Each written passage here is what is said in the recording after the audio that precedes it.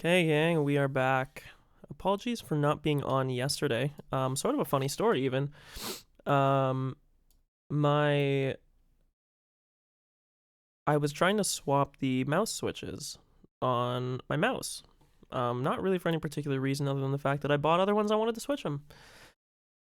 And when I was soldering, because I've swapped them before on the mouse that I had. Long story short, without belaboring the point, the daughter board that I was soldering on warped, and I probably could have finagled with it for a while to, force it back into place and, with screws, maybe it would flatten down, but it was a pain in the ass, so I had to go out and get another temporary mouse for the time being, and I ordered a replacement daughter board piece, so when my mouse was broken, I did not have a spare, and my car was blocked in the driveway, so kind of got stuck in a little bit of a position where I was not able to go out to get a replacement, but now one's here, so we got that going. Let me get the game open here first, because I think we have a fair bit to talk about before we start the next bit. Of note as well, today, all the episode 3 streams are now up on the YouTube. There's 2 that still are processing in HD. I don't know why, sometimes videos just get caught in processing hell on YouTube, so by the time you're watching it, it's probably fine if you're watching it through that medium, but for the time being, it's streams 2 and 3 are not done processing for some reason. They've been uploaded actually for like over 24 hours, all the streams. Well, yeah, all the streams now for over 24 hours, but typical shit. Doesn't want to load properly, or work properly, rather. Okay, let me unmute the game audio. So, we got a whole lot of random shit. First, we're going to click through here because it'll at least be a pause. So, we found out in the end of the last chapter that the good show of heart that Beatrice was giving to us, where it seemed, she had this big change. She realized that her magic was, being used for malicious purposes, that maybe she wasn't doing something that was, good at her heart. It was all just as predicted, a light Yagami debate.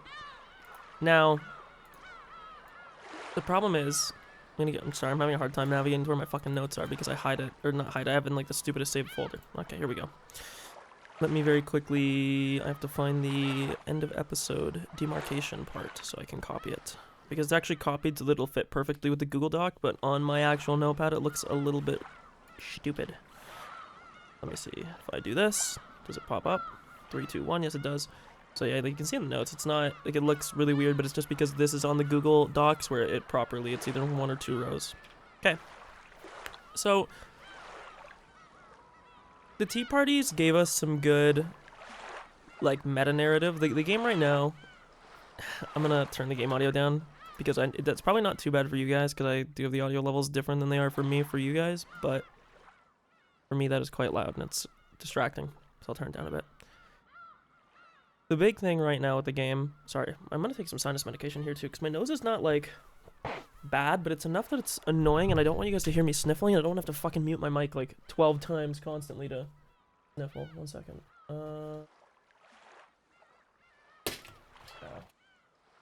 I think I may just have, like, a deviated septum or something, because my sinus is just, like, never fully clear properly, but probably not a deviated septum. It doesn't really have too much to do with it, but maybe it does. I don't know.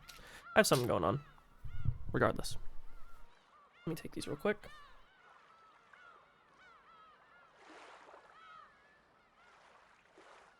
Okay. Apologies. Now, the game is weird right now, so we're going to go over a few things. I don't know how much theory writing we're going to do. I almost want to save any of, like, the very grand theory for the theory stream. But the idea right now is that we have sort of 2 narratives that are running in parallel at the same time. Oh, my pop filter's off center. We have 2 narratives that are working at any given time right now. Number 1, we have the events of the game, which is figuring out, the nature of the magic, the nature of witches, and how we can avoid the fate of the island right now. The ritual fate, we should say. And then we also have a more meta narrative that's going on with the witches, where it's a game between Rika and it's a game between, it seems now it's going to be Rika and Ange versus Lambda Delta and Beatrice. And in the question mark and the tea parties, we learned that Beatrice is actually not a full-time real witch. That Lambda Delta, in a very similar way to how in the last timeline, Beatrice was the one who made Ova into the new Beatrice. It seems like Lambda Delta is the source of Beatrice's power. And the reason why she did it is because this girl, Beatrice, is sort of the opposite of Lambda Delta in the sense of how their powers work. So you have endless and then you have certainty. And within like the confines and context of how the game has been working, those are kind of opposite. Although, you know, in the definition of the word endless, I wouldn't say is like the opposite of certainty. You would say impossible would be the opposite, but regardless. And it seems like Lambda Delta did this because Lambda Delta failed. I need to get a keybind for the Higurashi, but I'll put like a very tiny, very short spoiler talk for Higurashi. The big overlap with this is that it seems like Lambda Delta lost the game of Higurashi to Rika, which is why Rika is now Burn Castle. And because she has realized her shortcoming, we can get rid of this now. Because Lambda Delta has recognized this shortcoming, she has said, okay, yeah, I'm going to make you into a witch because you have the ability to beat Rika where I do not. Okay, perfect.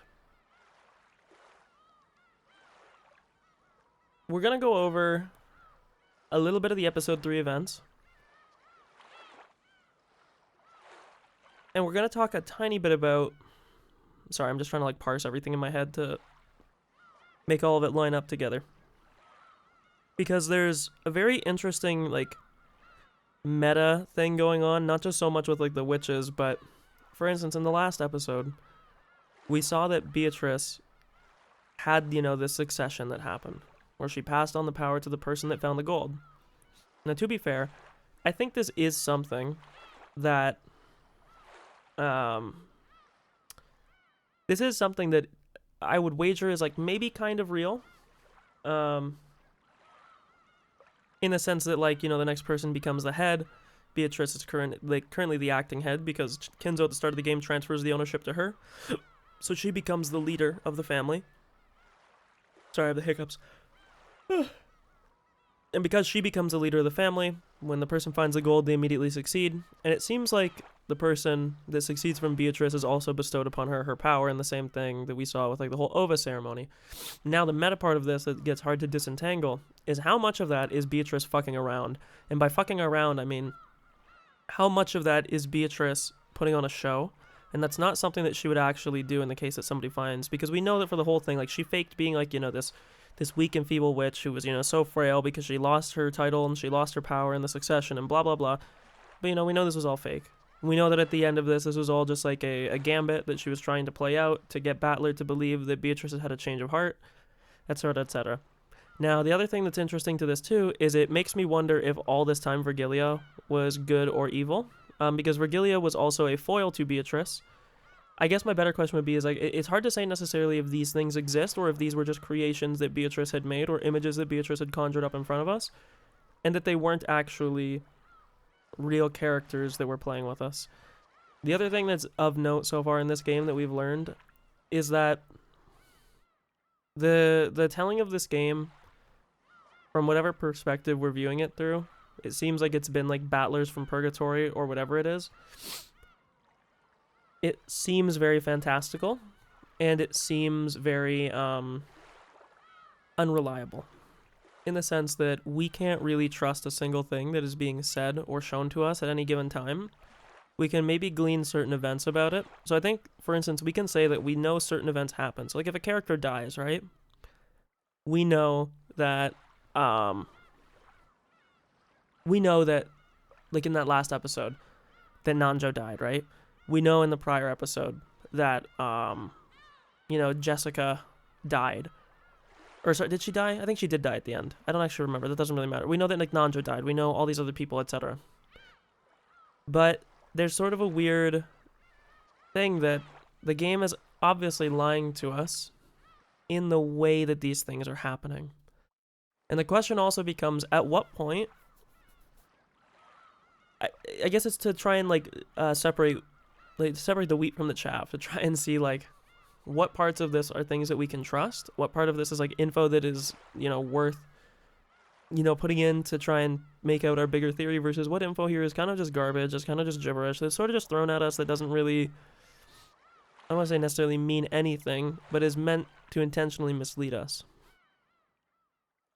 Because last episode was entirely a like a puppet show, right? Everything was orchestrated, but while everything was orchestrated, it seems like Ava is still, like, she was the culprit. It's just all of that magic stuff was window dressing, It was put up on top of it to make it look nicer. And I'm wondering if the very fact that Battler's soul is in purgatory right now, because that's the other thing that I've been trying to wonder this for a while, that it seems like all the people that are in this game are kind of trapped in purgatory, because through however many endless loops this has probably happened in, everybody's probably died at least once, and of course in like all the chapters we see it where Battler like survives to the end, then maybe dies, but excuse me, but that's not really, I spelled narrative wrong here, and it's bothering me that I spelled narrative like that, Jesus.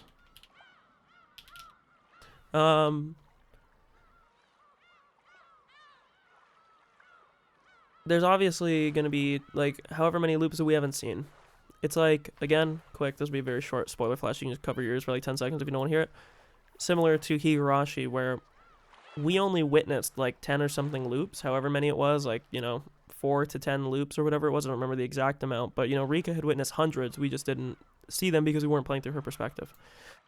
So when we talk about situations like that, where there's a lot that are maybe visible to us, we've only have a few that are visible, we have 3 right now, but is it just 3 that we've become cognizant of? Is this like the start of the looping, or has the looping been taking place for a long time? The other thing that Rika says to Ange 12 years in the future when she goes and gets her, is she tells her like, hey, your family is trapped, and if you want any hope of like your life coming back and your family coming back and your brother and your mother and your dad, you got to figure something out, because your family is still trapped in that loop from 12 years ago. And that's a really interesting thing, right? Because now it's sort of weird, I guess, as well to parse how it is that Ava could survive, right? She could become Beatrice, air quote, progress on and on and on for 12 years, waste away to some chronic illness, then pass off the title of Beatrice to Ange, while the rest of them remain stuck in the loop. Now, I think what Rika would say is that it's more of like a soul thing. Like, it's more of the souls of your family. Sorry, that was I don't know, my S's are so whistly right now. It's more of a soul thing, where that might have been like the one loop where Ava lived, but Ava's soul is not really confined or escaped from that loop. And like the second that she dies, she's just going to return to it. The only reason why she was allowed to escape was because of the Beatrice's will to allow her to in that timeline. And again, this is where this is more stuff that I won't waste too much time on trying to, sift through it now, just because I don't want to be here for an hour, because I could just like wax poetic about this for an hour and, we could make pretty much no progress and waste everybody's time. But there's a few big questions that we're going to have, which I'll put a little bit of it here at the end for here. Some questions before chapter 4. 1, how much of the succession / stuff with Ava was Beatrice? And by this I mean as in like the transfer power.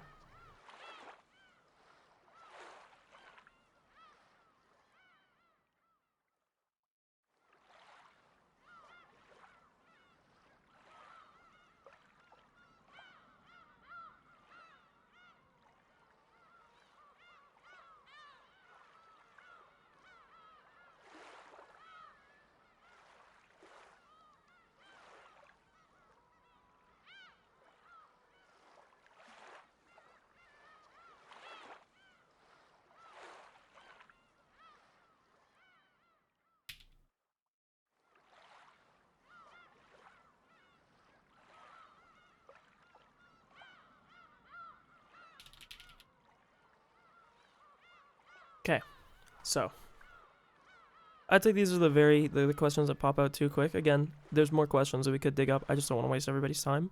I'd rather we continue, because I'm gonna look at the character page here, and there might be like some more info that we get out of this, that we look at stuff. But excuse me, sorry for yawning. I don't know why I yawn. I'm not tired, but yeah, there's some interesting stuff here that we can go through. But I'll save a little bit of it for theorizing later. We'll theorize as we go, of course, as we get more info. The one thing that does seem to be true thus far, at least, let me close a bunch of these windows, is it does feel like we kind of got prologue baited. The other thing as well, hard to tell how much, if Virgilia is actually a real character. I think that she may very well have been a real character at one point, although I don't know if I necessarily believe that she was, I do not know if I necessarily believe that she was herself in that chapter, if that makes sense. I think Beatrice very well could have been, like, puppeting her, and that was not actually the real Virgilia, but rather, you know, like her corpse or an image of her being danced on puppet strings. So, of note here this time, too, is on the witch side, we do not have the ability to execute. Normally in the past you have the ability to execute and resurrect everybody on this side. We actually don't this time.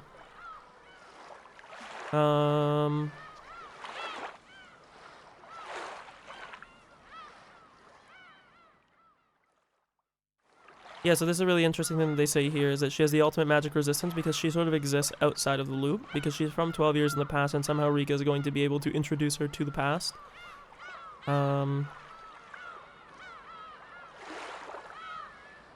Okay.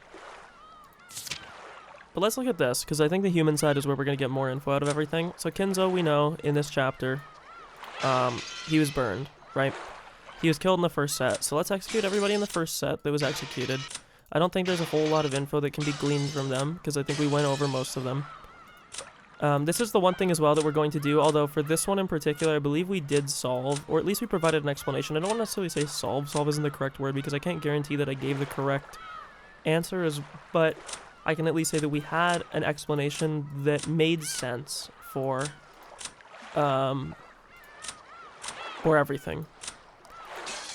When we look at non-joke, gunner spear shape, see, the problem is with this episode is it feels like we did kind of get an answer. The only thing that's weird, again, this is where I said where we have a little bit of like a meta, like push and pull, where it's kind of hard to understand, is that in the last episode, it kind of made us seem like Beatrice was giving us more and more proof. But again, like, all of that was for show. We know that was a show. We know Beatrice was toying with us.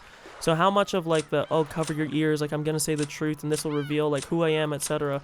How much of that was Beatrice, like, kind of revealing a little bit about herself? I don't think you can... That's actually kind of funny. You can't execute Ange. Interesting.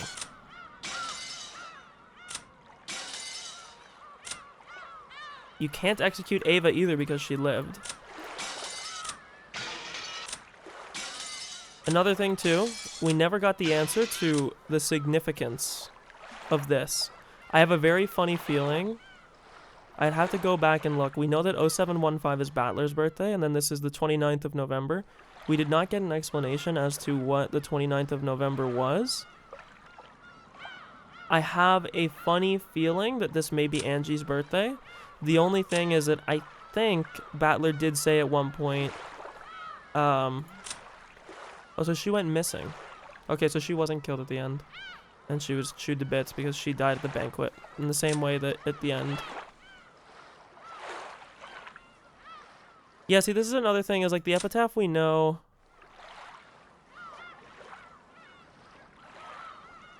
seemed to be a strangulation with a cord-shaped object. See, we never really got an answer to this either. And the stakes were... Because we have like a few... God, I don't know how to describe this, but there is a few things in this game that... I'm going to put these down because we'll come back to them later. But when it comes to the notes, like... First of all, it sounds kind of silly, but like, where are the stakes coming from? Assuming that they aren't magical, which I don't think they are. I don't think there's going to be anything magical. I think we're going to get another Higurashi thing. There'll probably be a little bit of a magic twist in the sense that, like, the witches do exist, and maybe the witches can, like, set the game board in such a way before the game starts. But I don't know how much they're actually... Fuck, I don't know how to word what I'm going to try and say. I think the witches set the game boards. I think the witches are even allowed to participate in the game boards, but you might only be able to use magic in magical settings, so such as like being in like the witch world versus being in like the real world. That's going to be a big thing about this game, and it's kind of been something that I've had a little bit of a thinking of ever since that scene with Goda in the second episode, where he was trying to fuck with the locks and like the lock just kept springing back open. Because we don't really have an explanation for what caused that. Again, but this is another thing where we have to think, like, is there going to be an explanation for this? Maybe. Is the narrator just entirely unreliable and we're seeing, like, a not proper explanation of what happened, right? What's probably going to happen is that whenever I do my theory, we'll have, like, 2 prongs where we consider magic stuff, and then one where we just go, like, a pure physical fuck the magic interpretation. We just see where we end up. I think the fuck the magic interpretation will be more correct, because that is kind of what happened in Higurashi, but... on the same token, it's not necessarily...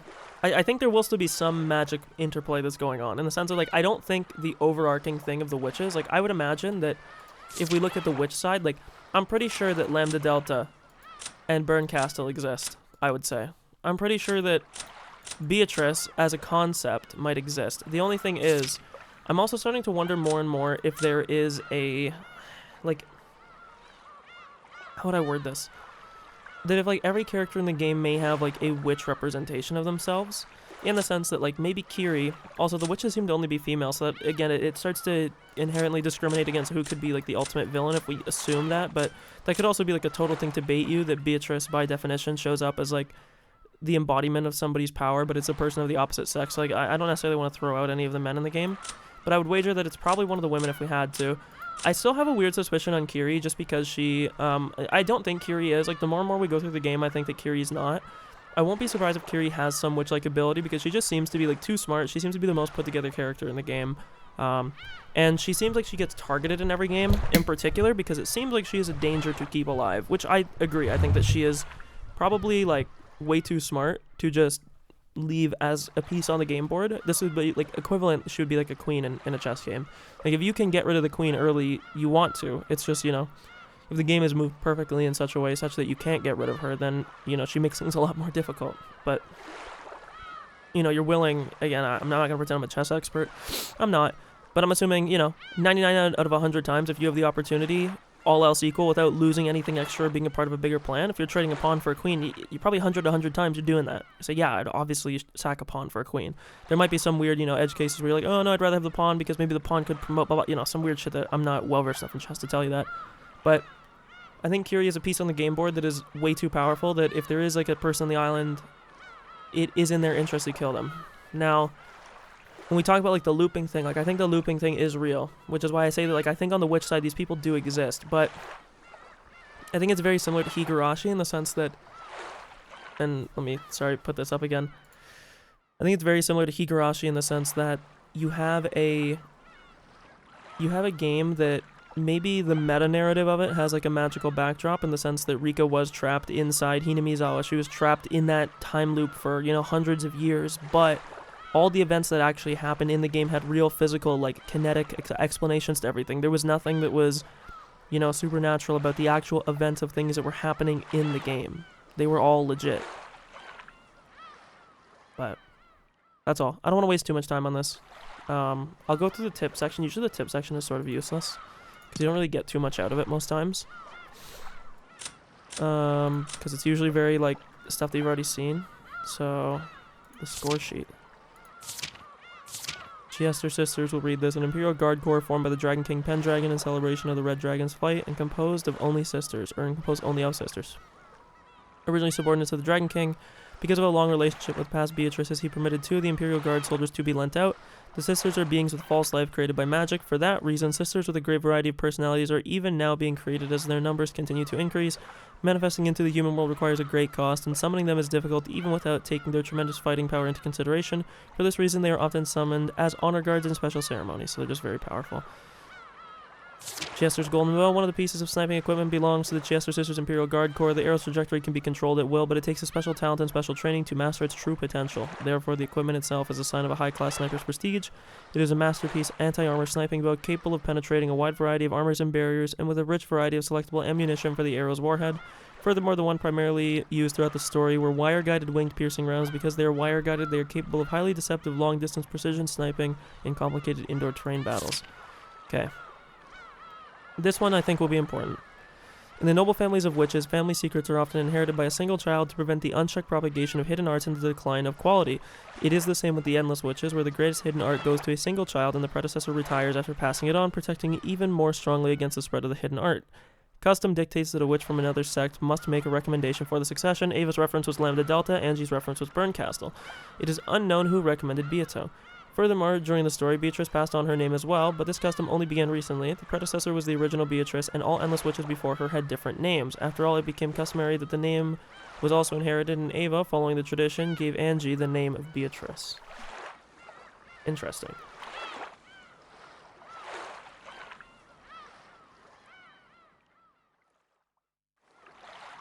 It's weird that it says Ava there in the human things, but I guess it's saying that because Ava is the witch, and this is again where we start to get like a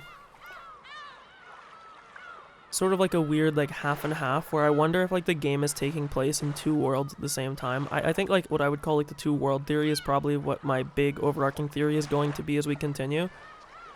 And it would be that like there are actual descriptions of things that are happening magically. So when we see like magic events that are happening, it's actually just that that's happening on like the magic side version of Rokkenjima, or Rokkenjima rather. But in reality, there is like an actual physical thing that's happening as well, but we're being shown like the fantastical alternate version that's happening. Even to the point where we talk about how Virgilia was Kumasawa. That when Beatrice and her were having the battle in the thing, I think what actually happened was that whoever the killer was in the real world just killed Kumasawa, right? Like, maybe they struggled with her, maybe they fought with her in the real world, but eventually they killed her. But we get shown like the magic world representation of that, which was like this very grand, like fighting, whoa, woo, look at all that stuff. But then in reality, like Battler said afterwards, you know, you come back to the real world and like, look, there's nothing. There's no towers spreading out of the ground, there's no damage, there's not even like a single flower petal that's misplaced. So if you're wondering where my current head canon is on like what's going on, or my current like theory in my head is like that multiple world theory is definitely what we're rocking with currently. What we're rocking jimmying with right now. Okay, I don't think there is anything else. I don't think there was a whole lot. I'll double check the characters tab again. There wasn't really a whole lot to learn from that.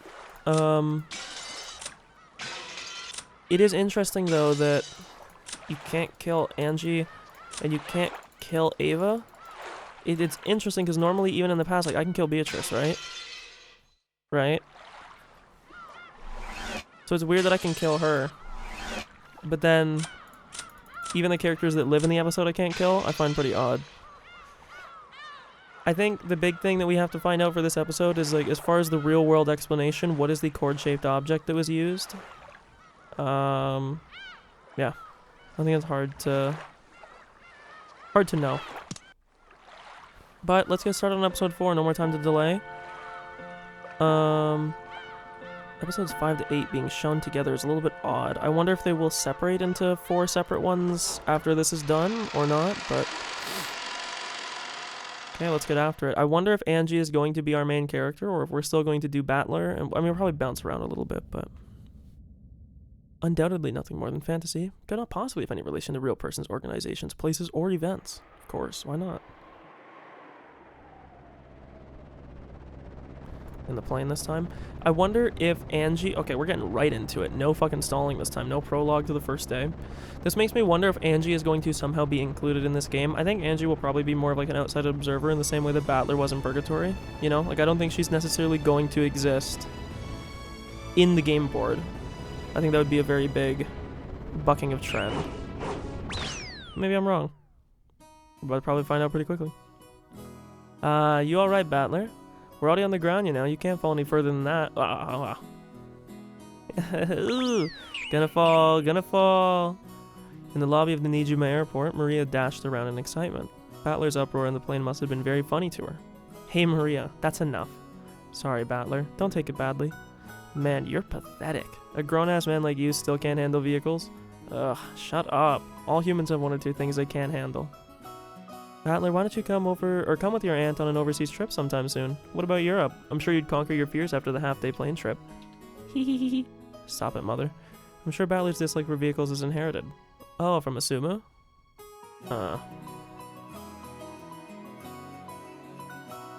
Weird thing to mention, also, we know Kiri gave her, like, reveal in the last chapter.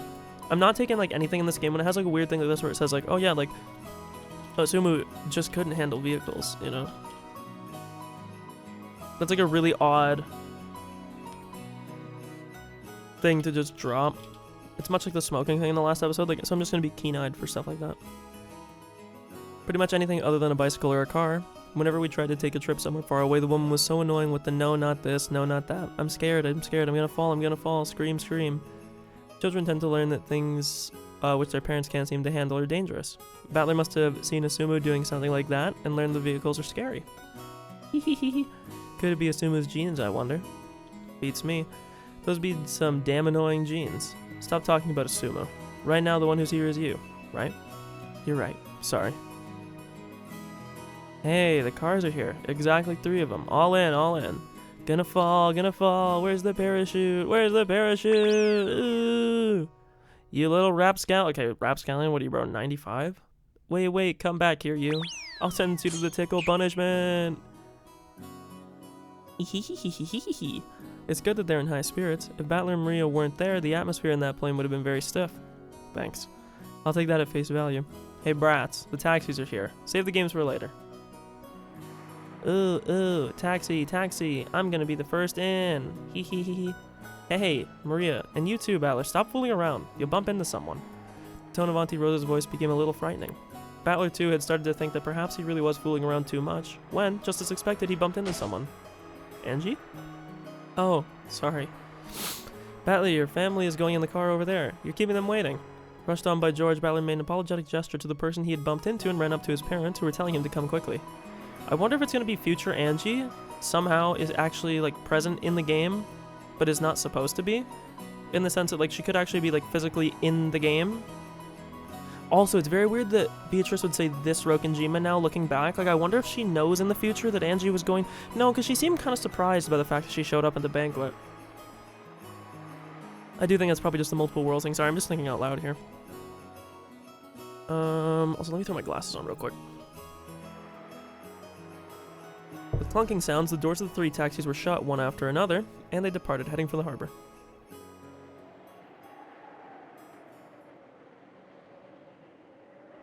As their taxis dashed away, the entire world grew suddenly dull and slowed to a halt. Rika? Angie? Ooh, okay. Voices, the wind, and even sound. Absolutely everything ceased, and as if they had been frozen in an instant, or in the instant a photo was taken, everything moving or about to move stopped. People, machines, clock hands, even the dust dancing in the wind. Frozen. People who were in the middle of walking. Frozen with one foot still raised. Scraps of paper dancing in the wind. Frozen, pinned in midair. And among these stationary figures in this world that had come to a standstill, a single one moved. Yep, okay, welcome. My goat. My queen. It was a woman. The very woman that Battler had just bumped into. I guess they just didn't notice the insignia on her arm, I guess, but, you know, forget that part. It was truly the slightest of movements. Her gaze dropped, her shoulders lowered a minuscule amount, and she sighed. That was all. In a normal world, that probably wouldn't even count as movement, but in this still world, it looked very out of place. Then something else moved. It was a black cat that had been dozing in the shadows near the taxi rank. It came up right behind the woman, and leisurely changed its form into that of a human. Rika? Okay, so this is interesting. So, Angie is present. It seems like...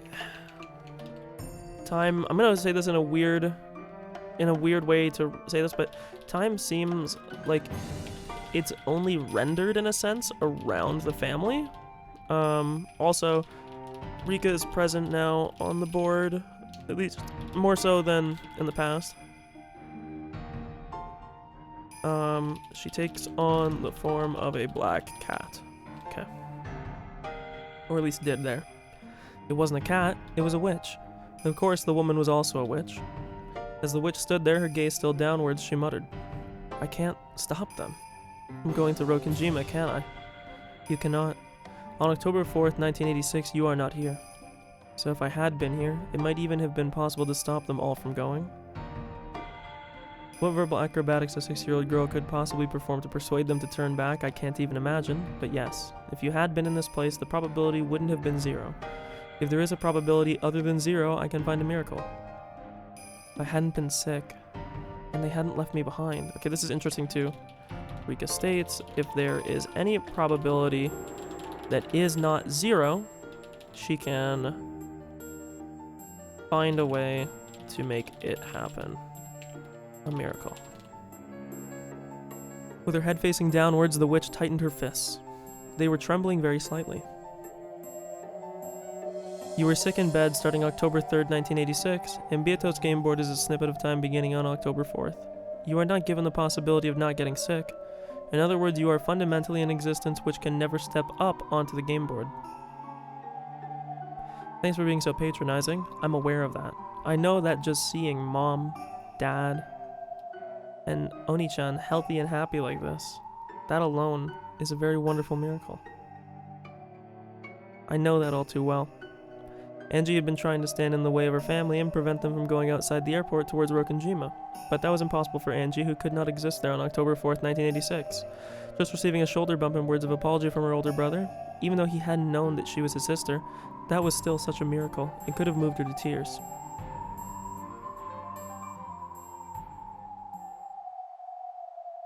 I'm sorry for the sarcasm.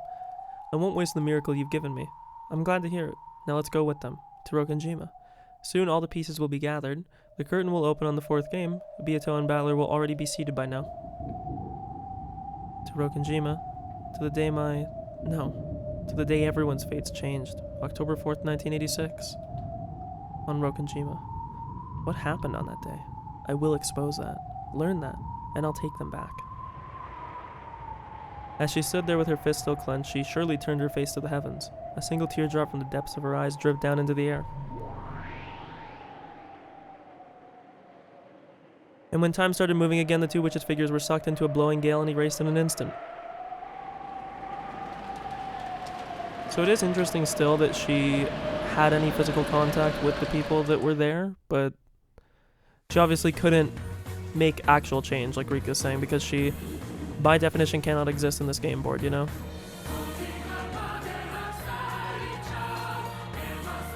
I like this song a lot too, by the way. I think I say this like every time this comes through.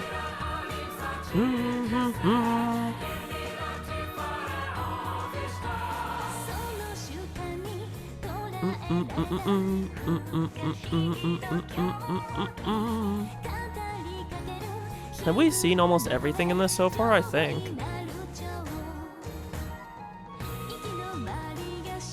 We don't know who that one girl with the coiled hair there was. Seen that? Haven't seen this. We know who all of you are now. Saw that. Saw that. Damn, Ava Beatrice is there. Okay, we saw them. Saw them. Saw them. Saw that. Saw that. Saw that. Saw that. Haven't seen that. George, got bad news for you, pal. This chapter.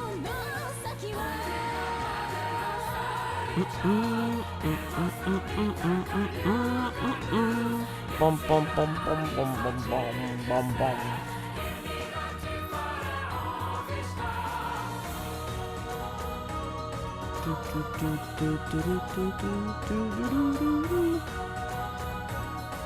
We saw a lot of that.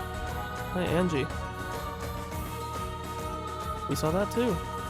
I think we've seen most of those scenes.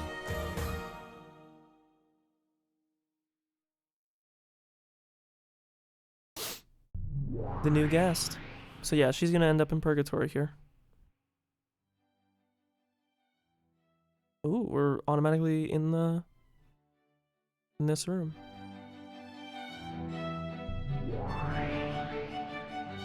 Good morning, my lady. My, you do appear to be in a good mood. What a pleasant awakening you seem to have had. Pleasant awakening. I was so excited I couldn't sleep a wink. After all, the curtain is rising on the oh-so-fun 4th game. It seemed that she truly had been so excited that she hadn't gotten any sleep, and yet she showed absolutely no signs of tiredness. Was that due to her youth or her low mental age? Ronove chose not to say that out loud, and laughed with a poo-coo-coo-coo instead. I really ran that battler into the ground last time. Ah, that look of "you tricked me" all over his face. He looks so pathetic. In any case, I do hope he's not still feeling down. Feeling down, you say? Well, how to put it? You know how he is a bit too sincere for his age? Indeed I do. Although one could call that his charm. Cackle cackle. You could, you certainly could. Well, speaking of that, you know how he completely fell for the thing I pulled the last time? Oh yes, completely and splendidly.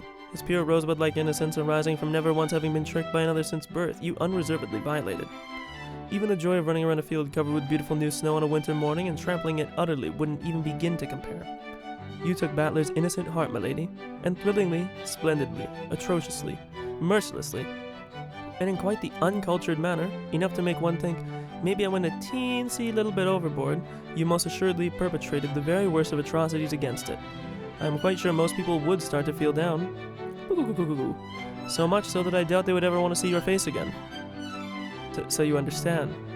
I also, considering that the 4th game is finally getting underway, I thought that it would be such a pain if he was so disheartened that he wouldn't join us at the table, and so you see I asked you first, thinking it would be better to prepare a countermeasure beforehand.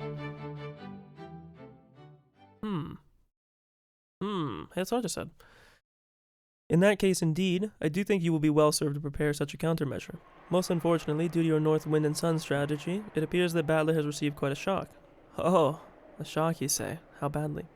Beato lowered her voice slightly, asking timidly. Ronove went along with that and lowered his voice in the same way. In truth, he has been curled into a ball clutching his knees for some time now. I called out to him several times, but he did not answer. I also carried him something to eat, but he does not appear to have touched it. That is troublesome. Is he really feeling that down? Ooh, coo. It is only natural. After all, you comprehensively destroyed him, milady.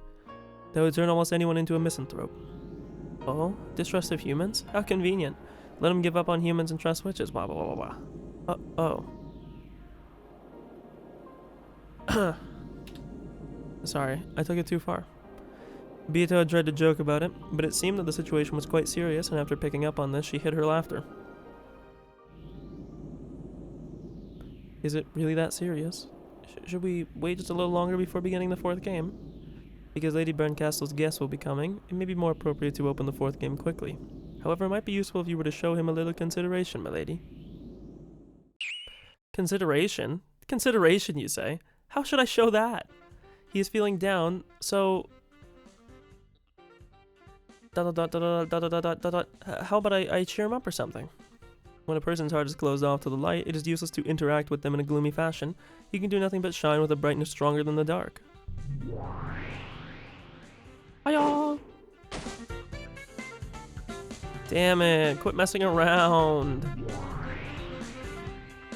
Yeah, Battler, over here. A croissant baked by Ronove would be wasted on the likes of you. Maybe I'll enjoy it all myself. Battler's stomach involuntarily growled at the fragrant smell of the croissant.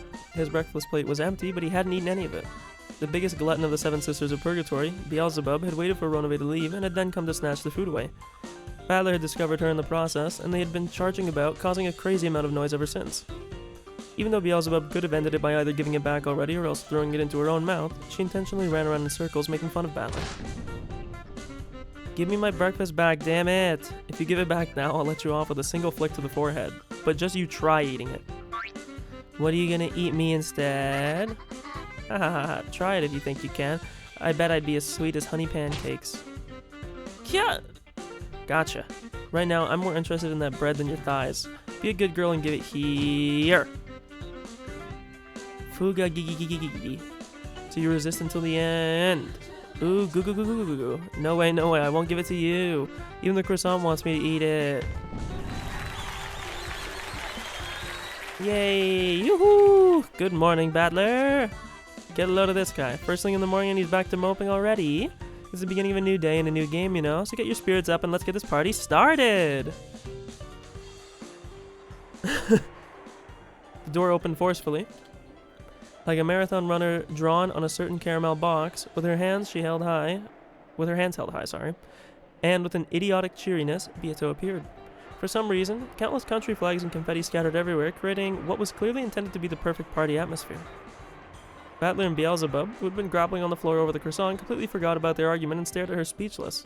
Good morning, Beatrice. Well, that's all from me. Hear Battler say, ah.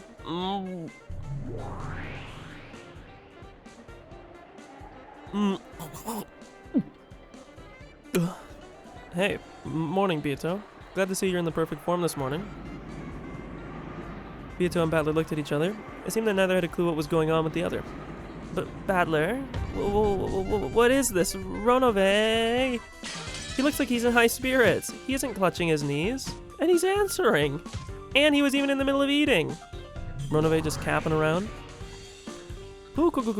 No, he certainly was clutching his knees under the blanket as he slept like a baby. I informed him that it was time for him to wake up, but he just wouldn't get out of bed.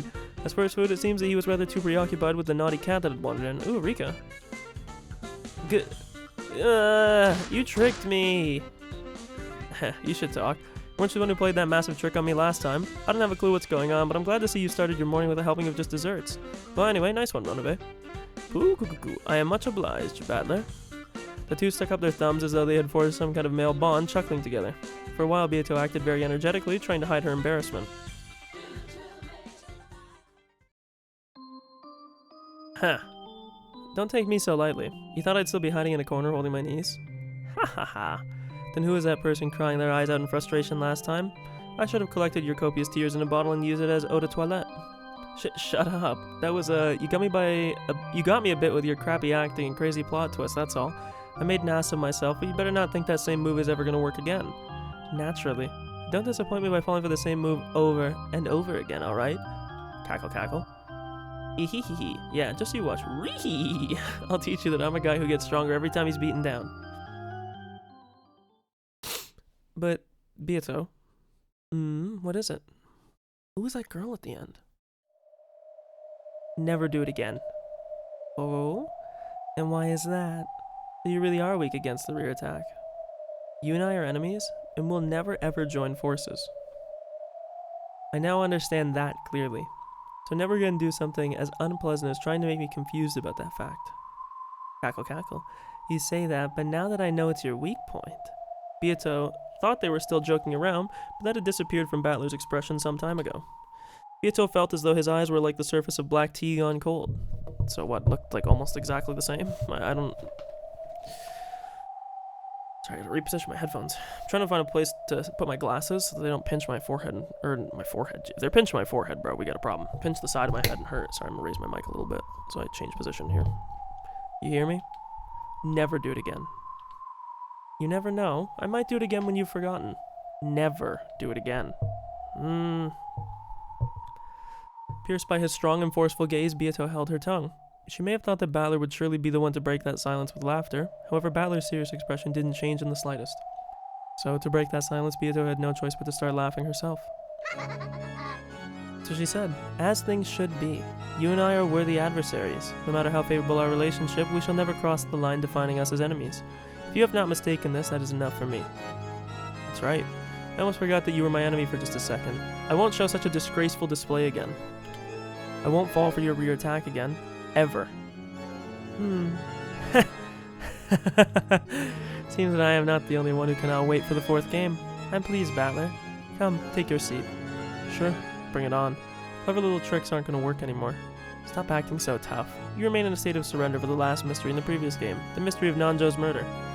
I'm still holding off on an answer for that one, but that doesn't mean I've lost heart. I will break your red truth and deny witches. I guarantee it. A good disposition. You truly are a man like a phoenix. You don't betray my expectations. With that, let us raise the curtains on the fourth game. But before that, it seems that we must welcome a new guest. A guest? I'm sure you must remember.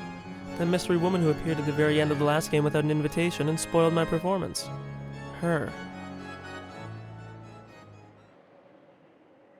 She says that she wants to join our game, you see. I took the liberty of sending her an official invitation to join us. Ronove, call the guest. There's no need. I'm already here. The voice that answered Beato's call came from the darkness in a corner of the room. Battler turned around in surprise to discover that the mysterious woman was suddenly there. Goodness gracious, how rude. If you were here... excuse me. If you were here, the least I would have expected is a simple greeting. I don't make a habit of greeting people before punching them, but I will give one after I punch. Oh, and what will that be? Good night. Have a nice dream. Ha ha ha ha ha ha ha. Entertaining. Truly entertaining. I'm assuming because I was in English. Beato cackled and clapped her hands. But that was only Beato, and nothing rose to Battler's face except an uncertain smile. Whew. So you're the punch first, ask questions later type, huh? Okay, Jotaro. Battler met eyes with the woman, shrugging his shoulders as he spoke. But the woman didn't answer, giving only a cold stare in return. You helped me out last game when things were really coming down to the wire. I'm grateful. I don't need gratitude. The way you were acting was just flaccid. I only told you to get a clue. Yes, Battler is flaccid indeed. Beato tried to laugh in agreement, but the woman wasn't listening. She did absolutely nothing except stare at Battler with ice-cold eyes. Well, it looks like someone hates me. I'm just annoyed that you aren't fighting seriously. You say I'm not serious? You can't possibly mean that the mess you got yourself into earlier was you being serious. What do you take me for? How long do you intend to go along with this witch's farce? I'm fighting Beato in my own way, and yes, I'm serious about it. Serious? Don't make me laugh. You keep on drinking tea and chatting with a witch for all eternity and call that fighting? That's what I'm saying, bro. They've been way too friendly if you're supposed to be, like, out across the board. You're, like, sparring right now, bro. You're not actually fighting. Keep the jokes to just your hairstyle. Oh my, okay, wake up. Ange is already, she's climbing the tier list. Not even climbing, she might already have summited it. I mean, sure, I wasn't used to this witch's game in the beginning, and I've had a hell of a rough time, I'll admit, but now I'm finally starting to see how to fight and the knack to doing it. If the pathetic way I've been acting makes it look to you like I haven't been serious, you're mistaken. Am I? Of course I know I've got to close in a lot more before I can grab Beato by the collar, but no matter how long that distance is, it is finite. And with each passing game, I am steadily closing that distance, step by step. No matter how long it takes, I will close in on that witch, and I'll definitely checkmate her. Borrowing one of her common phrases, it might even take me 1,000 years, but even so, eventually I will definitely win. Why?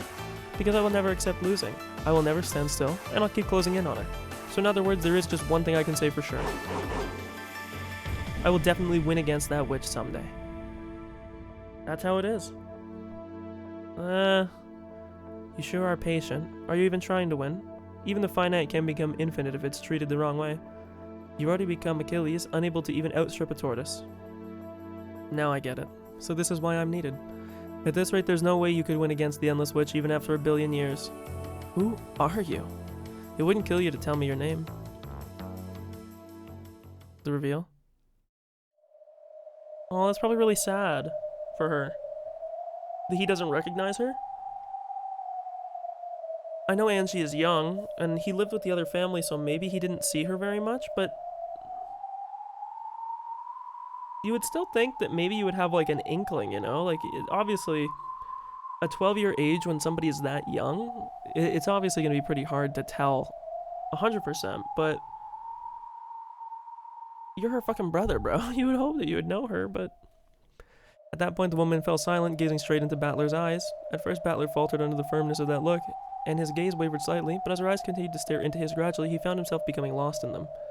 And in their depths, he saw a light that he had seen at some time before. Battler was struck by how strongly they resembled the eyes of a girl who definitely couldn't be here. But that was completely impossible. I know it's stupid, but you remind me of my sister. Oh, okay, well, I thought that's what he was saying. But for some reason, I'm getting that feeling, but that can't be right. She's supposed to still be 6 years old. You couldn't possibly be... Ange.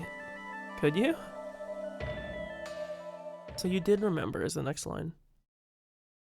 If I said yes, would you believe me? I'll put it another way. If I said I am on your side, so trust me, would you believe me? Would you unconditionally trust someone? Would you unconditionally trust some unknown woman you're meeting for the first time just because she looks a little like someone you know? Is it because you're so trusting that you were tricked so easily in the last game and cried so bitterly? You said it yourself. That kid is 6, right?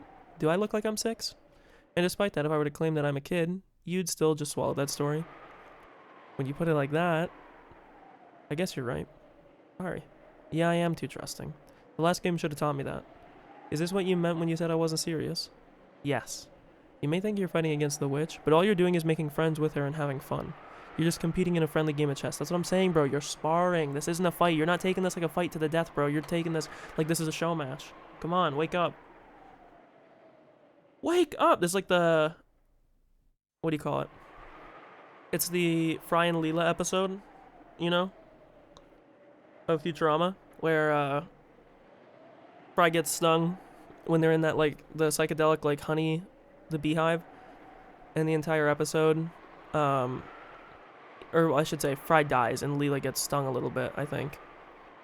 And she keeps having visions where the entire time it's like, wake up. You gotta wake up, Leela. Leela, you gotta wake up. Hey, you need to wake up. It may be a serious contest for you two, but looking at it from far away, I only see you two playing around like you're good friends, protected by the rules. Huh, that's harsh. But as long as you can't win this game, you won't be released from this place. That's why I came, to bring this game to its conclusion. You claim that you're closing in on the witch, but you're just like a hamster running around in a wheel. Cackle, cackle. Oh, those things that run around and around in a wheel night after night? At a glance, you might think that running around in a wheel is endless. Endless witch, Beatrice. You are just like that wheel. And he is the one running around in the wheel forever thinking he's fighting, but actually he's making a fool of himself. Because he can just step off the wheel. This isn't a game. This is nothing more than a cage to keep him in prison for all eternity. Oh. You would liken my infinity to a mere wheel that a mouse plays in? Well, she said hamster, but... Interesting. Interesting. Something that's infinite in a certain dimension tends not to be infinite in a higher one. A Menger sponge may have infinite surface area, but that only applies in a world of less than 3 dimensions. In the 3-dimensional world of reality, it has 0 mass. Not only is it not infinite, it can't even exist. Cackle, cackle, cackle. What an assertive woman. It seems you are worthy of calling yourself my enemy. Who are you? I am your ally. And an enemy of witches. Of course, you don't have to believe it. No one can prove that I really am your ally. In fact, it would be preferable if you stayed on your guard strongly enough to find me very suspicious. You're right. I got burned bad the last time. I've got to be at least that careful. I'm done with getting tricked. Cackle, cackle, cackle. Beato laughed with true satisfaction in a way that was insulting only to Battler. People don't just get tricked out of the blue. They neglect to check things for themselves and entrust that to other people, and that's when they get tricked. Saying that you thought the light had turned green just because you saw other people start crossing is no excuse for getting into an accident. Get it? Yeah, I get it. You're telling me not to swallow information given to me by others, but to think for myself. I've just been swallowing the magic that Beato showed me. I've stopped thinking. That's why it was no good. Battler grimaced as he remembered his many painful losses. Seeing that, the witch laughed, and audaciously once again. Or she laughed audaciously once again. I will advise you in a way that will be to your advantage. Of course, you shouldn't just swallow the things I say, because no one can provide absolute proof that I'm on your side.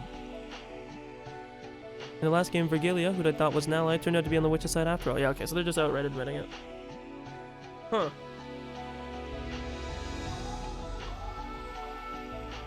That's so fucked.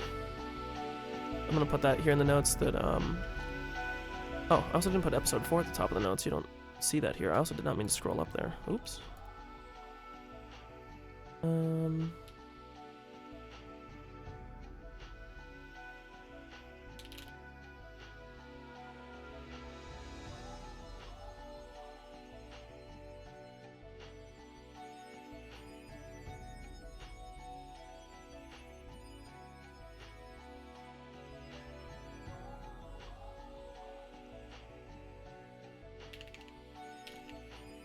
Jesus.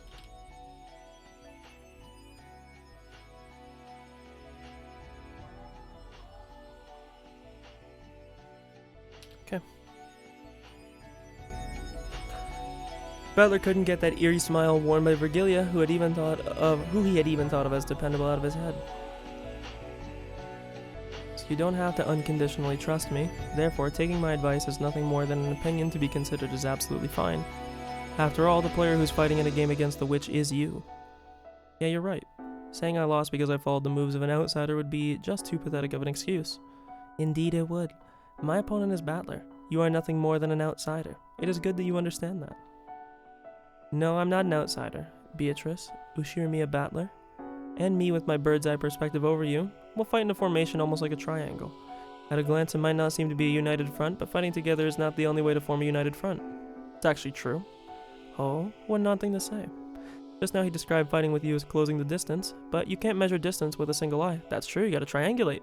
Only with two eyes are things visible in 3 dimensions, and only then can distance be measured. And having 2 viewpoints is meaningless if they're in the same place. You can gauge the witch much more accurately if they're far apart. Shooting from different positions and different angles. So like crossfire then. Huh, interesting. We will shoot from different positions and different angles, so I won't make friends with anybody in order to separate my own position and catch the witch in a pincer attack.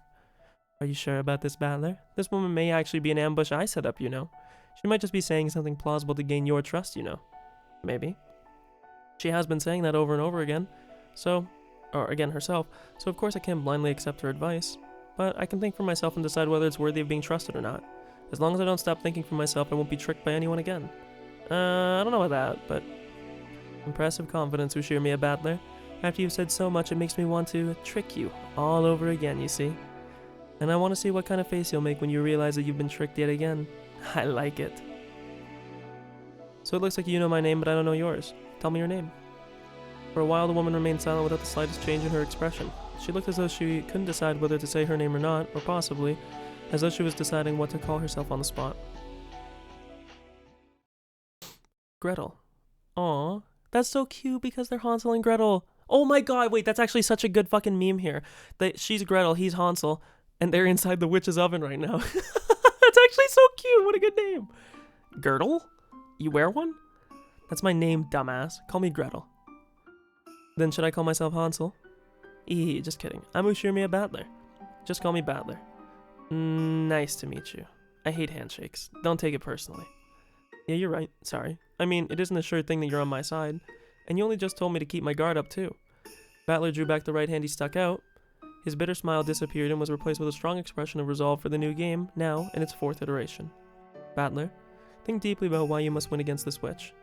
You can't stop with something abstract, like, she annoys me so she's going down. Have a deep conviction that you'll definitely defeat the witch and escape from this world. Because there is, definitely, someone waiting for you to come back. For her sake as well, you... Maybe she had said, or had something on her mind. Gretel clenched a fist in front of her chest and hung her head in silence, at a loss of words for a short while. Pito spoke up in a forceful voice, shattering that silence. Good, that should be enough of an introduction for Gretel or whoever. Come, try to remember what happened on October 4th. Goo-hoo-hoo. The curtain opens on the 4th game. In unison with her voice, the clock, which had been turned back to October 4th, 1986, started to move, as though blown by a sudden raging storm. While we remained in the witch's tea room, the blue-gray sea and the green Rokenjima spread out beneath us, and we could see the boat heading there, trailing a wake behind it. The sky was already cloudy, and it seemed that the barrier of the typhoon would soon shut the island away.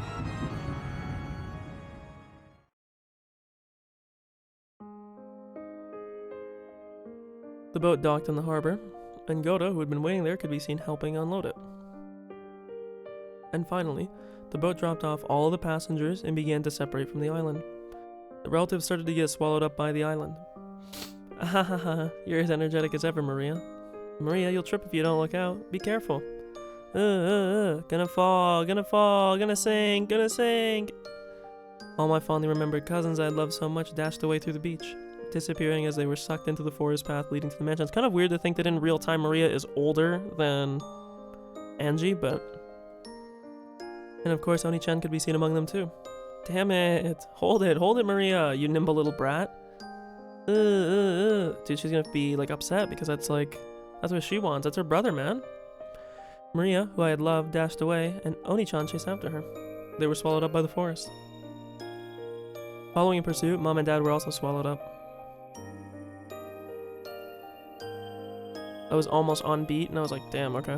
The rest of my relatives were swallowed up too. Swallowed up, leaving only me behind. You idiot.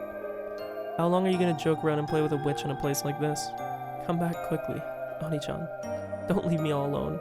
And realize what a cruel and lonely world I ended up isolated in. Aw, that was really cute. I'm gonna grab another drink real quick, because I actually had one prior to starting the stream. Oh my god, Ange's future, St. Lucia Academy after 1986. Holy fuck. Ange and Maria. Dun, dun, dun, dun, dun, dun, dun. Dun, dun, dun, dun, dun. And now it's the hour clock. Bong. Bong. Okay, I'll be right back. Gonna grab a drink. Be like 30 seconds, maybe a little bit longer. Probably not that long. Be right back.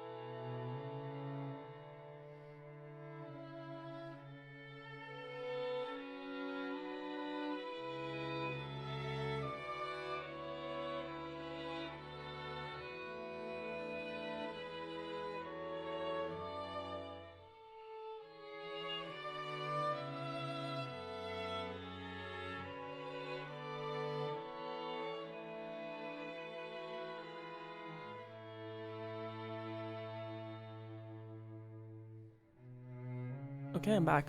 Let me put some chapstick on here. My lips are just mangled. I feel like I say this every stream, but they are struggling. Owie.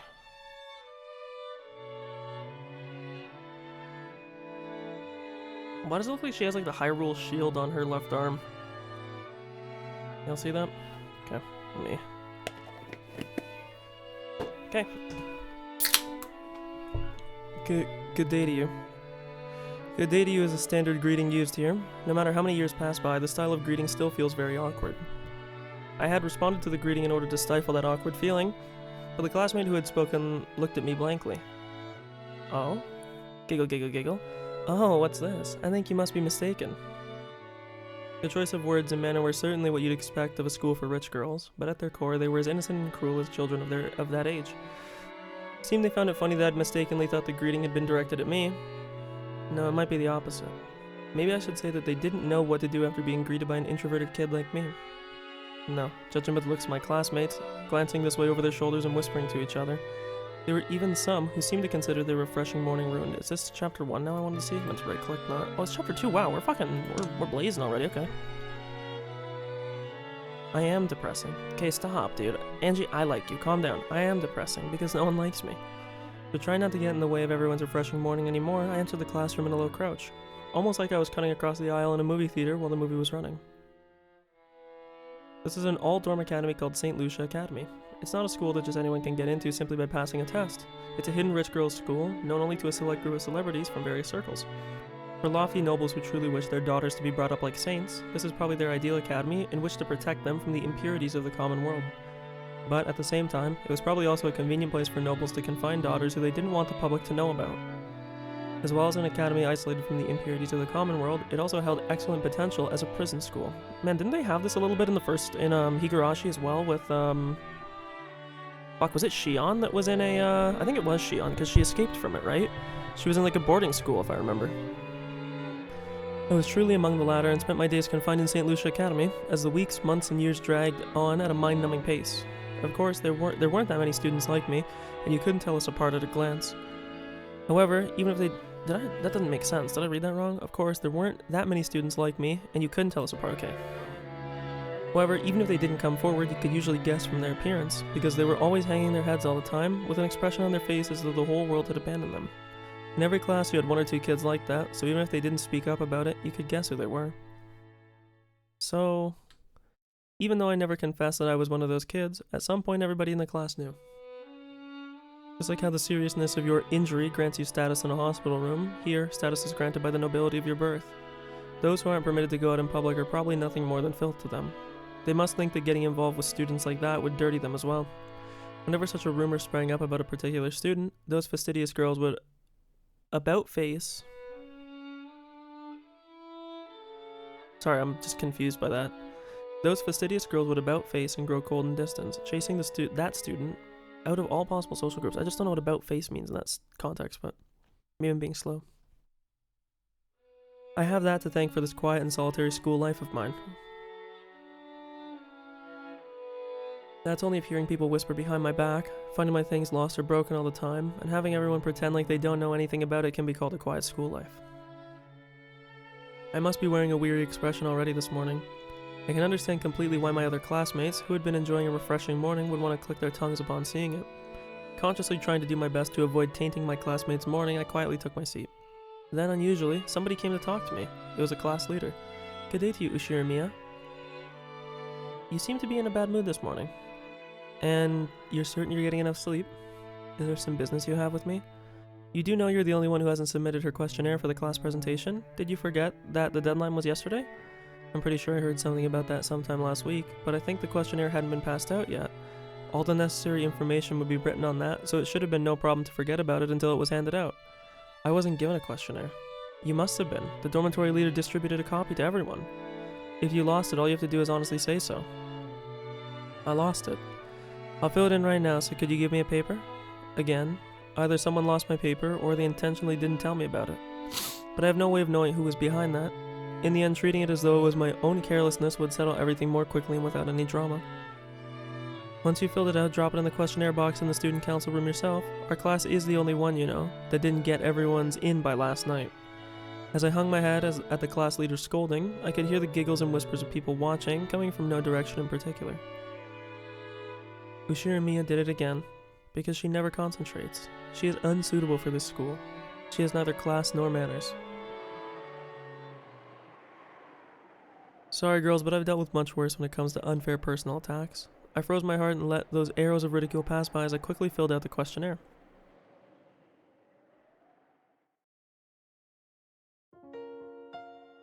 When I heard the news that Mom, Dad, Oni-chan, and all the rest of my family had died, I was in the house of my grandpa on my mom's side. The only survivor of the accident was Ushirimiya Eva. Only Aunt Eva. Even at that time, I hadn't really liked Aunt Eva. At a glance, she seemed to act kindly to me, but even as young as I was, I could see clearly that she was somehow belittling Dad and the rest, and I didn't like it. So when it was decided that Aunt Eva would take care of me, I was pretty miserable. It wouldn't have mattered if my nice Uncle Hideyoshi and George could have been there too. Sorry for the hiccups. But I hated the thought of living all alone with Aunt Eva. I had an honest talk with Grandpa about that, hoping I could live with him. However, Aunt Eva was very insistent that she should be the one to look after me. Aunt Eva had no desire to remarry, so she said I was essential for the succession of the Ushirimiya family. Aunt Eva felt very strongly about the house of Ushirimiya. She firmly demanded to take charge of me right away, so that she could give me an education and lifestyle fitting for the successor. Complicated negotiations with lawyers apparently took place, but in the end I was forced to go live with Aunt Eva. After she took me in, Aunt Eva told me something. "You must bear all of the glory and history of the Ushirimiya family, and in order to make you a fitting successor to bear that, your life from now on will be dedicated to studying like hell. Sacrifice the rest of your life for the Ushirimiya family." She was definitive about it. At first I thought she meant exactly what she said, but I quickly realized that wasn't the case. Because even then in Aunt Eva's eyes, the most fitting to be successor was George, who had passed away. At my first meal I was strictly instructed and interrogated about my table manners, and was forced to listen to her disparage Mom and Dad as though they had been neglectful in my upbringing. I also received the same strict instructions regarding manners at my first party, and I was insulted in public for my clumsiness and forced to endure insults to Mom and Dad as well. After that happened enough times, I finally came to understand. Aunt Eva didn't really want to make me the successor. She thought that the only one who was truly fitting to be the successor was George, and she couldn't forgive the fact that it was going to be me. So I was disparaged in front of a lot of people, humiliated. And she made it known far and wide exactly how inferior I was to George. Surely in memory of her dead son? No, she must have still been mourning his death. However, that wasn't something I could endure. I couldn't possibly live together with Aunt Eva. I would be eternally suffocated, continually compared with her dead son. Even as an elementary schooler, I understood that. I ran away from the house of Ushirimiya and tried to go to my grandpa's house. However, Aunt Eva had already foreseen that. No, thinking back on it, she might have been luring me into escaping. I was caught by the guards and brought back, and for being a coward who had disgraced the Ushirimiya family crest and attempted to abandon the Ushirimiya name, I was punished. In a way that makes my whole body shake and shiver just remembering it. How should I describe what Aunt Eva was like when she punished me? Frenzied? Gleeful? The anger and sadness of losing her beloved son, and, well as her hatred and pain towards the fact that I was going to steal the headship her son was meant to inherit, and the dark pleasure of being able to let those feelings out on me, I was pummeled with all of those negative emotions at once.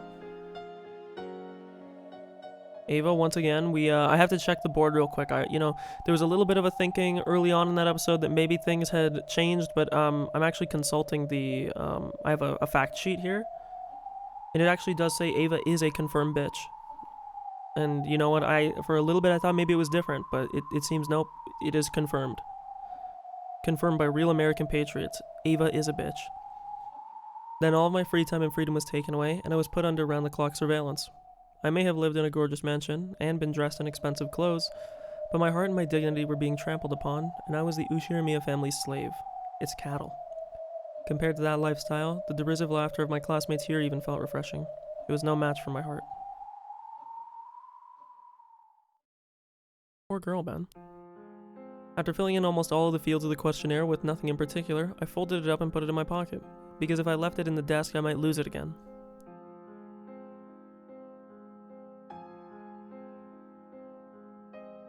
Okay. I want to know what Maria has to do with this chapter, because this chapter did say it was Maria and Angie, or Angie and Maria. After dropping it off in the box in the student council room during lunch break, I finished lunch by myself as usual and headed behind the school building where no one was around. Only the time I spent by myself could protect me from the derisive laughter and whispered comments. Since I was hated and didn't have a single friend, my time alone was the most kind to me. After checking the surrounding bushes to see whether some malicious classmates were hiding and threatening my time of quiet, I finally relaxed the tension from my body, knowing that I had gained some true peace. See, I read up there, I'm trolling. Then I let out a sigh. It lingered, heavy as though it was the first time I had breathed out today. My previous favorite place behind the vegetable garden storehouse had been found out by my classmates, and now they would mess with me there, so this was my new lunchtime hideaway. There was nowhere to sit behind the school building. I crouched down against a wall in the shadow of the bushes, opened my bag, and took out a book with an elaborate old-fashioned binding. Holy fuck, bro, we about to play the 1,000-Year Door? I love that game. It's my favorite game of all time. Just glancing at it, you would probably think it was a religious book written in the Middle Ages or something. But this isn't a book. It's a diary. Of course, it's not my diary. There aren't any special things worth writing about in my daily life. Every day is just gray, cold, and dry. When nothing changes from day to day, there aren't any notable changes worth writing down. This is the diary of Maria, who I had been very good friends with. Oh! She was 3 years older than me, and a bit of a funny person, but One-chan was always a warm, wonderful cousin. She would always grab me by the hand and invite me to play some fun game. I remember that getting to see her was the most enjoyable thing about my family gatherings. Aww. Though I preface this with, for an elementary schooler, the handwriting that greeted me when I opened the diary was fairly accomplished. And while admittedly it had been written using every other line, the pages were dense with text. Damn, she double-spaced that shit? I'm not a fan, I hate double-spacing. Was she just hopelessly obsessed with jotting everything down in her diary? Probably not. To her, writing her daily life down in a diary was probably like having a conversation with another part of herself. So rather than a journal in which the events of her day were simply listed, Maria's diary was written like a letter to another Maria, telling her of the events of that day. Okay, that's interesting. So when we're talking about another Maria, are we getting another, like, Ava thing here? I had found this diary among her belongings after her death and had secretly taken it home. At first I had felt that reading someone else's diary might be boorish and had been satisfied to just keep it by my side. Notice, it seems like in this game, the guy that writes this, he gets like addicted to like a certain word that he likes to jam in at every opportunity. Or again, maybe this could be the translation team, so I don't necessarily want to put it on the writer. But in Higurashi, it was like they love to do the smiles Riley smiles, like always, like, oh, a wry smile crept across his face. And in this is boorish. They love to say boorish. But I was unable to resist turning over a page or two, and slowly but surely I found myself reading through it. And now, she had become my only friend. I gently opened to the page with the bookmark. It's gonna be about the magic circles. Sorry to keep you waiting, Maria. Can you tell me more about your life? Are we gonna get a Maria witch? At the same time, a very, very soft breeze blew, tickling the pages. I like this song right now, too. And I thought the open diary might have sparkled faintly. The weather is good today. Maria loves wonderful rays of sunlight, so I'm sure she's in a good mood. On the open diary, no. In the world of the diary, Maria showed herself. Aww. She had been 9, I believe, when she died, so her appearance was already younger than mine. But I call her One-chan, and in turn, she fondly just calls me Angie. Ooh. Angie, you were slow getting here today. Was it packed at lunch? Yeah, it's always packed. These groups of friends install themselves in the seats and stay there even after they finished eating. It's pretty fatal if you go to the dining hall late. I was on cleanup duty today. Ooh, I'm fast at eating. The faster you eat, the more you can play. Ooh. Maybe she noticed that I was still bitter about that duty that had been forced upon me, shortening my lunch break by a bit. Maria brightly changed the subject. Grateful for that consideration, I responded that I eat slowly. Maria said something about how she'd teach me the trick to eating fast and cheered me up.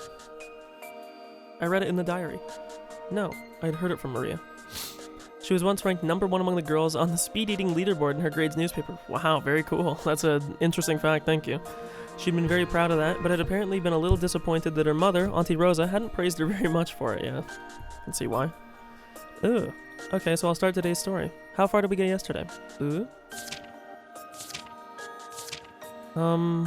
This far.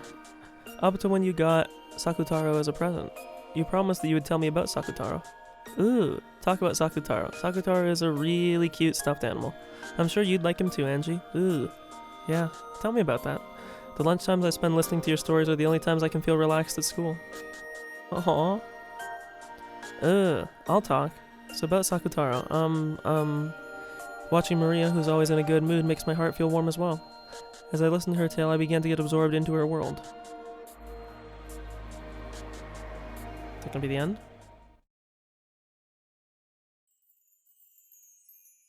Evidently not. Ooh. Is this the start of ReZero? Oh. Happy birthday, Maria. Sorry I got back so late. Ooh, aw, look at the outfits. How cute for both of them. Good job with your work, Mama. I know you're busy, so I waited without crying even when you were late. It was good and waited watching TV.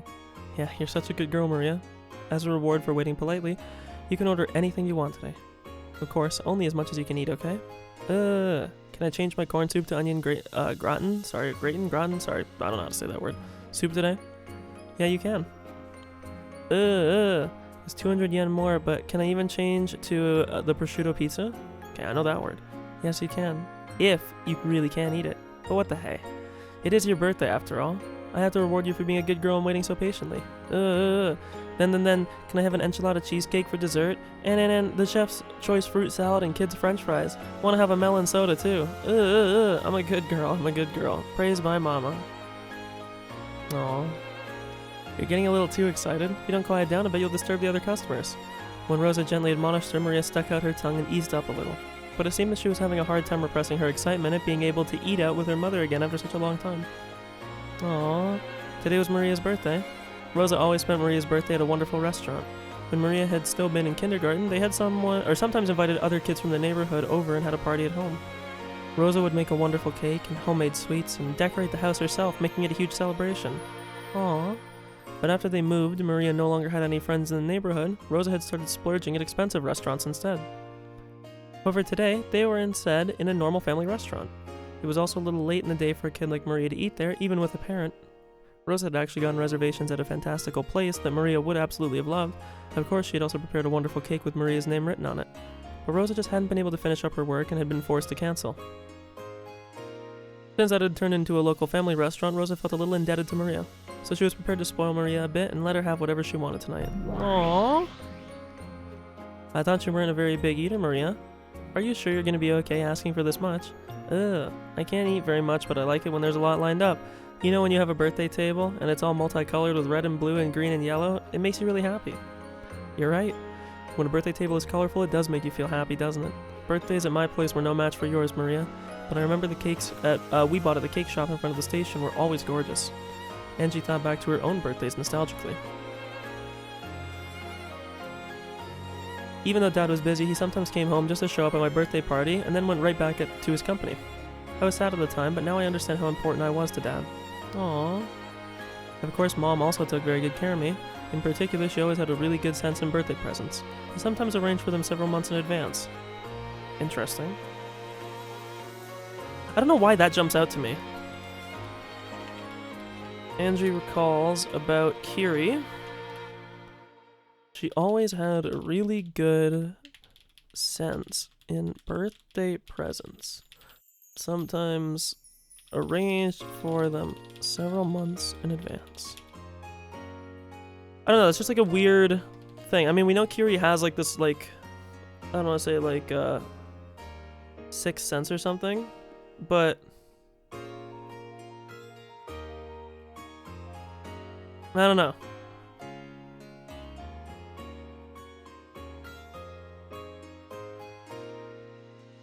I don't know, Kiri. Even though we always sent an invitation to Battler, he didn't get along with Dad or something, so he didn't always come. So when he did come, I was really happy. The birthday parties when the whole 4-person family was together made for fun memories that I'll never forget. Oh. Ooh, your birthday looks like a lot of fun too. Battler and Uncle Rudolph are the life of the party. Noisy and laughing. Aha, Battler got covered in soda. Maria peeked into my happy memory. It's kind of embarrassing looking at myself, sitting quietly there, wearing the origami helmet that Dad had made as a party trick. In my hand was a paper gun that Battler had folded for me, and Mom was taking a commemorative photo. It was the happiest moment of my life. But your birthday's just as good, Maria. So you get him today, right? Sakutaro. Ooh, was really looking forward to it. Was so excited the whole time, wondering when Mama would show me the wrapped present in the side of her bag. Aw, Sakutaro is the name of the stuffed animal that Maria was to receive as a present today. For quite a long time, Auntie Rosa had been making a stuffed animal to give to her. Dude, this is what I mean, man. Like, give Rosa some fucking flowers, bro. I know she got a problem beating her kid. I think that there's something up with Rosa where she's, like, possessed. I said this earlier that I thought that Rosa had something going on, and I'm not going to be surprised if that's the case. I did say at one point that it really surprised me that Maria would somehow have this magical power, yet somehow that, like, that Kinzo's blood would be in Maria, but that it wouldn't be in anybody else. It just seems like a little bit odd. So, I have some wondering if Rosa actually does have magical power herself, but it was apparently to be a cute lion stuffed animal, and Maria had already given it the name Sakutaro even though she hadn't received it yet. Today she was looking forward to meeting Sakutaro even more than celebrating her own birthday.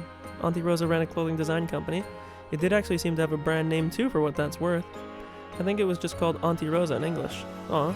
The slogan was supposedly, "I can't forgive the way I was before today." That's weird. Rosa had a clothing brand called Auntie Rosa. Again, like, when they throw weird things in like this, they're almost always important. Slogan was, "I can't forgive the way I was before today."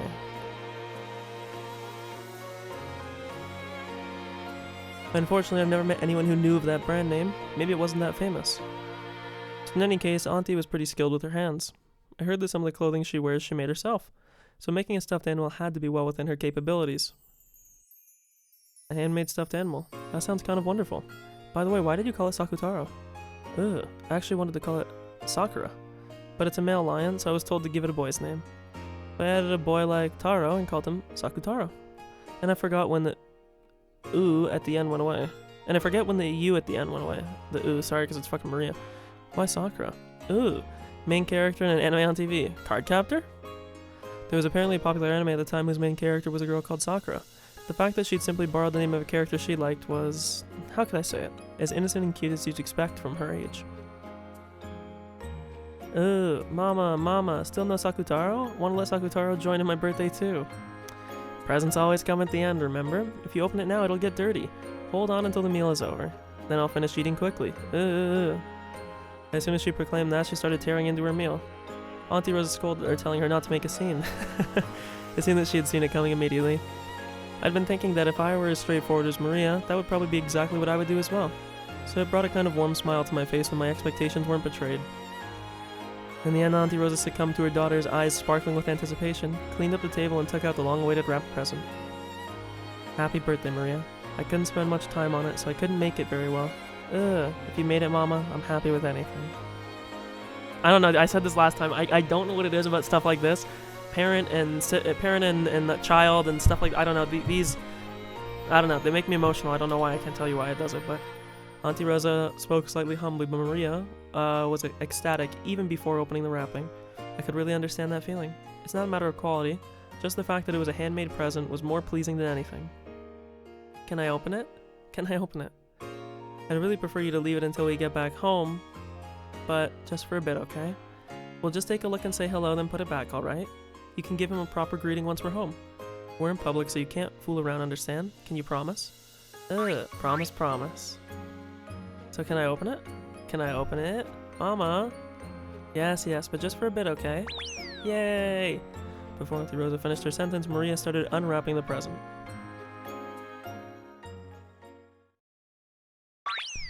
Oh, he's so cute! The song, The Tale of Sakutaro's Tenacity. And straight away, yellow and orange peeked out. What appeared was a slightly blank-looking stuffed lion with cute round eyes and a cute white chest. He only has a little chest puff, too. It was about the size of a small pillow. It looked pretty big, held by a short person like Maria, but it probably wasn't that large. From the perspective of someone who didn't know better, it would probably look like something cheap brought from a department store or something. Or bought from. Well, I said bought, but I kind of slurred. But to Maria, it was her mother's handmade stuffed animal, the only one of its kind in the world, and irreplaceable. Sakutaro, okay, that's a pretty fucking big stuffed animal. Sakutaro, hee, cute, really cute. Thank you, Mama. Thank you so much for making a cute stuffed animal for me, even though you're busy with your work. Please don't praise me so much, it makes me feel embarrassed. I couldn't take much time, so I couldn't make anything that good. I actually wanted to make it so big that you couldn't wrap your arms around it. No, this is good. With this size, we can always be together. Oh, dude, stuffed animals are like the one thing too. If there's ever like,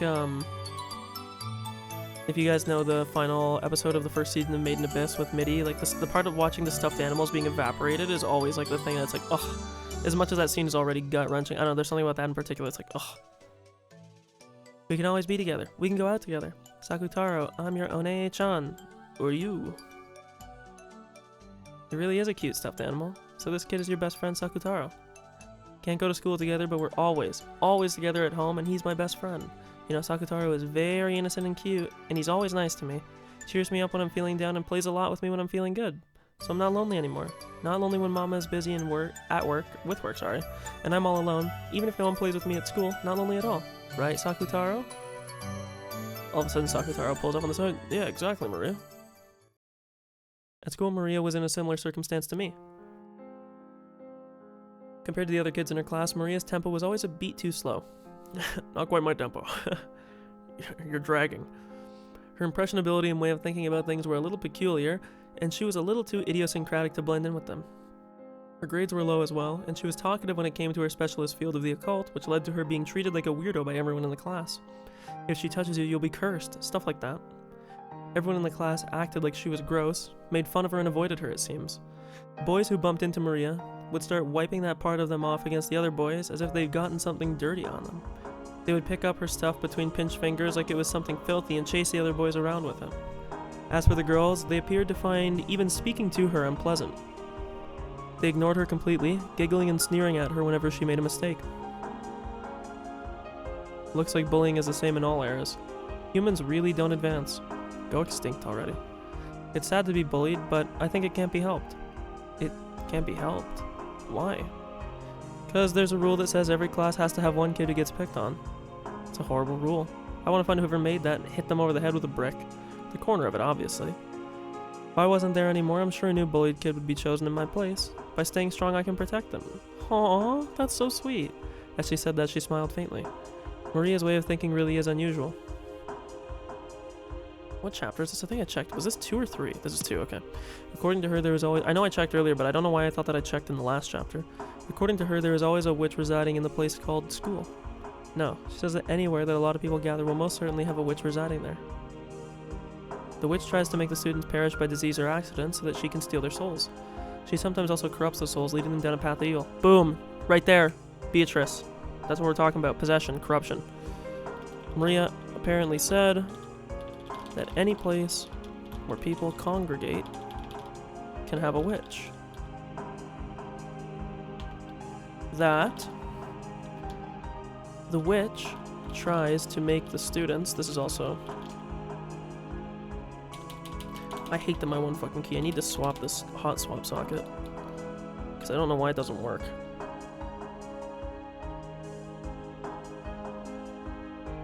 Sorry, I'm trying to get my notes going, but like I said, my square bracket key doesn't work.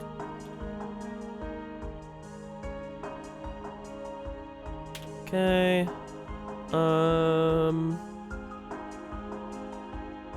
Perish by disease. I'll just show this because I'm typing.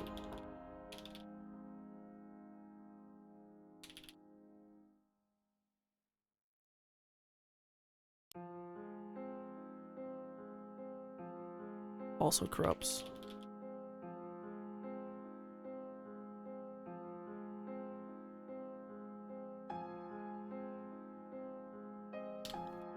Maria told me that an angel came, not content to let that happen. In the angel, she tried to defeat that witch, but the witch was powerful and the fight continued for 7 days and 7 nights, but even then it still wasn't over. Interesting.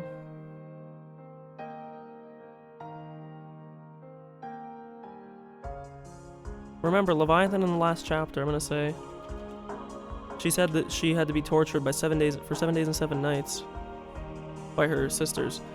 Maria mentions angels and witches. Said that the witch was powerful, and fight continued for 7 days and nights. Leviathan used this exact phrase in the last episode when fighting with Kiri to describe the pain she had endured. Oops, I didn't mean to show it. Again, never mind. The tired out witch asked for a truce and proposed this. I've heard this before. Thus far I have made half of the students in the class become sick or injured, but in exchange I have protected the remaining half of the students from sickness and injury. Therefore, if you will make just one member of the class a sacrifice to me, if you will make them the bullied kid, I shall protect all of the other students from sickness and injury. A little bit of a twisted deal.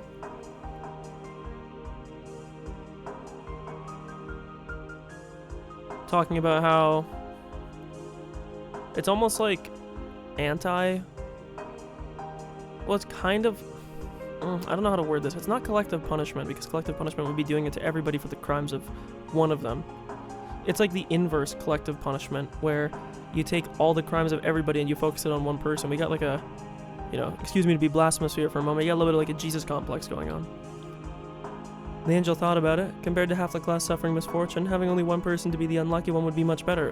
Not really though, because if the depths of the person's suffering is so much greater. Like for instance, let's say that we had like 30 people, right? And let's say that we could put suffering on a scale from 1 to 10 or something. Not even that. Well, okay, I'm gonna make this analogy really obvious. Let's say that we have a scale of like 1 to 100, right, of suffering, and we have 30 people. And so instead we could have 30 people who are going to have a suffering of like 0 to 5, or we could have one person, such that the rest of them will have 0, but that one person will be at 100. I don't know if that's a good trade-off. Plus, the witch was saying that she would protect the safety of all the other students using her powerful magic. If there are 40 students in a class, and the 20 victims are shrunk down to 1, then 19 people are saved. A truly logical proposal. Kind of. Watch Fate Zero, maybe. It's not always that simple, but yes, kind of, if you want to do like a trolley problem type deal. I wonder if this fairy tale has some kind of motif. If it's a creation of Maria, a 9-year-old girl, that would be pretty impressive. The angel decided to accept that proposal, so through the single sacrifice, 19 people were saved. So my role is important. The witch is protecting 19 people. Because of us becoming sacrifices? Well, I don't remember ever being thanked by those 19 people. I mean, yes and no. If you're doing something that's truly good, you shouldn't be seeking, like, I don't want to say like compensation, whether it's like monetary, emotionally, necessarily. Although, I mean, being appreciated for what you're doing would still be nice in that regard. But it's like the thing about talking about like true charity. It's like true charity is doing something without any expectation of a return, because to do it otherwise is, it's not charity, right? That's sort of like bargaining with a few extra steps. But yeah, I don't know. Sorry, I'm probably reading too much into this. The miserableness of our situations is very similar, and yet there's a difference in our inner peace, just because of a small difference in our way of thinking. So then, aren't you sad, Maria? Not sad at all, because I'll be together with Sakutaro from now on, right? Sakutaro? Or you? If I can't be with Maria, I'm happy too. Or if I can be. Look, Sakutaro is saying he's happy too. Maria held up the Sakutaro stuffed animal, playing both sides of the conversation herself. I don't understand it, but that's exactly why I want to reach Maria's level. If that's what makes me so strongly interested in her tale and her words. Interesting. Angie, is it tough because you're all alone? It is tough. But just the time when I can be with you like this is different, because I'm not all alone. Then if Sakutaro becomes your friend too, it'll be even more fun. Ooh. Okay, starting today, Sakutaro is your new friend. Right, Sakutaro?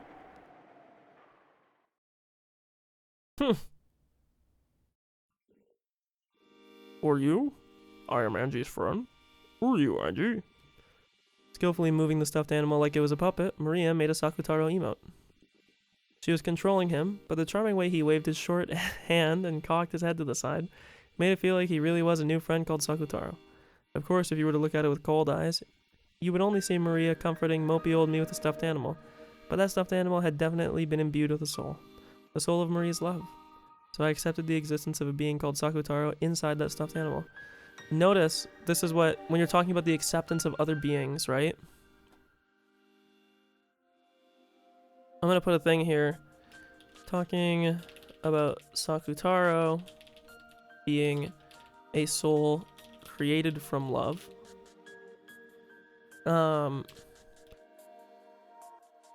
Parallels to the idea of disembodied souls, which have other forms.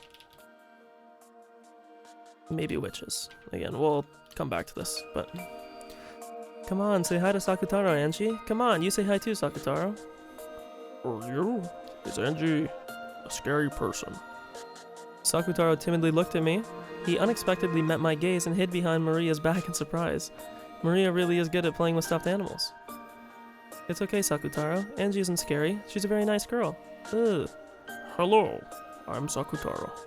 Uryu. I don't know what Uryu sounds like.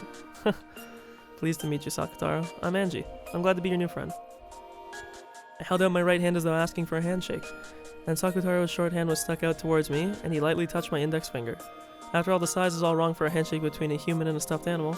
This greeting by touching each other's fingers was our handshake. Ugh, see? Now you two are friends. 2 people's funner than 1, and 3 people's funner than 2. Ugh. Ryu. Maria had given the name Sakutaro to the stuffed animal she was going to receive on her birthday, and had warmed and expanded his existence in her heart for a long, long time. Therefore, even before she had met him, his existence had been sublimated into a personality. From the very first moment they met, the 2 of them were already friends. That's a very interesting quote that I want to...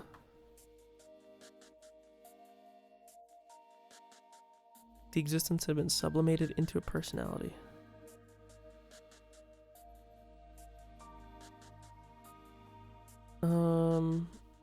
Is it Sakutaro with a U at the end? Yeah, it is, okay.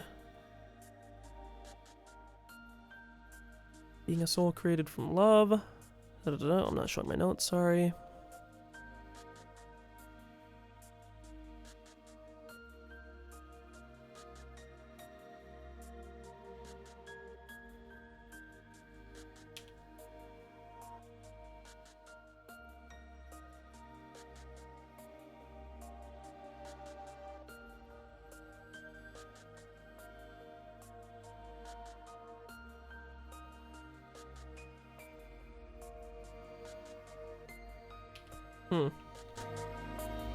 Of course, I don't think anything could be as personified and loved as Sakutaro was, but that wasn't anything extraordinary in Maria's eyes.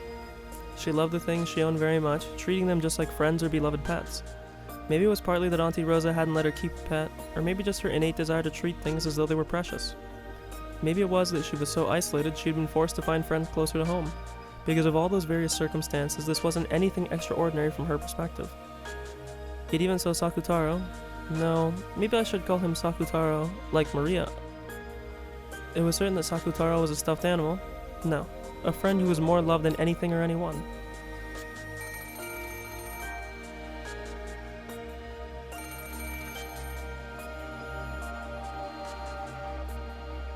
Hello, it's Mama. You're in a good mood. Do you have a friend over?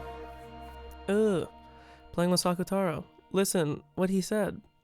It was already past 9 at night. Rosa had been asked out of surprise since this wasn't an appropriate time for a friend to be over. When she thought about it, Maria didn't have any friends who would come over to play, did she? Rosa had asked out of surprise. Okay. Even so, to think that she would have so much fun playing with that stuffed animal. Rosa was very pleased that Maria had liked her birthday present so much. I'm sorry. Mama just can't get her work finished. We're having a tough time with next season's lineup. It looks like we're finally starting to get noticed bit by bit, and I really want to somehow make an impact here that can meet their expectations. Staying over again? Yep, that's okay. Do your best, Mama. Really? Thank you, Maria. Thanks for understanding about Mama's work. Rosa was very surprised that Maria had accepted with such indifference that she couldn't come home. Telling Maria that she would be coming home later staying overnight had been a heavy burden for Rosa.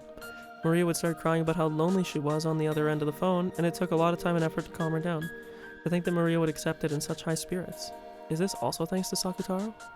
Rosa was once again pleased that she had been given such a good present. I'll make sure I can come back by this time tomorrow. Let's eat dinner together tomorrow. You haven't eaten dinner yet, have you, Maria? Buy a bento at the convenience store and eat that. No sweets and no soda. Make sure you get a receipt with your change, understand? Ugh.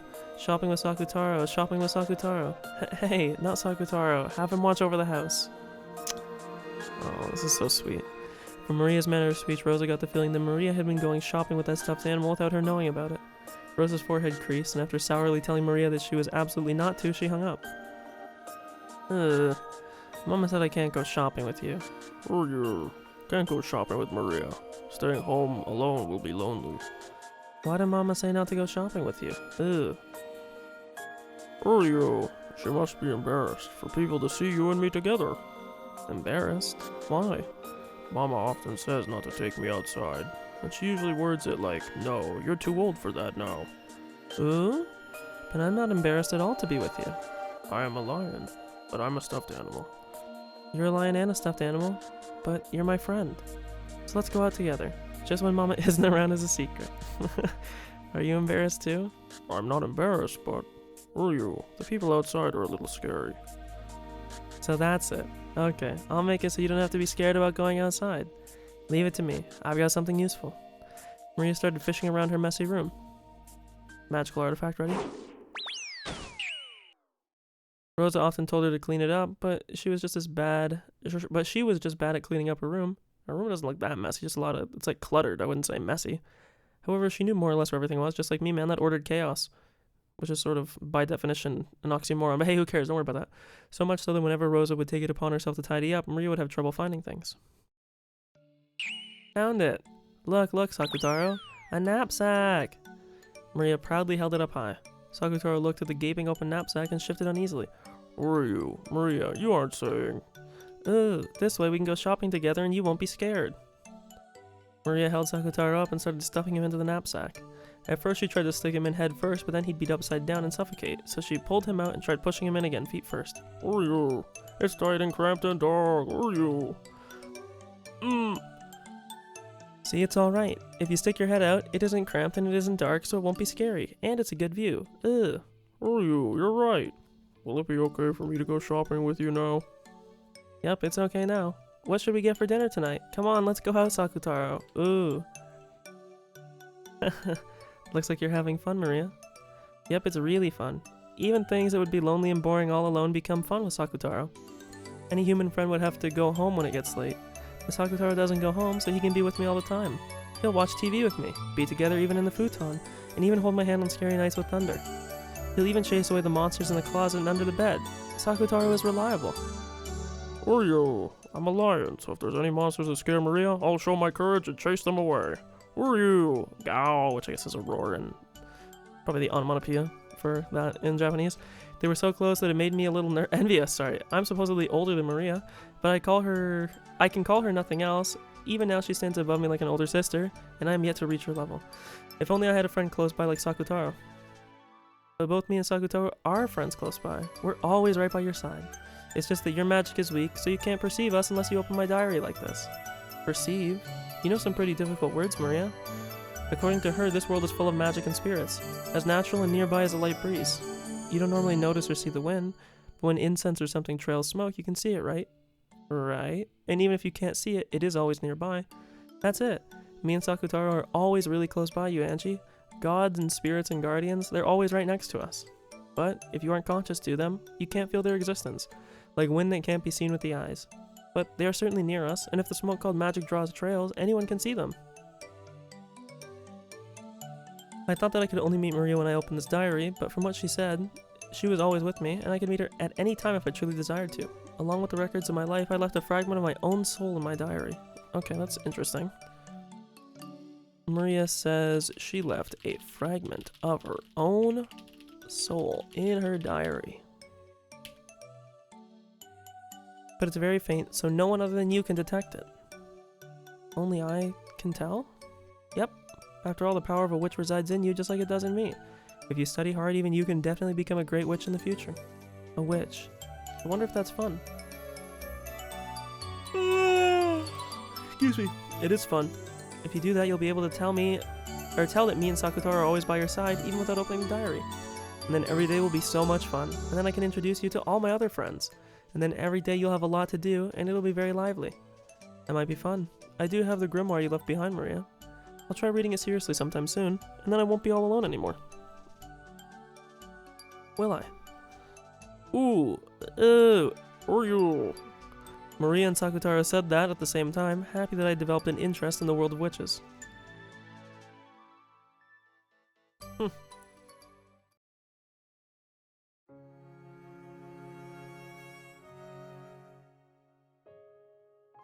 With half of Sakutaro's face peeking out of the knapsack of her back, Maria walked through the late-night shopping district in high spirits. It was only to be expected given the time. Everyone in the shopping district was either a shop owner lowering their shutters on their shop or an employee rushing or else staggering back home. Amidst all that, Maria, in the best of moods as though she was hiking, probably stood out a great deal. The occasionally passing employees glanced backwards over their shoulders at her with the eyes of someone seeing something out of place. Office ladies giggled at the cute stuffed animal poking its head out of the knapsack. The supermarket had been closed for a while by this time. However, the recently popular convenience stores stayed open until late into the night. It was very convenient for Maria, whose mother's return was often later still. Maria took the knapsack off her back, and hugging it close to her chest, she headed over to the sweet buns corner. Pointed to each of the sweet buns she had eaten before, explaining to Sakutaro that this one was delicious, and that one was pretty good too. Sakutaro seemed to be enjoying it a lot. I'm gonna have the 3-flavor bun. With just this one thing, you get to eat red bean jam and cream and strawberry jam, but sometimes it's green pea jam or white bean jam. There should be one kind of bean jam. Oreo! Sounds fun with all the different things inside. Oreo! And I'll also have a fruit yogurt. There's fruit in it, but it isn't a sweet, right? Yep, I'm sure Mama will be fine with it. Do you want one too, Sakutaro? Oreo? Can I? What about the money? Ooh, no problem. Look, it's Shotoku Taishi. Ooh, 5,000 yen, Jesus. So I can buy you whatever you want too, Sakutaro. Let's eat together. Do you want a yogurt too? Why am I like... I'm getting choked up a little bit. I don't know why. This is so sweet. When Maria made to grab another one of the same fruit yogurts, Sakutaro tilted his head as if he was a little worried. Oreo. But I can't eat a big one, so a little one is fine. Ooh, then what about this small yogurt? It's 30 yen. That's cheap. Oreo. That's good enough for me. Yogurt with Maria. Yogurt with Sakutaro. Ooh. Maria put the 3-flavor bun and the 2 yogurts into a shopping basket and brought them to the register. The man working the register, previously in charge of the tobacco shop that had been in that spot up until last year, rang her up. I seem to be seeing you a lot at this time of day, little lady. You're a good girl, but the next time come with your mother when you go shopping this late, alright? Mama said it's okay, so it's alright. Mom always comes home late because of her— ooh, that's a dangerous thing to say, but we aren't lonely, are we, Sakutaro? Oreo! Really? That sounds tough. Here you go, I'll throw in a free soda. The man working at the store took a can of leftover soda or something from behind the register and packed it into the bag with everything else. Aw. Thank you, mister. Ooh. Isn't that great, Sakutaro? Oreo! Dude, I want to fucking cry. I don't know why this is so sad to me. Or not sad, but it's kind of heartwarming. Since she'd been told not to buy soda, she shouldn't take it back home, or couldn't take it back home, so she decided to drink it on her way back and not bring the empty can back home. With the plastic bag with the sweet bun in it hanging from her elbow, and hugging the knapsack with Sakutaro in it with that same arm, the two of them walked home drinking the soda. Ooh. Yuzu and chili pepper soda taste pretty weird. You want to try too, Sakutaro? Oreo? Oreo. Blah. Oreo, that was mean, Maria. Nasty. It sure is. Of course, it's not like she could actually make a stuffed animal drink soda. She just put the can in Sakutaro's mouth and pretended to tilt it. But it was great fun for Maria to share the taste of this weird drink that she had gotten for free with Sakutaro. There was a huge moon in the sky. At times, the moon that had been clouded by tears when Rosa had stayed over at work. That moon had been clouded by tears when Rosa had stayed over at work, and Maria had thrown a tantrum and been scolded by her mother. But this moon was very warm, and it seemed to watch over the two of them as they enjoyed their trip home by themselves. Maria and Sakutaro. Ange watched the two of them go from behind. What a heartwarming sight. The sight of Maria and Sakutaro walking away together made it very difficult to remember the several occasions on which she had spent long nights crying because her mother hadn't come home. I couldn't admit this to Maria, but if I had been in the same position, even if I had given that stuffed animal the name Sakutaro, it wouldn't have been anything more or less than a stuffed animal. Anyone can make a relationship which only distracts you from your loneliness, but Maria was different. Sakutaro wasn't a stuffed animal or a toy. He was a real friend, and far from just distracting Maria from her loneliness, he changed the nights without her mother into a fun time where they could play all by themselves. Was it because Sakutaro was a special stuffed animal? Because her mother had made it herself? Because it was very, very cute? Probably not. If there is a secret here, it doesn't lie within Sakutaro. I think it probably lies within Maria. You know what they call that, Angie? It's called the power of belief. You goober. Is this the power of magic you were talking about, Maria? Ugh. To know magic is to notice a lot of friends right beside you who you never noticed before. It's as fun as having a bunch of new toy shops pop up all over the neighborhood. I don't know why I'm struggling to read today. If I, too, locked up in an academy without a single friend, had the same kind of power as Maria, I wonder if I could make my days just a bit richer. I wonder if I would become able to honestly shed tears on the nights I feel like crying, and crack a smile when the nights are gray. Yep, you could. You can, Angie. After all, you also have the qualifications to become a witch. Qualifications to become a witch? I also have the qualifications to become a witch, so I still have a lot more studying and training to do. I know we'll become wonderful witches, flying in the sky on our brooms and drawing rainbows with our wands, making candy fall from the sky. I know I can do it. And when I do, I'll show you too. It'll be like a scene from a wonderful dream. Maria said that, making an absolute promise with her smile. There's no way we can become witches. But when I listen to her speak, I can believe that maybe we really could. Because the fact is that on this troubled night, when not a single flower of a smile could bloom, her magic had certainly given birth to a smile. I wonder if I can become a witch. You can. You got a little bit older, so your soul is slightly bound by gravity, so training might be tougher than for me, but you definitely can. After all, you've already experienced a glimpse of magic. I have? Magic? Yep.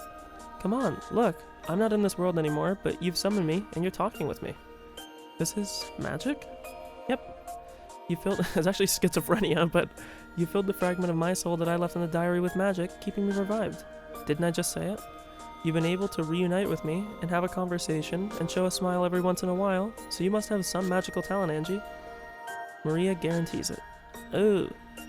You told me just now, Oni-chan, that you're actually nearby all the time, even though I've been thinking that I can only see you when I open the diary. If I had more of the power of magic, I could see that. And just like now, I could have a conversation with you? Anytime? Yep, we can talk anytime. I'm always by your side to say good morning, and I'm even there during class. Let's talk together during boring classes to take your mind off things. I can also be someone to talk to during meals, so let's always be together like this during lunch break. I'm with you after school too, and of course I'm always by your side even when you return to the dormitory. It's just that you never look at me except when you open the diary. Even if I close the diary, you'll be... there? Or by my side? Fuck, I was trying to predict it. Yep, I'll be there. So if you try to see me and try to talk to me, I can definitely answer. If you look hard and try to talk, I'll give it a try. It won't be easy, you know. It's not gonna go great right from the start, okay? I understand. I'm sure it won't be easy. But I want to be like you. Excuse me, Maria. Ooh, okay. Then look at me closely. Look hard. Yeah. Practice slowly closing your eyes and opening them again. Don't start shutting them for a long time right away. Burn me into your eyes. Then try to blend that onto the inside of your eyelids. Yeah, I'm doing it. Once you can visualize me even with your eyes closed, without changing anything, slowly and softly close your eyes. Well, still see me? Yes. I think I can probably see you. Okay, open your eyes again for a second. Time for the real thing. Calm your heart and close the diary. When you do, I might disappear for a little while, but calm your heart and don't rush. Then try to blend me back from the inside of your eyelids, back into your eyes again. Slowly visualize me in the empty air. In the empty air, see me. Okay, I can do this. Right, I'm closing it. The diary. Ugh. Slowly I close the diary, When I closed the diary, a grey reality filled with dull air unfolded. Of course, Maria's form disappeared. Give it all you've got. Have courage. Take the first steps into the world of witches. It felt like Maria was cheering me on inside my heart. Cheering me on? Really? Isn't that just what I'd like to imagine? No, that's not it. I just convinced myself that it is, and that's why I cannot see her. Maria is always by my side, and even now she's definitely there cheering me on to do my best. And I can hear it. I mustn't ignore it like it's my imagination or the inner voice of my own heart. Man, dude, we're like really pro hallucination, man. Believe that Maria is there. I mustn't doubt it. I believe. One-chan said she's always by my side. I must not doubt that. But as I face that empty space, that empty back wall of the school building, amidst those almost heartlessly boring rays of sunlight, calling out her name was so much easier said than done. The chains of common sense which clung to me until today sneered at me, telling me that calling out to the empty air was ridiculous. It was almost like being told to take a step forward off the roof of a skyscraper overlooking a sea of lights. Hey, but you did that once already. Maria was telling me that it's alright, that I can do it. Stop thinking that you might fall, or that it would be foolish to take a step off of a roof, and free yourself from those chains of common sense.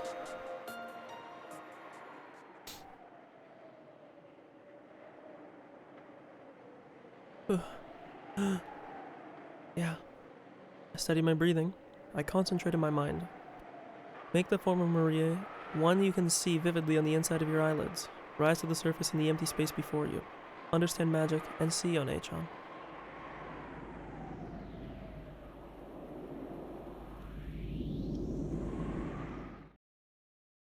Maria.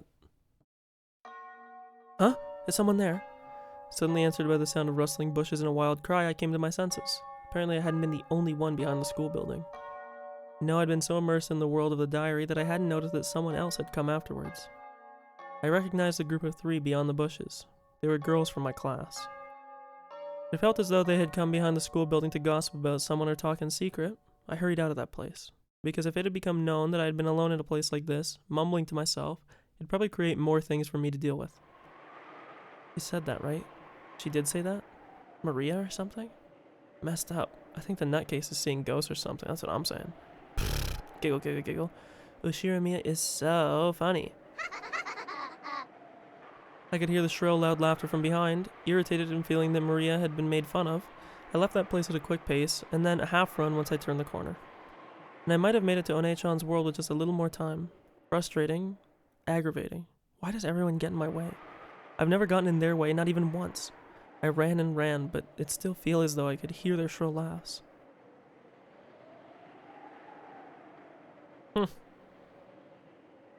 Interesting, because that laugh is only used for witches. The future 12 years later. Oh god, I'm fucking flashbanged.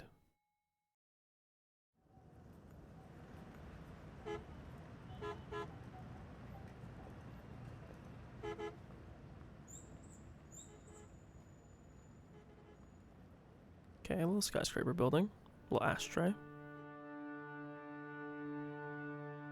Who the fuck are you? Dude, this looks like the guy from Thing. Higurashi. Rumor has it, Ange, that you jumped off the top of a building. The groupies were getting annoying, so I thought I'd give them the slip. Ange and an old gentleman wearing an expensive suit were alone in a massive, modern conference room.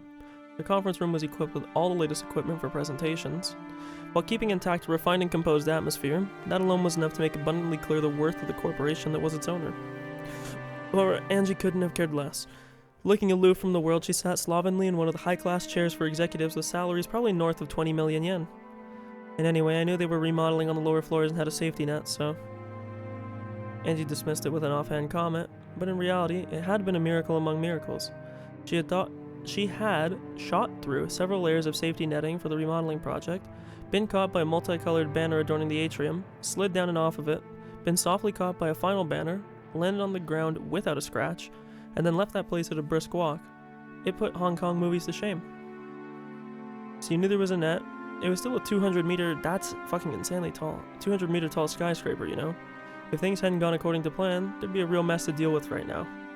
I figured that if I died, then that would be the end of that, more or less. Well, let's just say I was testing my luck a bit. Put it down to the rashness of youth. Angie shrugged coldly as though saying that she'd had enough of that topic. At this, the old gentleman, who was looking at the world below through the window, burst into laughter. So you were testing your luck. My, you truly are Kinzo's grandchild. The nerve to entrust yourself to chance, to put your life in the hands of the gods and think nothing of it. The chairman was also a person who could stake her life on a bet like it was nothing. Wonder if this is all part of the Ushirimiya blood. You really are going to be something big in the future. Take my advice. Why not put this running away from home act behind you and return to the Sumadera family? I heard that Mom had a bad relationship with her family. I don't want to go to the house of the people I first met at a funeral. Sumadera, is that going to be like Hideyoshi's family? The Sumadera family is my mom's family. Oh, sorry. I had the total... Sorry. It's Kiri. Kiri's maiden family is the Sumadera family. It's a bit of an old family from Kyoto, and unbelievably strict in a way you could never have imagined from the frank way Mom acted. The only person in the Sumadera family I had been on good terms with was Grandpa, who was living separately under the guise of retirement. Mom, too, kept up contact only with Grandpa, and had nothing to do with the rest of the family at all, nor they with her, to an ugly degree. Even for me, Grandpa's house was the only part of the Sumadera family I ever went to visit. Being young, I hadn't really understood it at the time, but I hear that Grandpa, as a man who married into his wife's family, was in an extremely weak position, and his relationship with Grandma was also bad. In fact, maybe you could even have said that he was hated by Grandma and confined to the house. It isn't hard to imagine that because she had a soft spot for Grandpa alone, Mom was probably also hated by the Sumadera family. As her daughter, I was probably also hated quite a bit. It is Suma, not Sunadera, right? I'm pretty sure it was Suma. Okay, yeah, I'm just making sure I'm not saying that wrong. And yet they had appeared for the first time at my parents' funeral, shamelessly going on about how I'd grown, like they could actually act like family after all this time. After Aunt Ava died, all the wealth of the Ushirimiya family was inherited by me. If they weren't after that, there's no way they'd have been able to say such disgusting words. Well, look, you're all alone now. It's not like I don't get why you'd just quit caring. I'm not caring. Annoying Aunt Ava has kicked the bucket at last, and I'm finally stretching my legs and taking a relaxing stroll. That's all. Everyone else is just making too big a deal out of it. They're all just after the vast Ushirimiya family wealth I'm shouldered with anyway. They must think that if they become my guardians, they'll be able to do whatever they please with that wealth. Because how many people have tried to act like a substitute parent and get close to me? Angie, you know, if life's treating you rough, you can come talk to me anytime if you want some advice. I think of you as my true grandchild. Let's make that a no thank you for now. More importantly, let's get back on topic. Angie, ask me as much as you want, but I'm hiding nothing. The chairman was the only one to survive Rokenjima that day, and she gave up the ghost without saying a thing. I myself understand nothing. We're all in the dark, as they say. The old gentleman was one of a number of corporate heavyweights who, after Ava had passed away, had been entrusted with the business group she had built up. The one he referred to as the chairman, technically the former chairwoman, was Ushirimiya Ava. His company had once had a friendly relationship with Hideyoshi's company, and he had been a close friend of both Hideyoshi and Ava. I was taking a drink. For that reason, after Ava lost Hideyoshi, he had become the only person to whom she could reveal her true thoughts. When Ava's heart had been torn by the loss of her family, she had taken it out on Ange. She had also acted as a buffer between the two, so although Ange didn't trust him, she too found him an easy person to pay a visit. Or he had also, I think I said she. That crime? No. Accident, I guess. If I call it a crime, I'll get in trouble. Sure, I had my questions, just like the rest of the public in the talk shows. At the time of the accident, why was Aunt Ava in a place 2 kilometers away from the mansion all alone? And on the night of a storm. At the time, Kinzo was unsure as to who he would choose to be the next successor. Publicly, it was believed to be the eldest son Kraus, but he wasn't well trusted by Kinzo. So to fairly determine a successor from among the 4 siblings, he made this game-like test called the Riddle of the Epitaph. One sec, I'm gonna grab some contacts here. Because, like I said, my glasses are hurting my fucking eyes. One sec. Ugh.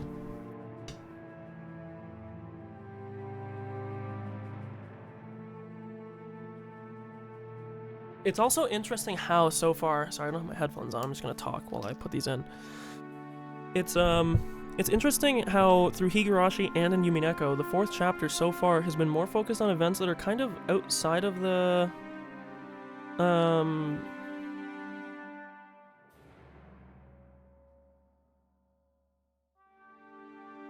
they're like outside of what's going on. Like in chapter 4, it was, I shouldn't say outside of, because it's not. I'm sure it's all related in some way, of course.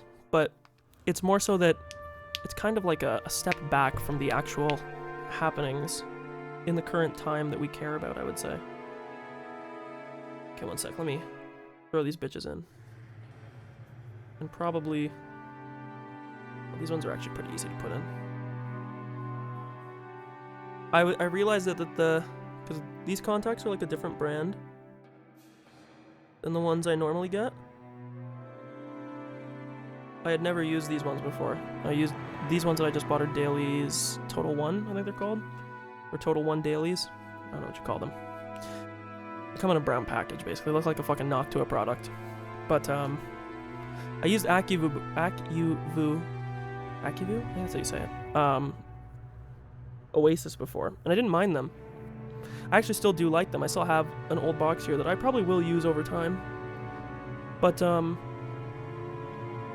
they were, like, really, really, really big compared to these ones. Like, much bigger. And I didn't even realize it, but I kind of got trolled by my eye doctor when I got contacts for the first time. Because I bought the AccuView ones, and I would say they're like a solid, like, 20% bigger than these guys. Because of that, they have, like, a hard time putting them on. And I thought I was, like, just had a problem. Like, I was, like, disabled or something, and I couldn't get them in. And, it turns out that, the AccuView contacts are just way bigger. Okay, these are in. I'm gonna throw some eye drops on as well, just to be 100% positive, but I can tell these are in already because my eyesight is far better. So let me just drop some eye drops in and we'll get back to this. Apologies for the little interlude here.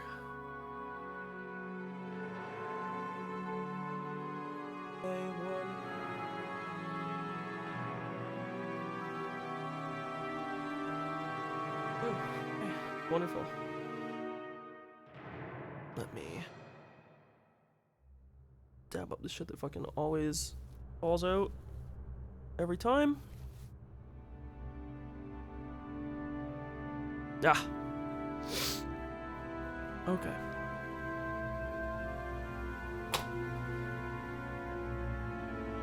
But yes, to return to the game now. We may get like some weird info that's related to the chapters.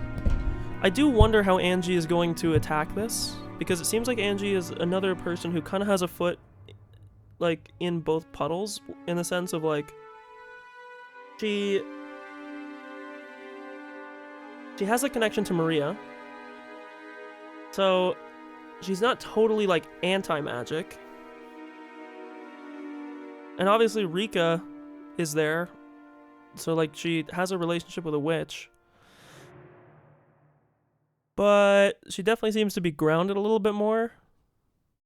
But maybe not as much as Battler. I don't know. She's like a weird in-between where Maria is like all magic and Battler is like all physical. She's sort of the midpoint between the two. Although I'd say at least currently it seems like she's kind of leaning a bit towards Maria. But regardless, I read this line already. Only officially speaking, Kenzo probably planned to make Ava the successor to the head from the beginning. He wanted to leave the family to Ava, who unlike Kraus was extremely diligent and brilliant, even at the cost of taking back his own rule that the eldest son would be the successor. The new rule about giving the family headship to the one who solved the epitaph was probably nothing more than a farce so that he could snatch the position of successor away from Kraus. I mean, this is like the most cope shit ever from an Ava writer, but what do you mean by farce? There was no need for anyone to solve that epitaph. Once it had been displayed for an appropriate amount of time, Kenzo would just call Ava, who he truly wanted to succeed him, and give her the answer. I never even thought of... why did I not think about this? The business dude that looks like the guy from Higurashi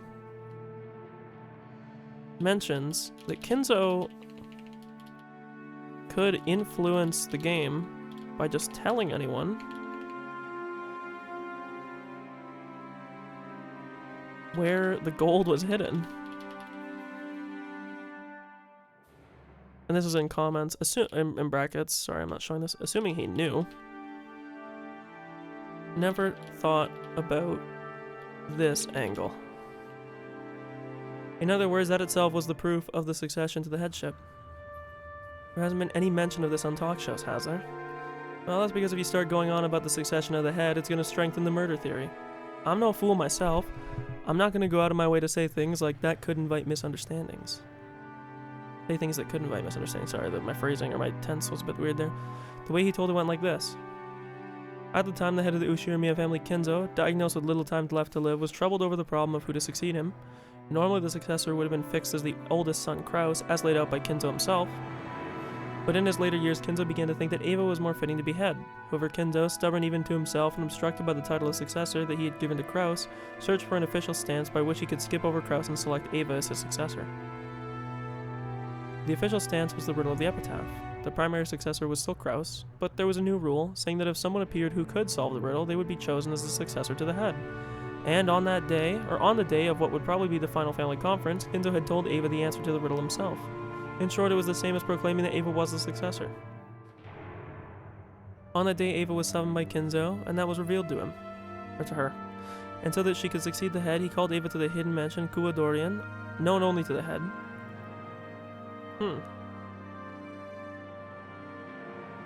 So the interesting thing is, in the future, they know about Kuwadorian. They stated that it was 2 kilometers away from the main mansion. It's a little interesting. The claim is that she just happened, or that she escaped harm in the accident because she was waiting at the hidden mansion just beforehand. Maybe Eva just killed everyone and made it look like an accident so that she could steal all the wealth. And that's why she's the only one who escaped unharmed. Well, that's what the papers are shouting about. However, I believe Eva. I think there are several points that make her worthy of trust. For example, the ring of the Ushirimiya family head, which is on your finger as we speak. That ring is the only one of its kind in the world which Kinzo has specially made.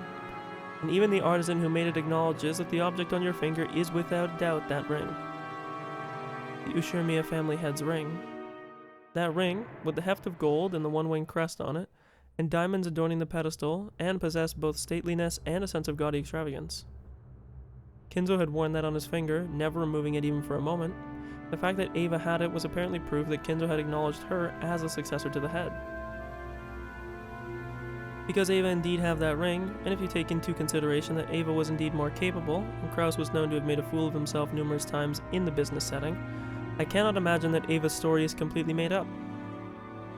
And although there's also the possibility that she murdered grandfather in order to steal that ring, and then using some kind of trick she massacred everyone and made it look like an accident. Ah, yes. Seems the papers are accusing her of massacring her entire family with the aim of keeping all the wealth to herself.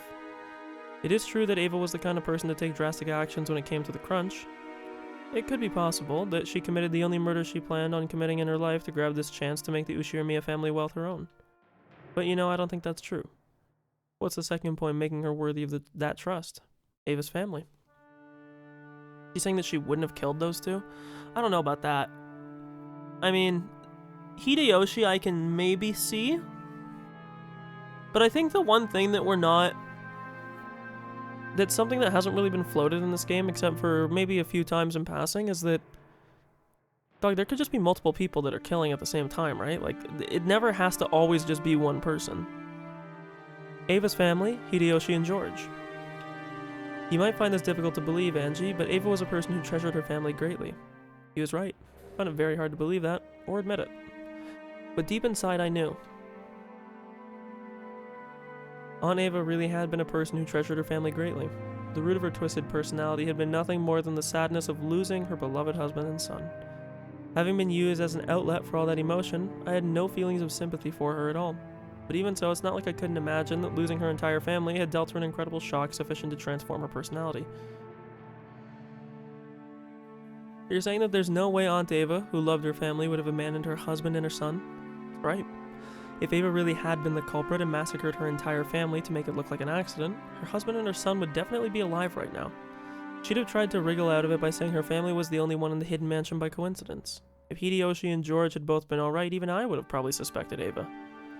It's impossible for me to believe that all the wailing that Eva did at Hideyoshi's funeral was an act. But once again, it could have been that somebody else on the island killed Hideyoshi. Both of those are circumstantial evidence. That isn't the same as physically showing Aunt Eva's innocence. That's just unconstructive. Eva was the only one left alive, and she says that it's the truth. But no one can prove her innocence. That's right.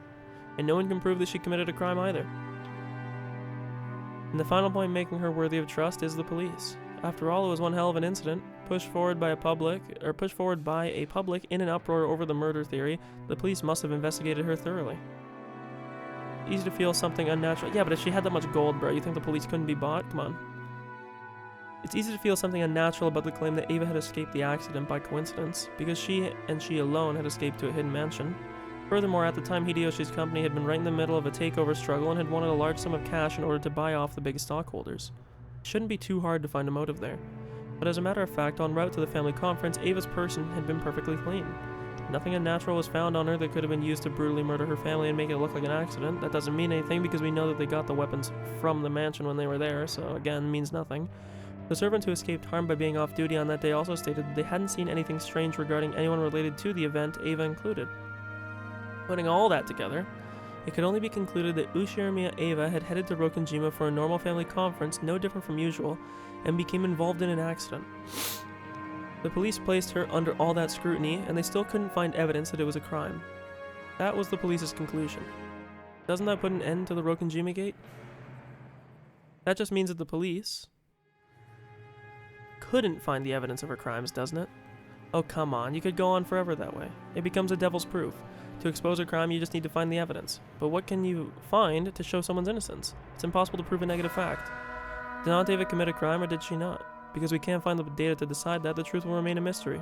In other words, well, to put it in the words you're hoping for, that's how it is.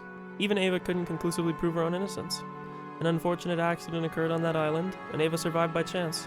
And that's literally all we know. In short, as Ava is the only survivor, it all comes down to whether you can believe her story or not. I believed what she told me about the ring and her admirable love for her family, and the tears she showed at the funeral. Taking all of that into consideration, I decided I would believe her story. I don't believe it. She wanted to steal the ring. There were probably many ways for her to do so, and no one knows whether her relationship with her family really was good. It's impossible to prove that the tears at the funeral were the real thing. Anyway, in the first place, I hate Aunt Ava, so that doesn't exactly inspire me to believe her story.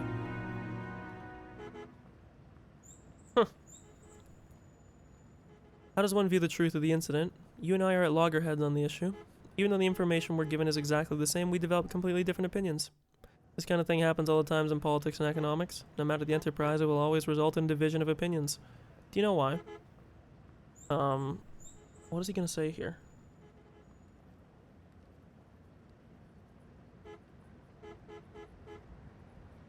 I'm just trying to think, like, the only way that I can think, like, if I had to guess what he's gonna say it's because you can, because there's gaps that are unexplainable, you can insert your own feelings into the situation to skew it one way or the other. It's about whether you have love. Depending on whether you feel love for the other side, the way you see, okay, yeah, he's basically saying what I'm saying. It's about how much charitability you offer the situation, depending on how much you view the person. If there's like plausible deniability, you can either view that deniability as fair, or if you are discriminatory against that person for whatever reason. When I say discriminatory, it doesn't have to be in like the, like racial way, but if you have some reason to discriminate against this person or to not trust that person, you're going to view the plausible deniability as almost even more proof that the person did something.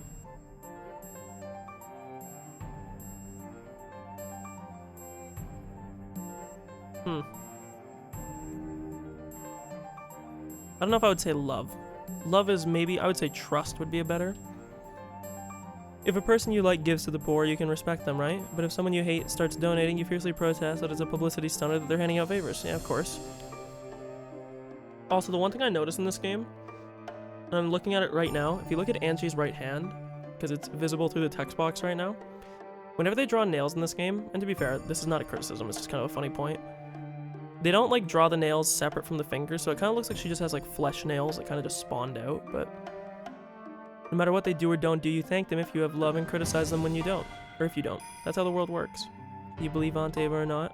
You're saying that's the only difference. Those who suspect her will probably take anything she does or doesn't do and view it as a truly unnatural, and it works in reverse. As for me, I think that perhaps, except in extreme cases, truth in this world doesn't exist. I actually, hot take, kind of agree with this. Of course, it depends what you're talking about to some degree, but for most topics, bar anything that's like natural laws of the universe, and even then,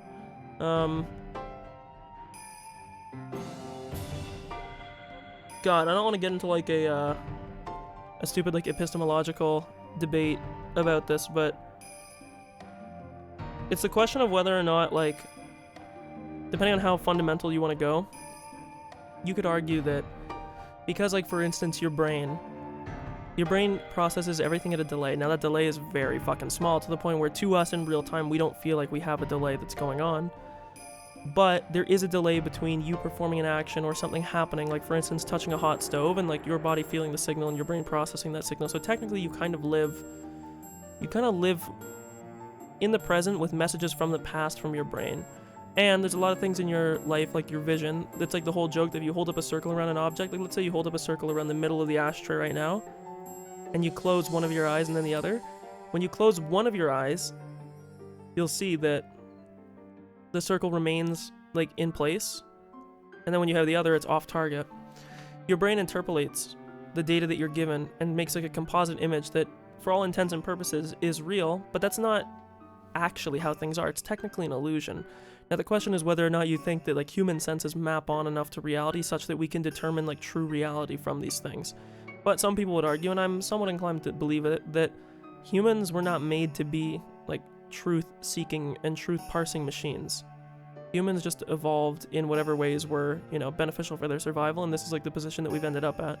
But there's nothing like that's inherent to the human faculties that makes us like truth-divining beings. You know, we're not clairvoyant. There's no way that we have like, for instance, if there was like other aliens that were on the planet who had, you know, somehow had brains or something with no delay, or you know, whatever you want to insert certain things. You wouldn't say that humans' purpose is to seek truth. Again, this is sort of a tirade, but it's something interesting to think about. And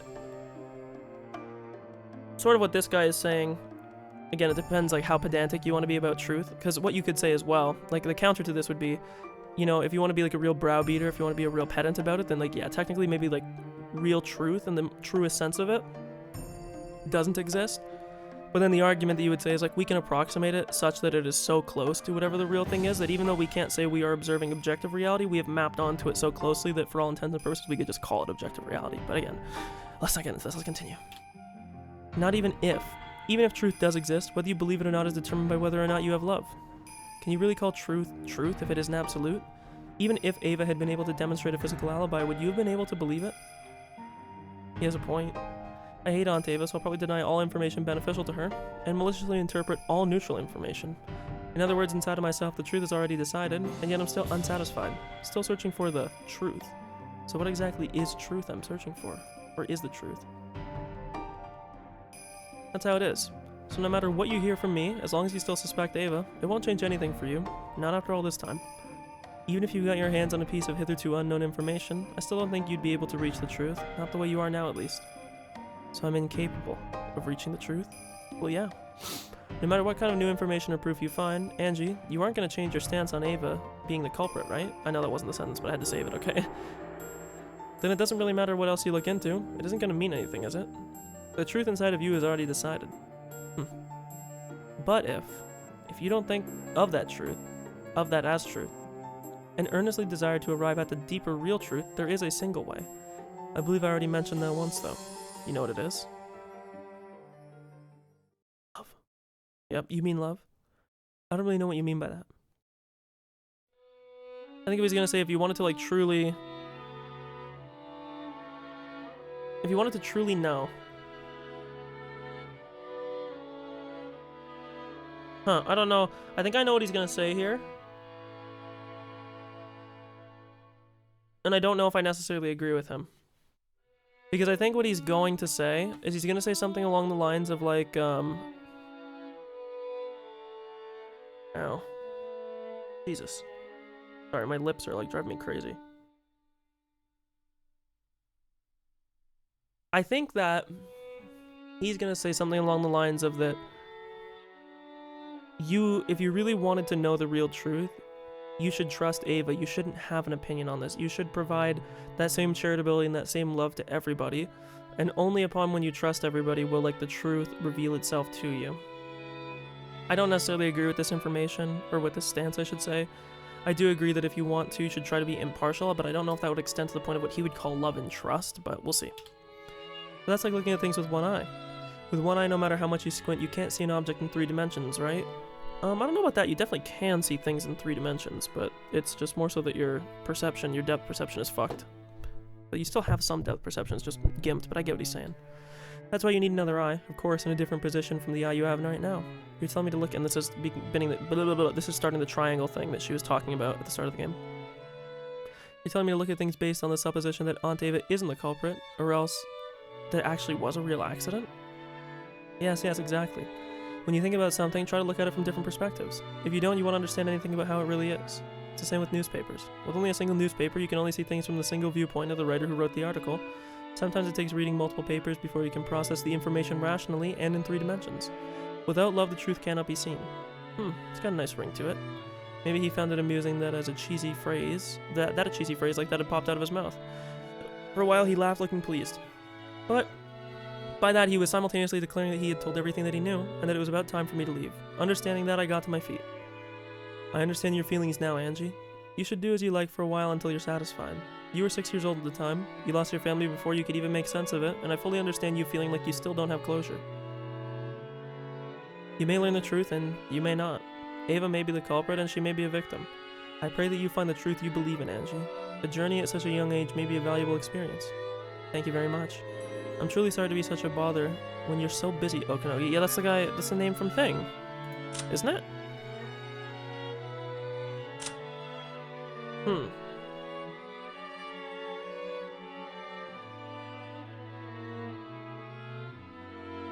Huh.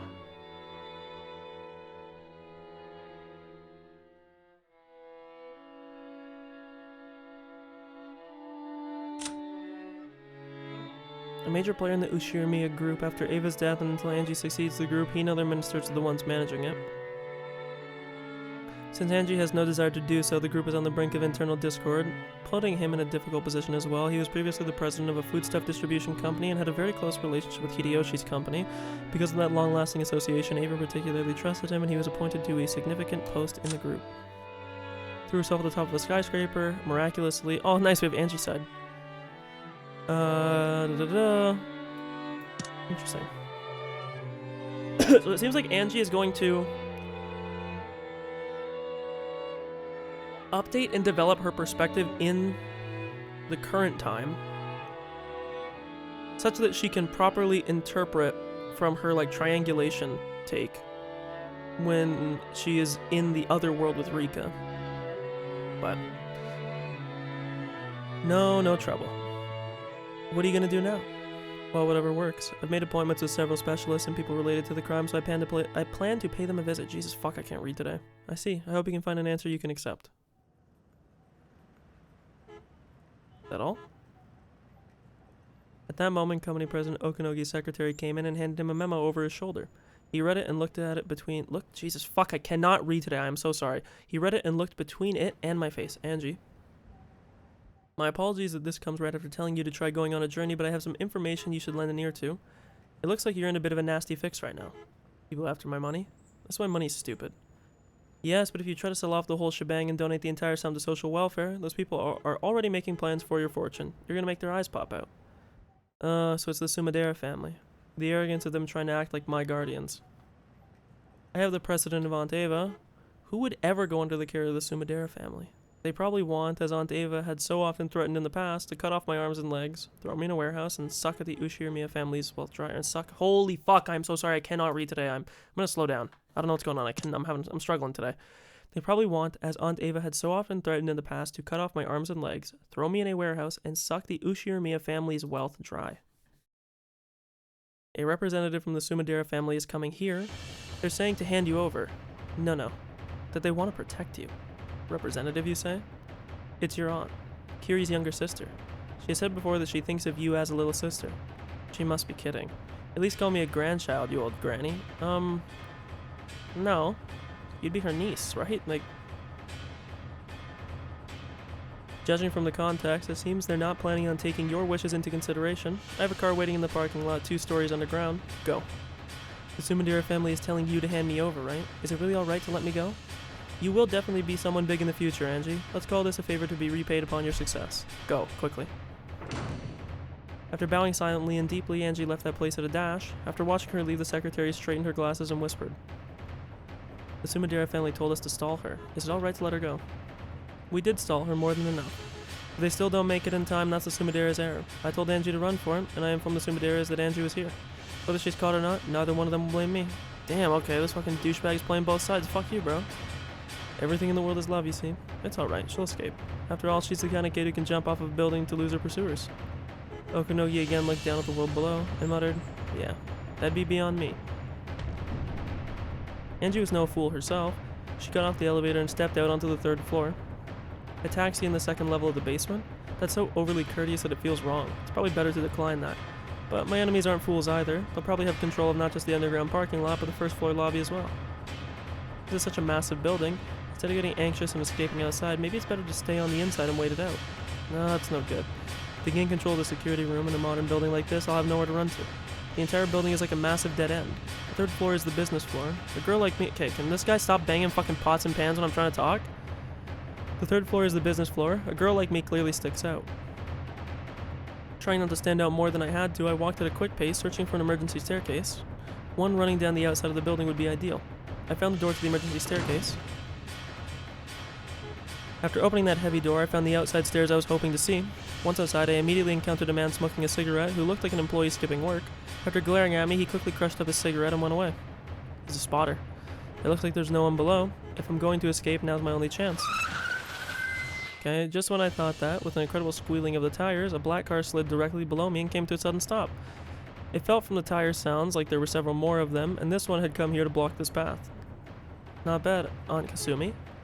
Even your niece leaving by an emergency exit gets a car sent to pick her up. Bam bam, the car doors opened forcefully. 3 men in black suits jumped out, and they looked up at the emergency staircase. Shoot, our eyes met. 12, target found. Northwest side emergency stairs, 3rd floor, send support. Angie, please do not move from there, forgive our roughness. The 3 of them began to clamber up the emergency staircase. They already announced that they're planning to be rough. This is pretty bad. They've probably been ordered to bring me back by any means, with one of my arms yanked off if necessary, just so long as I'm still breathing. Clank, clank, clank, clank, clank. Their heavy, wild footsteps became a helix and began to rise from the lower floors, getting closer.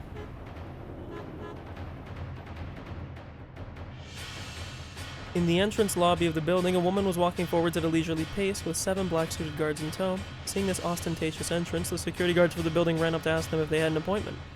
How typical of Tokyo people. You require a name to even understand the status of the person you're talking to. My apologies. The policy at our company is for guests to take a Back down, plebeian. I came because I was called by your president. Call Okonogi Tetsuro here. To think that he would call me here and then not welcome me. How typical of Tokyo people.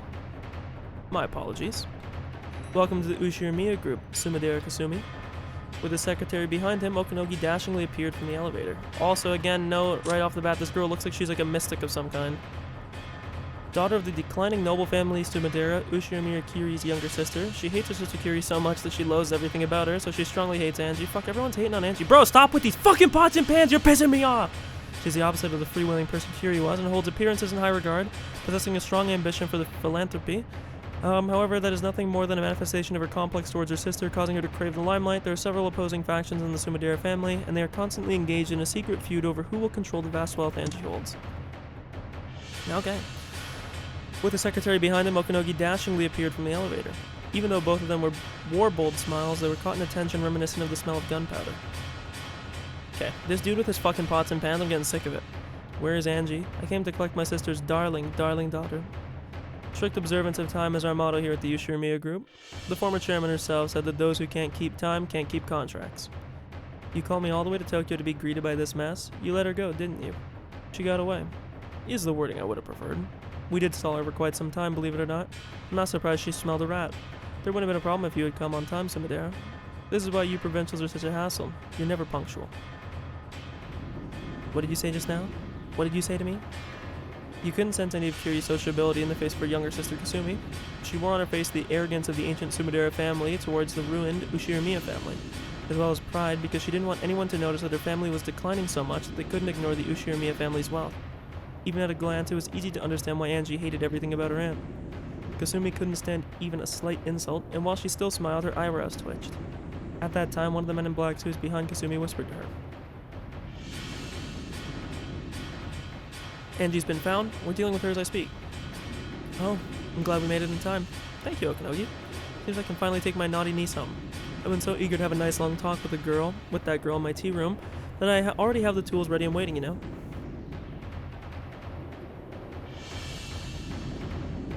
As the violence of the sound drew a helix, it rushed up at me from below, threatening to swallow me up. Of course, even if I fight them, I stand no chance of winning. Even so, if I run into the building, it'll be like jumping into a dead end of my own accord. The enemies will increase in number with time. If I can't do anything here, I won't have any more chances to escape. Then 3 muscular black suits came into view below me. 1, 2, 3. 3 people. In other words, everyone who had gotten out of the car. If there had been just one of them, I might have been able to wait for the moment of arrival to drop kick him as hard as I could, which might have worked out. She's gonna jump down and steal the car. But it really is impossible with 3 of them. Wait, 3, huh? 3 might just be about doable. I can do it. Whew. Ah! And she... What? You idiot, stop. Look out! Ah! I fucking knew it, bro. It was so obvious. That's why she pointed out that nobody was in the car. 01 calling 12. Do you have her? Please respond. What's wrong? Respond. What kind of person? Damn it. Ouch. Look, see, that worked out, didn't it? It's just 3. I've already experienced much higher places. After all, I knew I could jump down just 3 floors. It's a good thing that the car they came in was right beneath me, even if it wasn't as pleasant as a trampoline. It broke my fall a little gently, a little roughly. Well, that makes me feel wonderful. No one asked you to go out and dent that badly. Having broken my fall, the roof of the car now had a massive dent around my body. I guess car roofs are more delicate than I thought. I was about to say, or you weigh more than I thought, and she literally just said, I don't think it's because of my weight. Apparently the 3 men on the stairs hadn't anticipated me jumping down. Having realized that they had been outwitted, they hurriedly rushed back down. I have to run and escape while I have the chance. As I moved my body, the car roof made buckling and popping sounds. But I had been naive. There was no way they'd have all rushed up the stairs without leaving one person behind. There was one black suit left in the driver's seat. Okay, never mind, that had broken my fall. He stuck his head out of the window, and when he realized the thing that had fallen on him was me, he jumped out. In a rush, I jumped off the roof, but his reaction was really fast. Either there was a massive reward for capturing me, or a harsh punishment for letting me get away. 15, secured. Ow, ow, ow, ow. Get your hands off me, let go! I was mercilessly held down against the asphalt. I was being crushed face down, covered and pressed down from above. It was a hold without a trace of elegance, but it really was logical, and left me absolutely no room for resistance. I tried to push back with both hands, searching for a way to resist, but I was being pushed down solidly. I couldn't even tear myself off the asphalt. Then another car came, squealing its tires as it slid to a sudden stop. Guess it's all over, unless they're gonna help you. Yeah! The man that had been crushing me let out a sharp cry. He'd yelled close to my left ear, making it ring. What in the world? The black suit and I were unceremoniously rolled over. After being turned face up, the first thing I saw was an arm stuck out right in front of my eyes. Amakusa? Why are you here? Let's talk about that after we've lost them. To the car quickly, miss. Amakusa grabbed my arm and easily pulled me up, spinning me around with himself as the center of gravity. The thought that it was a little like a dance lasted only a few brief moments before he flung me through the open door into the driver's seat. I climbed over the handbrake and slid into the passenger seat. Pushing me through, Amakusa also got in and took up the driver's seat. Since we had suddenly taken off while I was still on all fours, I had to kick and struggle around on the seat for a while like a turtle flipped onto its back. Amakusa checked the rearview mirror for cars in pursuit, but flew into the artery of the big city without lowering his speed in the slightest. We set our way between cars one after another, just like a chase scene in some action movie. Tossed about by his horrible driving, I had trouble getting myself reseated. Any injuries, Missy? All good. Humans are surprisingly durable. From now on, whenever I miss a down elevator, I'll just jump out of a window instead. You could just say I'll miss an elevator. Looks like air dives are your hobby, Missy. Still, I recommend that you bring a parachute next time. I'll do that if I remember that after jumping. Ha ha ha ha, cool. He smacked the steering wheel, guffawing. Need an explanation for this flippantly spoken man? His name is Amakusa Juza. He was originally one of Auntie Ava's guards. Let's see. Former guard of Ava's, extreme thrill seeker who accepts danger. Okay, bro, this fucking guy now he's got a flute for fuck's sake. He had served as Angie's bodyguard before, but after he broke Ava's strict order not to talk to Angie countless times, Ava ultimately took a dislike to him and let him go. Angie herself didn't find him all that bad because he was someone she could talk to. JSDF, Foreign Legion, private military companies. This man has traveled them all and has skills in counter sniping and escorting VIPs. Okay. She hated him for being too jokey and too chatty. He was especially young amongst the guards, but contrary to his outward flippancy, he had hopped from the 1st Airborne of the JSDF to the French Foreign Legion. placing himself in overseas private military companies and high-class security companies. Holy fuck, the peace and quiet after that song that's gonna come right back. Get ready for it. Companies one after another, making for a pretty incredible and unique career. But I heard that he ran off from both the JSDF and the French Foreign Legion, and that he'll be arrested if he enters France again. Both of these flippant episodes were very typical of him.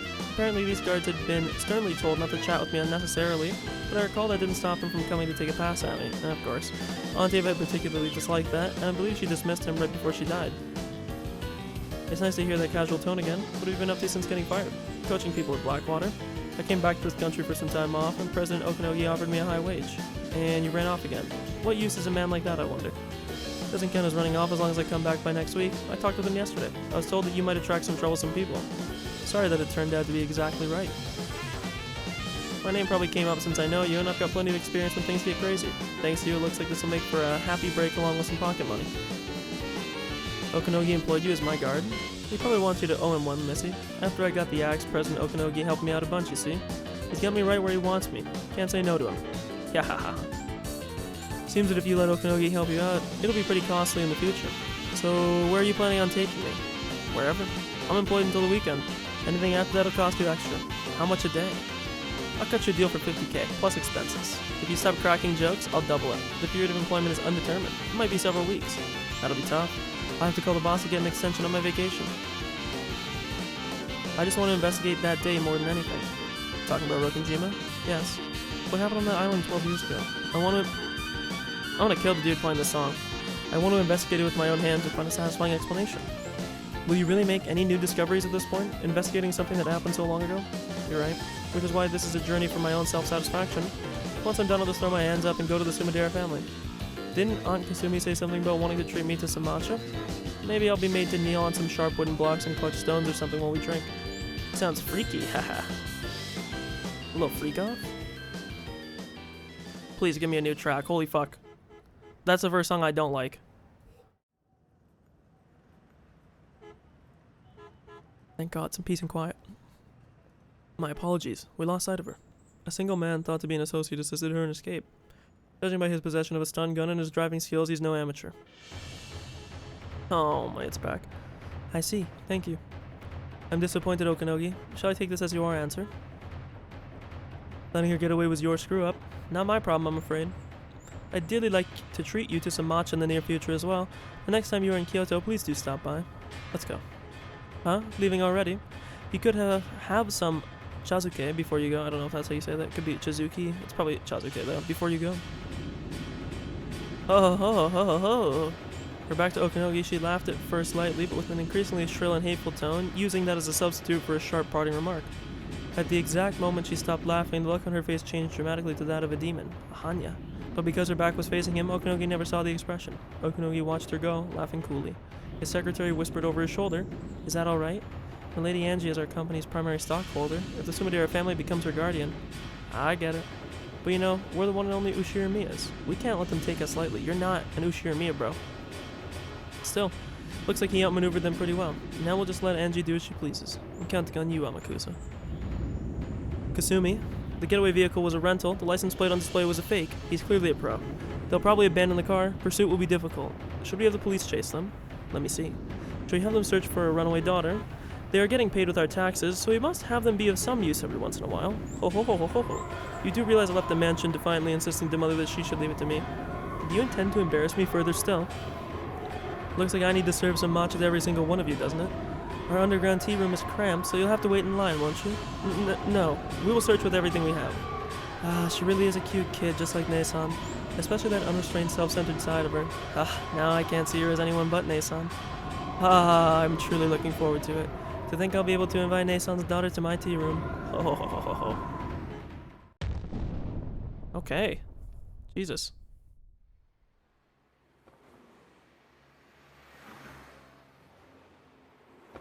Sumadera family sure moved quickly. Did Okanogi sell me out? You're joking. He's my client. If he'd sold you out, he wouldn't have hired me, right? I guess that's true. Ah, so that's why you got off the elevator at the 3rd floor. Having a car waiting in the underground parking lot was suspiciously well organized of him, you see. I thought that he might have sold me out. Although at this point, it's impossible to prove whether there was an ambush set up in the parking lot or not. Right. Damn, poor guy. Looks like he didn't have your trust, Missy. That car in the basement was mine. Huh? He was talking about you. I freaked out when the elevator was empty. If I hadn't been able to listen in on their radio, who knows what would have happened by now. So what? If I had obediently believed Okanogi and gone to the parking lot, there would have been no need for me to do that jump off the 3rd floor. Pretty much. Well, it turned out alright in the end. See, that was his lesson that he was trying to tell you, Ange. You gotta be more trusting. Well, that's something. If I hadn't suspected President Okanogi, I could have easily escaped without getting caught in a tough spot. President Okanogi might have sold me out. No, because paranoia told me that it was better to suppose that he sold me out, I assumed and decided that he did. Because I wasn't able to believe him, my truth, regardless of his truth, became, he sold me out. I thought back on President Okanogi's words. Can you really call truth, truth, if it isn't absolute? Truth can change completely depending on whether you have love or not. In the end, perhaps this thing called truth doesn't exist. For each person who speaks it, another truth is born from their interpretations. That's all there is to it. If I can't accept something that's indeterminate as truth, then where does the truth that I really want to find exist?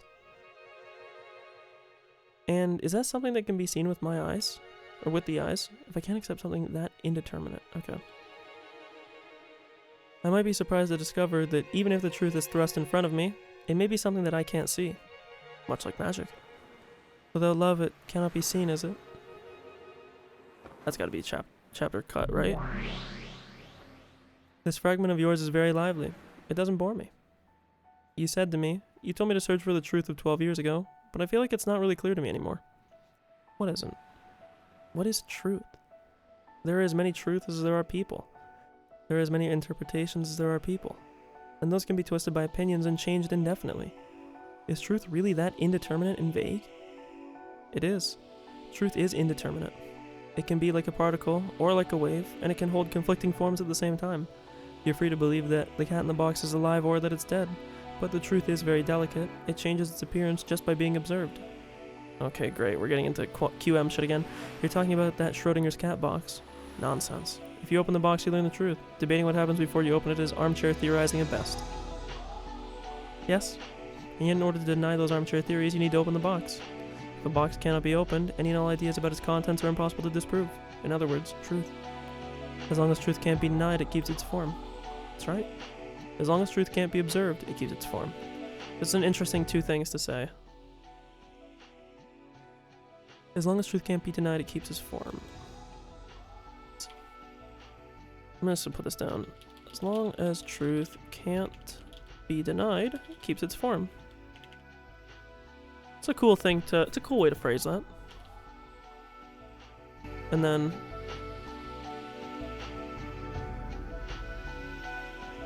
so any reckless statement can suffice as truth if it can be exposed as a lie. Yes. Even if they contradict each other, endless ideas can exist as truth at the same time without being negated. Okay, this is an again, this is, I know this sounds sort of silly, and yes, these statements are like legitimately like true on their face, but, or they follow, I should say, maybe. Any reckless statement can suffice as truth if it can't be exposed as a lie. Okay. Even if they contradict each other, endless ideas can exist as truth at the same time without being negated. Okay, that's another good quote that I want to put down.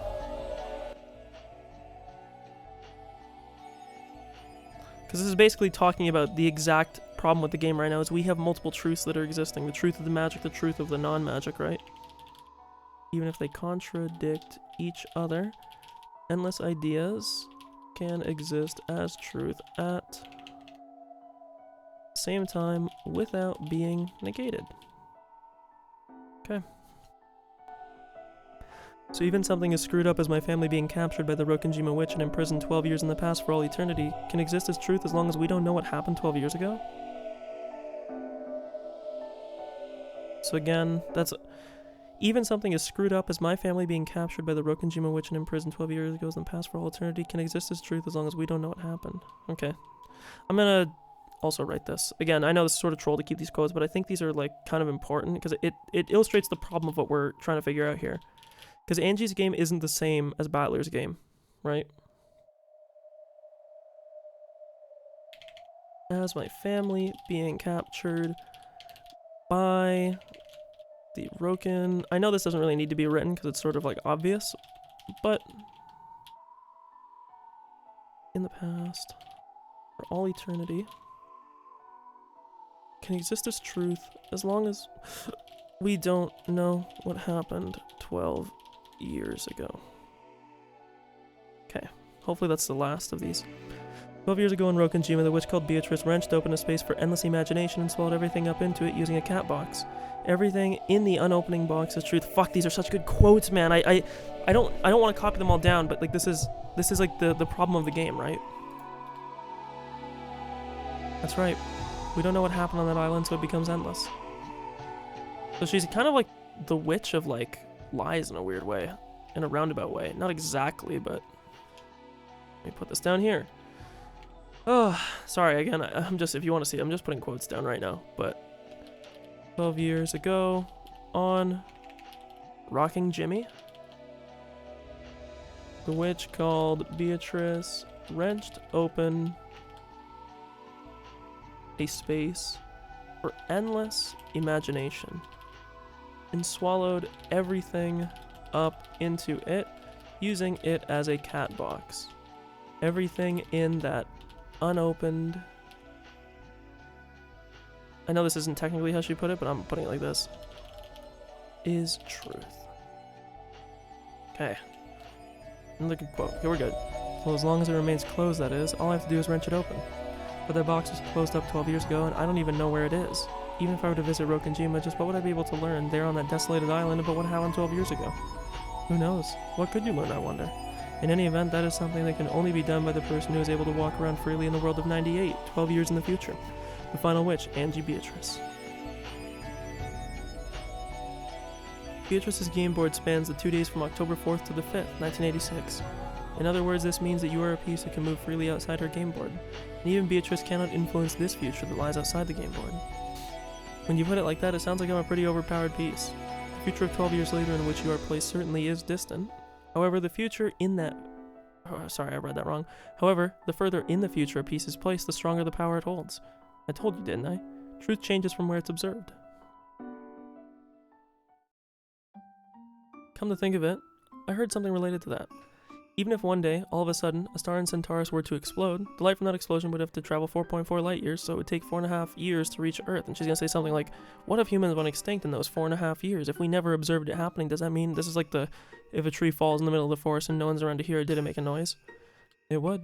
In other words, even if the sun in Centaurus had already died, people on Earth wouldn't be able to perceive that fact for 4.5 years, because no method of perception exists that is faster than the speed of light. At the time we learned that the sun in Centaurus has exploded, it's actually happened 4.5 years ago. We Earth people will paint over our past 4.5 years of history with a new truth. We will revise history with a new fact, that it exploded 4.5 years ago. However, the 4.5 year period until we learn that, despite the fact that it already died, the mistaken truth that the sun of Centaurus still exists will still be able to exist as truth. The truth of the future wins out over the truth of the past. That's a very cool way to write that, but it's true. It's right. By itself, the Rokenjima accident would have given rise to nothing but suspicion of a murder plot revolving around Aunt Ava and the Ushirimiya estate. But in the years that followed, it was dramatized through the occult and the plot was painted over as the legend of the witch. Even though it was clamored over as a murder plot at the time of the incident, even though it was... Oh, sorry, I totally read that.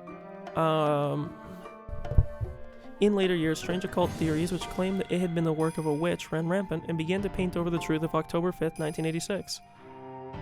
The murder theory will probably be forgotten over time, and only the more bizarre impressive witch theory will continue to remain a superstition and eventually paint over the murder theory entirely. Yes.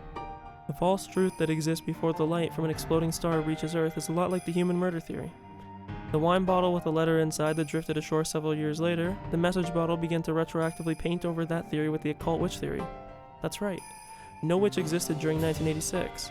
The witch took control of Rokenjima because she was observed several years later by us humans of the future thanks to that message bottle, which, mind you, I think was sent by Maria, right?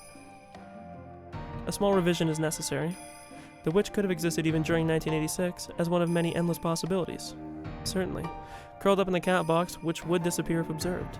That's why the message bottle is so pernicious. The witch tried to get us out of the box. She made it so that she would be observed, weeding out all possibilities other than the witch theory. In other words, to make it impossible for herself to be negated, she negated all possibilities other than the witch theory. Okay, so I'm gonna put this here. Ange states that the bottle washing up, I believe this was think at the end of the first episode.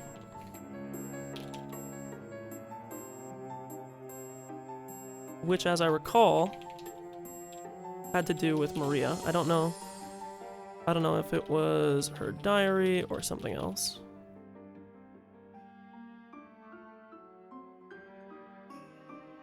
Well, I'll be damned. So in other words, Beatrice satisfied the devil's proof with the frontal attack, and that was part of the witch's plan from the beginning. The message bottle is information observed in the future after 1986. It cannot be observed by Beatrice or Battler. Okay, and then also, here, we have future truth overrides truth of the past. This precedes the bottle conversation. Was Beatrice's attempt to insert a future proof on the events of the past, such that it could only be observed through that lens. It can only be observed by Ange Beatrice. In truth, I didn't want to investigate the message bottle. After all, reading it would be like listening to the witch's side of the story.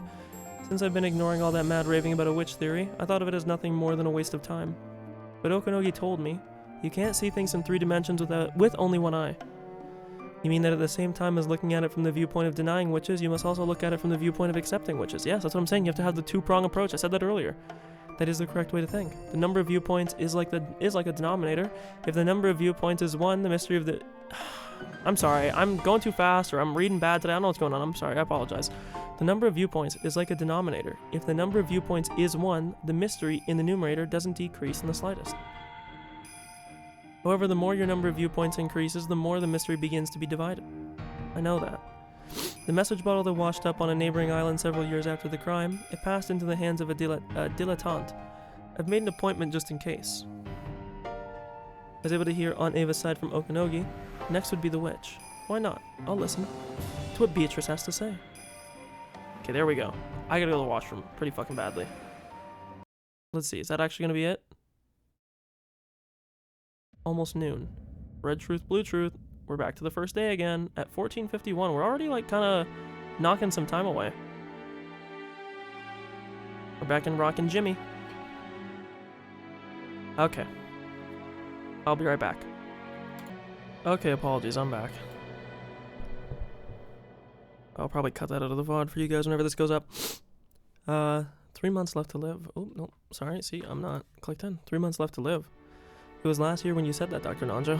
Oh, sorry, I only get 3 lines per episode, so I have to make sure they're good. I only spoke of what I determined from his overall physical condition at the time. As a result, it has just worked out that this year he has... Despite the doubt being cast on whether Father can make it to the end of the year, the fact is that even now he's enthusiastically immersed in his occult research. And still you would say he has only 3 months left, Doctor. As I have been saying, Kinzo's... Is it not a wonderful thing that our respected father still has his vitality? Out of parental respect, all of you desire to greet Father so badly that you scarcely know what to do with yourself. Or all of... I think I said you, or all of you desire. So you cannot accept the fact that he will not see you. Given that you have all begun to prematurely divide up the inheritance while the sun is still in the sky, I completely understand why it is that Father does not wish to see you.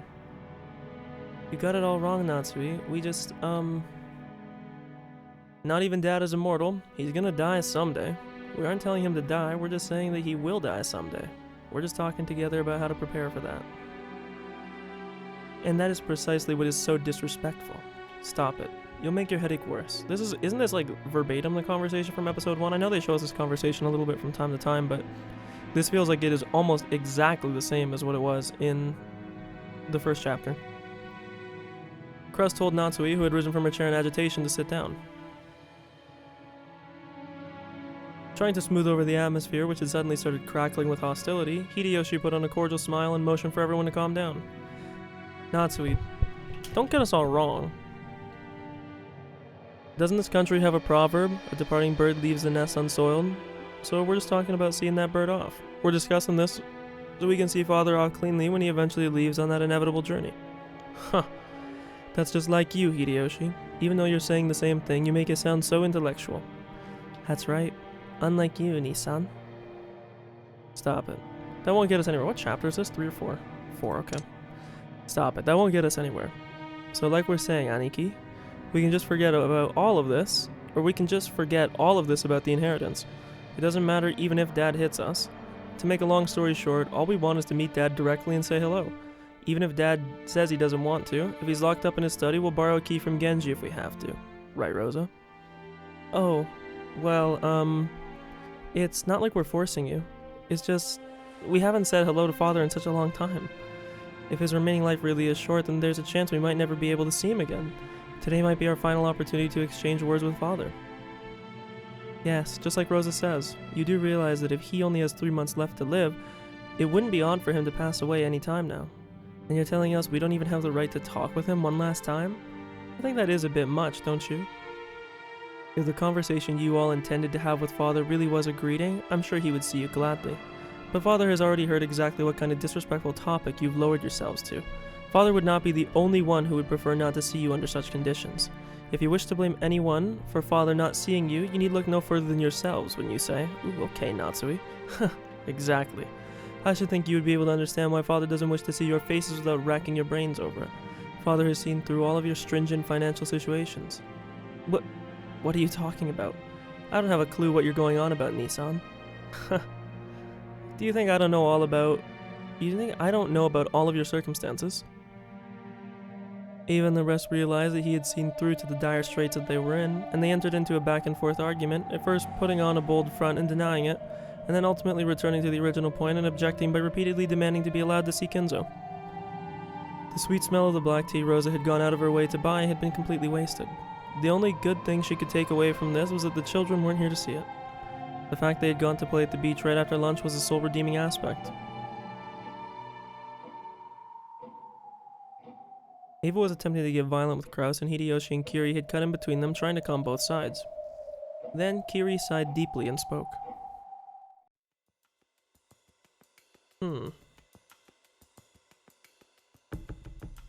Sorry, my lips are still really bothering me. Even with chapstick, Jesus. I know it's because I picked them that they get like this, but I'm sorry, Kraus. I know I'm an outsider, but I wonder if you would let me speak for a moment. I have a proposition. What is it, Kiri? First, and this includes my husband as well, for many years we have made light of the efforts you have made by living with Father and taking care of him. Okay, ... Sorry, this is not me. Don't you think so? Well, I guess so. We've got it easy since we get to go out into the world, but Aniki's been babysitting Father for decades now, and sure, that must have taken a lot of effort. I'll accept that, but what's your point, Kiri? We must acknowledge that Kraus is Father's caregiver. Isn't that true? We've always feared Father and have been pushing the task of taking care of him onto Kraus. I believe everyone here would acknowledge his efforts. Wouldn't you, Ava? And so what? Owie. Nissan is Father's caregiver. Who is an outsider like you to decide things? Okay, calm. Kiri, what are you talking about? Kiri, please continue.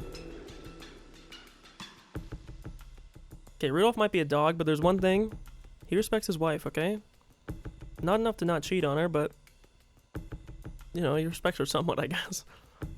We should be more grateful towards Kraus and Natsui. We should say thank you for always taking care of Father. It's because we have no feelings of gratitude that we have these unproductive clashes. Isn't that right, Kraus? Oh, now this is a surprise. I did not think that you would be able to understand our efforts, which even my true siblings have not stopped to consider. It is a natural duty for the successor to the Ushirimiya family head. Yeah, it is a responsibility of the successor to the head, isn't it? And it's precisely because you take care of Father, that we must acknowledge you as a successor. Excuse me? Am I going to be consulted on this at any point? You outsider, what gives you the... Wait, Aneki. She's right. It's just like Kiri says. You are the successor, Aniki, because you're taking care of Dad. It's just like you said. Rosa noticed, and then Ava too. Ava's barking demeanor towards Kiri for advancing the discussion on her own disappeared in a flash, and she instead stared at Kraus and Natsui. Natsui couldn't understand that sudden change and was slightly flustered. Kraus, if you would accept just a few conditions, we won't ask you to let us meet Father again until he dies. Of course, we won't tell you to let us see him at the moment of death either. We would even be absent at the funeral. Oh god, look at this new sprite. Is she trying to say, like, look, you can buy us out of the family? Is that like the... Oh? I haven't a clue what this is about, but very well, I will humor you. Tell me the conditions. First, the term successor to the head refers to the caregiver of the current head, Ushirimiya Kenzo. Go on. Second, the duty of the caregiver is to look after Ushirimiya Kenzo for the rest of his life. To make things simple, the caregiver's job is to care for him until his final moments. You were prepared to do that from the beginning, Kraus, so there are no problems. Naturally, I have no objection whatsoever to either of those conditions. I am already carrying them out. Third, in the remote chance that the caregiver is neglectful in his responsibilities of supervision, he will be stripped of his rights as a caregiver.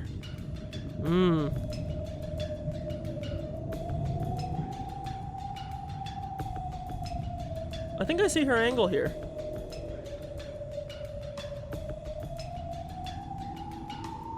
So she's gonna force him into doing a certain role, and should he fail to do that role, he'll basically be skipped over. With that sentence, all slack disappeared from Kraus's face. Natsui alone was still having trouble understanding what it meant. Oh. Are these responsibilities of supervision that the caregiver bears? Oh, I didn't mean to skip that because it went right as I pressed space. Just what exactly are they? It means supervising so that father can live in good health until the end of his natural lifespan. I'll go into more detail. In the case that father dies anything other than a natural death, the caregiver will be stripped. Oh, okay. Kiri modifies the deal we saw in the first chapter, stipulating 1, the caregiver of Kenzo is the next successor. The caregiver has to take care of Kenzo for the rest of his days in good health, and I'd say in good health with good practice. Failure to do so will cause the caregiver to be stripped of their rights as caregiver and thus successor. This includes if Kenzo dies of any method that is not a natural death. Okay. In that situation, the next highest ranked is to be selected. In this scenario, the next highest rank is selected instead. Isn't this kind of setting up for like a...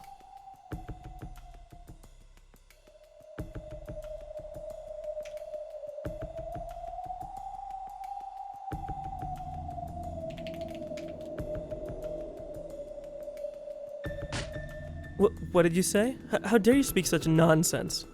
Ho ho ho, my, a caregiver's responsibility is grave indeed. However, people can die in many ways. For example, the old and infirm sometimes die by getting food got in their throats. I have no doubt that this would ordinarily fall under the broad definition of death by old age, but with your argument that would become a death by accident, and I would be made to bear the responsibility as supervisor. That's unjustly disadvantageous to me.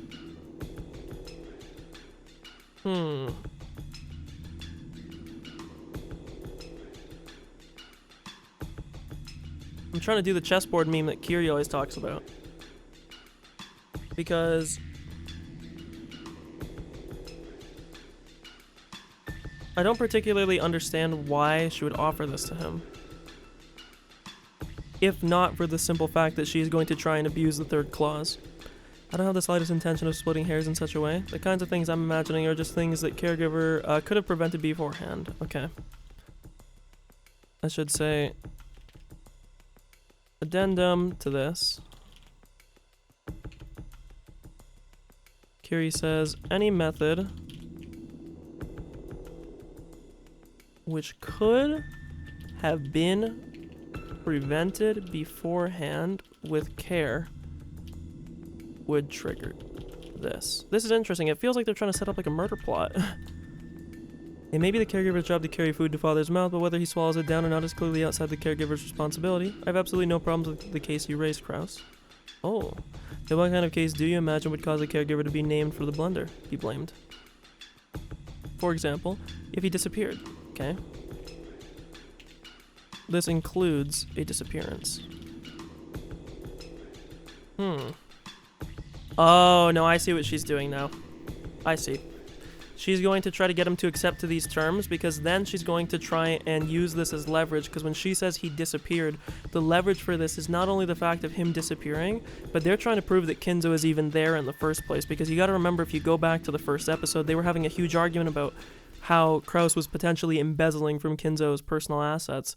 And now what Kiri is going to do is she's going to use this leverage of saying like, oh, well, if he were to disappear, that would fall under this thing of like, you could have prevented it. And so because you could have prevented it, because that is something that could have happened, what she is then going to do is she's going to say, I don't know that he's even there right now.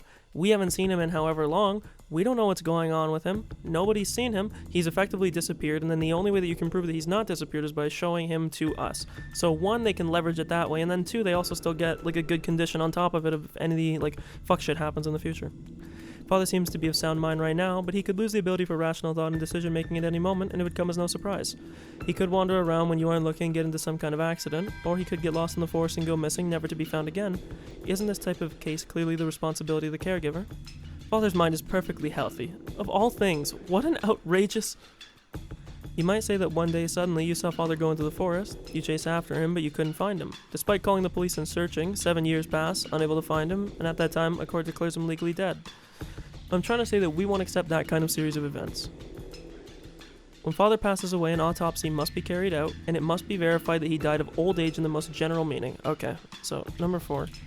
When he dies, an autopsy must be held, and the death must be determined as natural/old age, falling within the bounds of reason/common sense as to what natural/old age means. Okay, I'm just writing these down in the notepad. A death for any reason other will be held as a caregiver's responsibility. See? They're nothing more or less than the things you have already been toiling at up to today. They aren't strange conditions or anything of the sort, right? You are mocking us, insulting us. I find it difficult to imagine why my husband must be coerced into a rule that disgraces him in such a way. Actually, I've been suspecting it since last year. No, everyone here probably suspects it. Ava, Hideyoshi, Rudolph, and Rosa too. Everyone has suspected the whole time, but it was so dreadful to imagine that no one actually said it. Huh. Ah, I see. So this is what you're trying to say. Exactly. Which is what I was saying, that they're gonna prove... I love when I jump the shark. Or not when I jump the shark, but I stick the landing. Fuck, it feels so good. The father is already dead and I've been hiding it. Yeah, that's right. This is one of the theories I thought of as the key to solving the final mystery in the previous game. You mean the last one in the previous game? The mystery of who killed Dr. Nanjo? Yeah. The witch definitely did say a lot in red, so she mentioned the names of all 18 people and announced whether they were alive or dead and stated definitively that there were no more humans than that. But with this theory, I can weave my way through that gap. I see. So this is one of the answers that don't cause those two to contradict.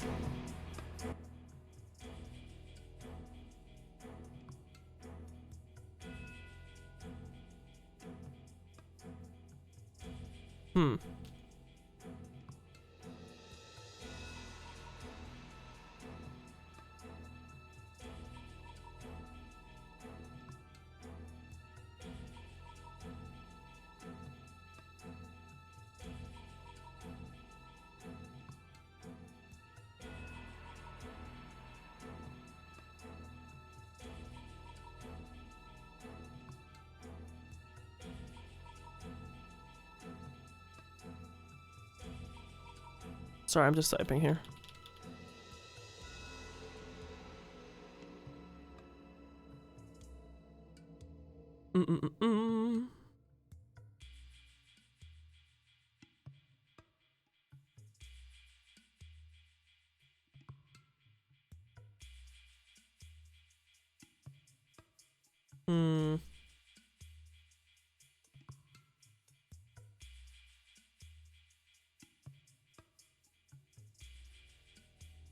How to word this?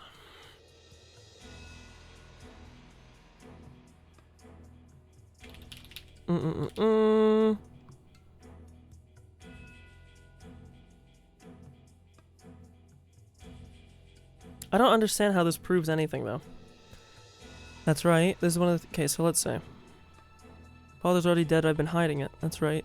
It's one of the theories I thought of as the key to solving the final mystery in the previous game. You mean the last one in the previous game, the mystery of who killed Dr. Nanjo?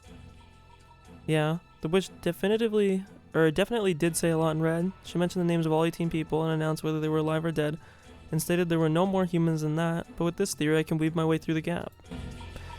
Like, I'm gonna close the notes for now. I don't really understand what he's saying, because Kinzo was dead. We knew he was dead. I see. You understand what I'm getting at? You catch on pretty quick, don't you? It's nice I don't have to explain. No 19th person exists on the island, but this gimmick lets us mix in an unknown new person X despite that. Yeah, to play around with people that were dead already, but I thought it was Hideyoshi if it was anybody. I don't know if it was Kinzo. Basically, the names of all 18 people just have to not match the 18 people on the island. Huh. No 19th person exists on the island, but this gimmick lets us mix in an unknown new person X despite that. Basically, the names of all 18 people just have to not match the 18 people. Fuck, am I being really slow right now? Like, I get what she's saying in essence with that, but she mentioned the names of all 18 people and announced whether they were alive or dead and stated definitively that there are no more humans than that, but with this theory I can weave my way through that gap. So what she's saying is that the name doesn't apply. Are they saying that, like, the Kinzo that's on the island right now is not Kinzo? Because that's the only other thing that would make sense. Because they're saying that Kinzo would already be dead at this point. And when you say Kinzo is dead, that's technically true. But you're kind of, like, making a shadow person. Okay, so this is another thing that I haven't really considered to this point. Before the game started, and that someone was posing as him, that the witch could say, you know, Kinzo is dead, but it wouldn't actually mean anything, because the person who was posing as him isn't actually him. Didn't consider the possibility that people could be faking identities / assuming aliases such that the witch could play semantic games with them. Anything, this makes me suspect the servants more, since they have two names, technically, as far as Shannon and Canon go. We know Shannon's real name is Seo, and we don't know Canon's yet. But if it only... See, this is the thing where it gets weird, is like... If this is a distinction without difference, then the only other person that could be faked would be Kinzo. Although again, this assumes that a lot of people, such as Natsuhi, meeting him in episode 1, were fake, or that this fake Kinzo was so indistinguishable to the real one that even those who were around him regularly can't tell.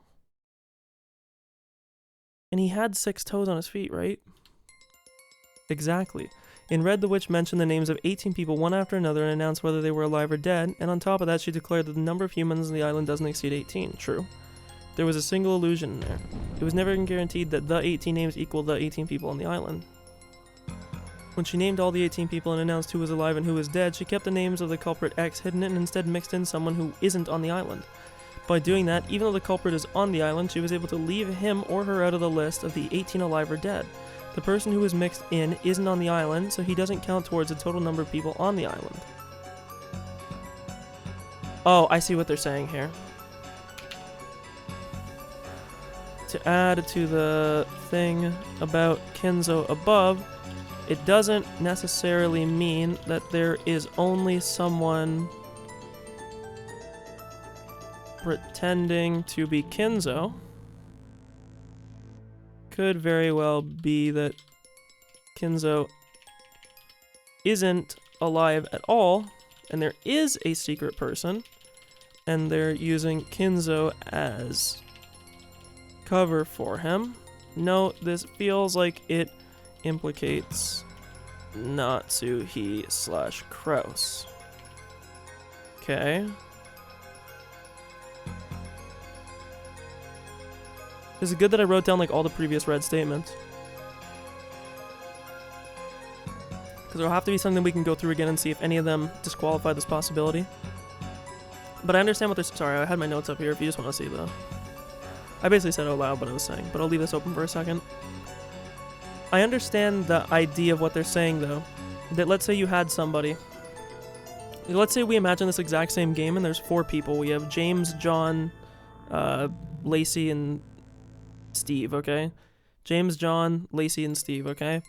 Let's say that somebody has subsumed Steve's identity, and that guy's actually name is Ryan. But Steve died off the island already. He's already dead. And then the witch goes, okay, you know, on this island, Steve is dead. Lacey is dead.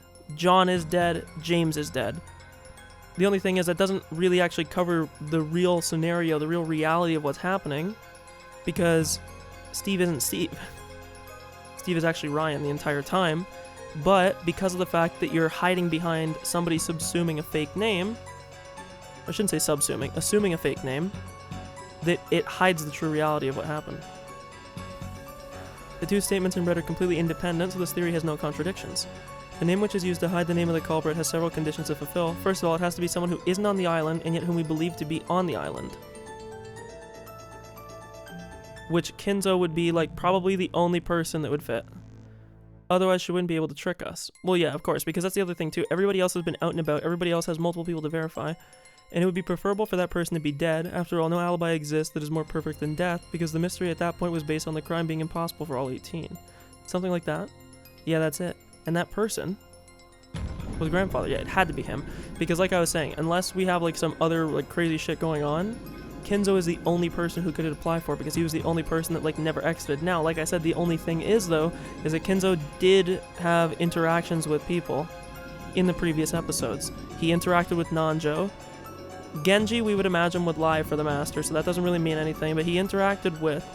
So again, there's 2 possibilities. It's either that the Kinzo we know is like a fake Kinzo, in which case even more possibilities open, but the more interesting possibility is that Kinzo is all dead, but then we also have to explain that the game was lying to us, with Nanjo seeing him, with Kraus talking to him through the door at multiple times, you know, like people were talking to him through the door. This theory, like, it makes sense, but I don't know if it necessarily can be applied to Kinzo. I feel like there's too many things that line up with Kinzo. I think it would be more likely that one of the servants could pull this off. Because again, this is the one thing where, like, I don't know if they're going to make a semantic distinction when they talk about the servants, when they say that, when they say Shannon is dead, Shannon, like, in red, like, we know that's not Shannon's real name. So does that, like, disqualify that statement because it's not her real name, or does it still count because it's like, well, we know what you're referring to, you know?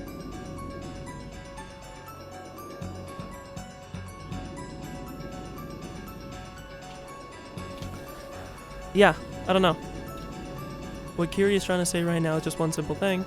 We're being told that grandfather is locked up in his study, saying that he doesn't want to meet anybody, but there's a possibility that he's actually already dead, and that Uncle Kraus is lying when he claims he's alive. That's right. Grandfather's been closed up in his room this whole time, and no one's seen his face. That's not true, though. We know that's not true. Why would you even say that? We know that's not true. Not so he saw his face. She went in and talked to him in the episode 1. Nanjo talked to him. Multiple times, even. I like this theory. I'm just trying to think. I like the way this theory works, and it feels like it could be true. But I don't know how to make it fit. I'm trying to put the square peg through the round hole right now. And it's like it almost works, but it just doesn't. There's like some edges that just aren't fitting here. And Uncle Kraus and the rest are conspiring together to trick everyone into believing he's alive. If Kinzo dies, the distribution of the inheritance occurs. However, if Kinzo doesn't die, no. If he dies but it isn't announced, the distribution of the inheritance doesn't occur.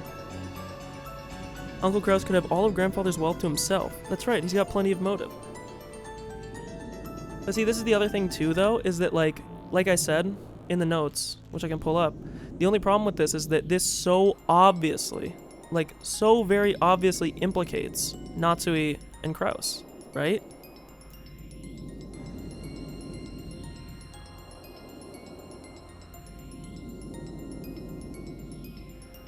Has there been any time other than the very first episode where Natsui and Kraus have not died as a part of the same killing? No. Because in episode 2 they were both carved together in the first scene, and then in the last episode they were strangled together in the guest house. In the first one though, Natsui lived the whole time, and again in the first episode she talked to him separately. Again, this is a weird one because I agree with them in principle that this makes sense.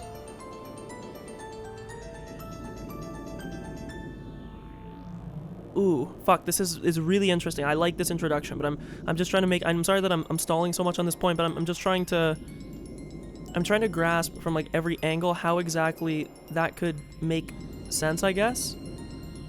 Because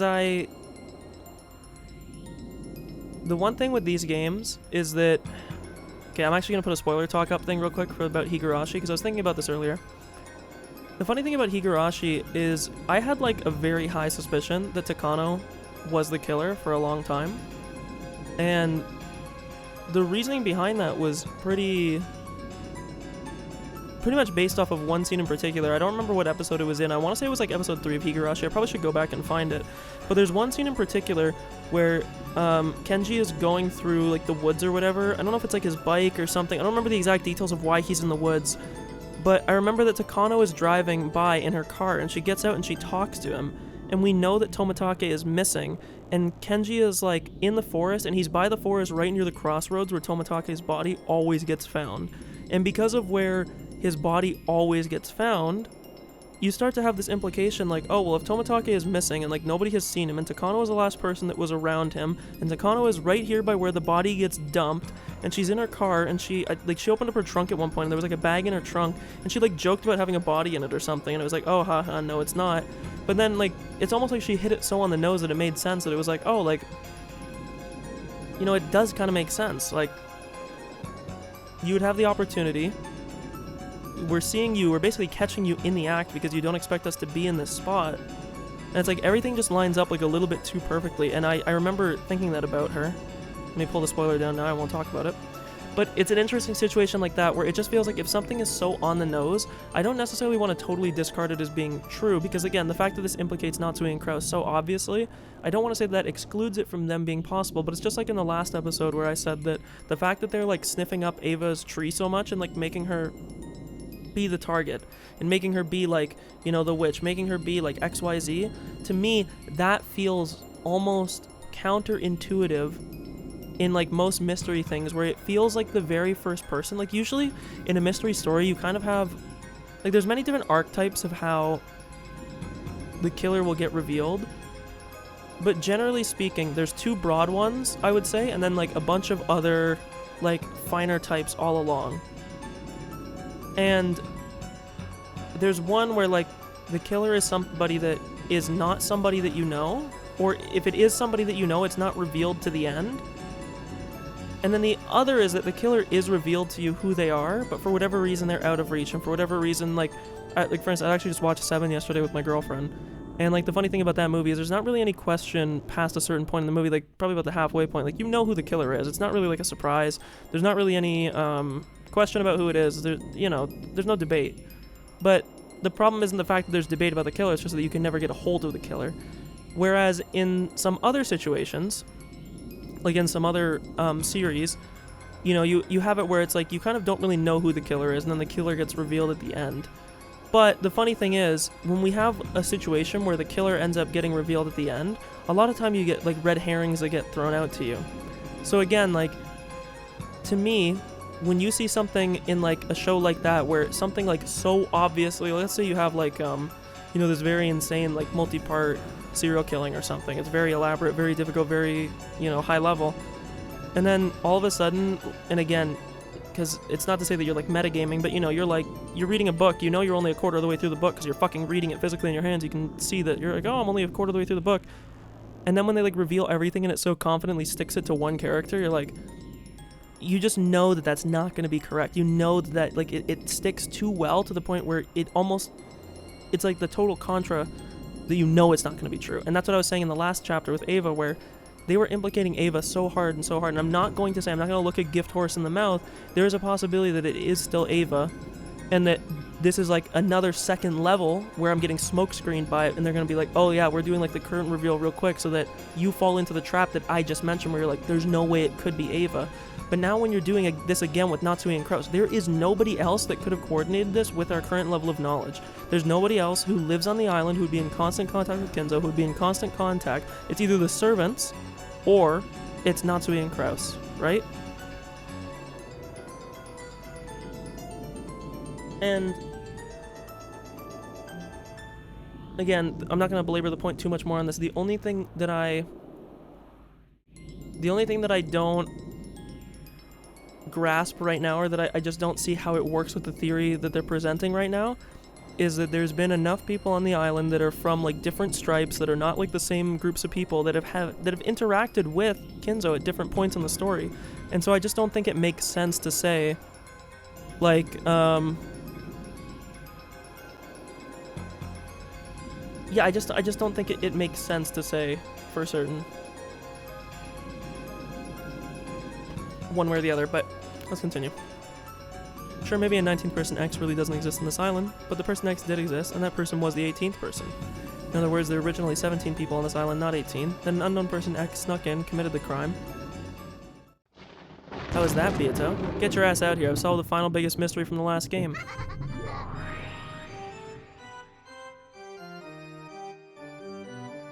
I don't think this is correct. I think she's going to shoot this down instantly. As Battler declared that forcefully, the crisp sound of clapping came out of nowhere and their surrounding turned bright, becoming the usual witch's tea room. Bravo, bravo. I cannot deny the sense of being long overdue, but in any event, despite your incompetence, you've managed to produce a single answer. Cessation of thoughts is possible, even for a lump of concrete. Okay, one sec. I want to actually see when she spoke in English there.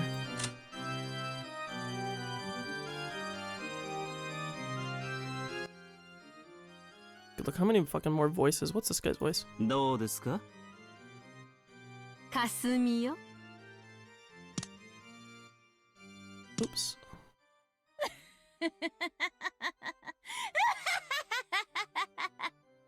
Bravo! Bravo, そ bravo. なたごとき無能にしては Okay, we get it, girl. I just wanted to hear you speak English. Bravo, bravo.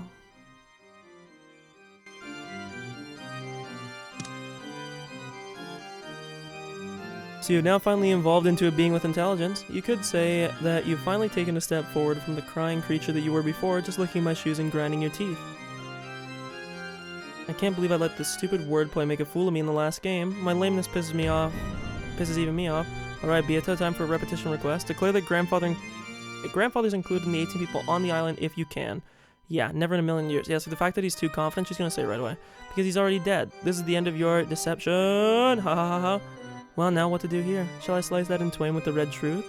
No, it might be good to hold back for now and let you get all excited. If I'm gonna push you off a cliff anyway, it would be much more interesting to lure you to a higher place first. As Beato sneered obnoxiously, it even looked to me as if she was still searching for the perfect expression to tick me off even more, as though she was saying that the answer I had finally reached was entirely too ridiculous. In contrast to my visible annoyance with the witch's attitude, Gretel had a blank and composed expression on her face, almost as though she had expected the witch would act that way. I see. So just like Battler learns and grows, so does the witch. What's wrong, Beato? Quit stalling. Can you repeat it or not? Answer. Cackle, cackle. Stop it, Battler. The witch won't answer so easily, as long as she doesn't think it will benefit her. What? What do you mean? Because you've been at the mercy of this red truth in the game so far, the witch has used it over and over again. But now the situation's different. You're luring the red truth out and are instead using it as your weapon. In a situation like that, there's no way the witch will keep firing off the red without reason, right? Gretel, or whoever you are, it seems that you are quite sharp, unlike Battler. Well, yeah, this is what we were talking about earlier, that, like, she's only ever going to use the red in a situation in which it benefits her. Because using the red in another situation, like I had mentioned this earlier, is, let's say, you know, I'll use the door analogy again. It's like a Monty Hall problem in, like, a very weird, more convoluted and not as clear way. That, like, let's say that there's 10 possibilities, and let's just say that some divine being has come in and said that, you know, there is only 10 possibilities. And behind one of those 10 doors of truth is like the objective truth of what's going on in the game. The thing is, every single time that she uses red, even if she's using red to strike down one of the false doors that we think might actually be the real truth at that given time, every time she cuts down one of those doors, it's narrowing down the other choices. So once we then look back and reassess, we go, okay, damn, now there's only 9 doors. You know, you repeat that over and over. And she's going to get to the point where she's going to say, well, like, I'm not going to give you red truths that are going to cut down the doors. I'll give you red truths that will, like, you know, maybe put a scratch on one of them, maybe mark up the door, but I'm not going to do one that's going to obliterate it so that you can't pass through the one door, because all that's doing is disadvantaging me in the current thing.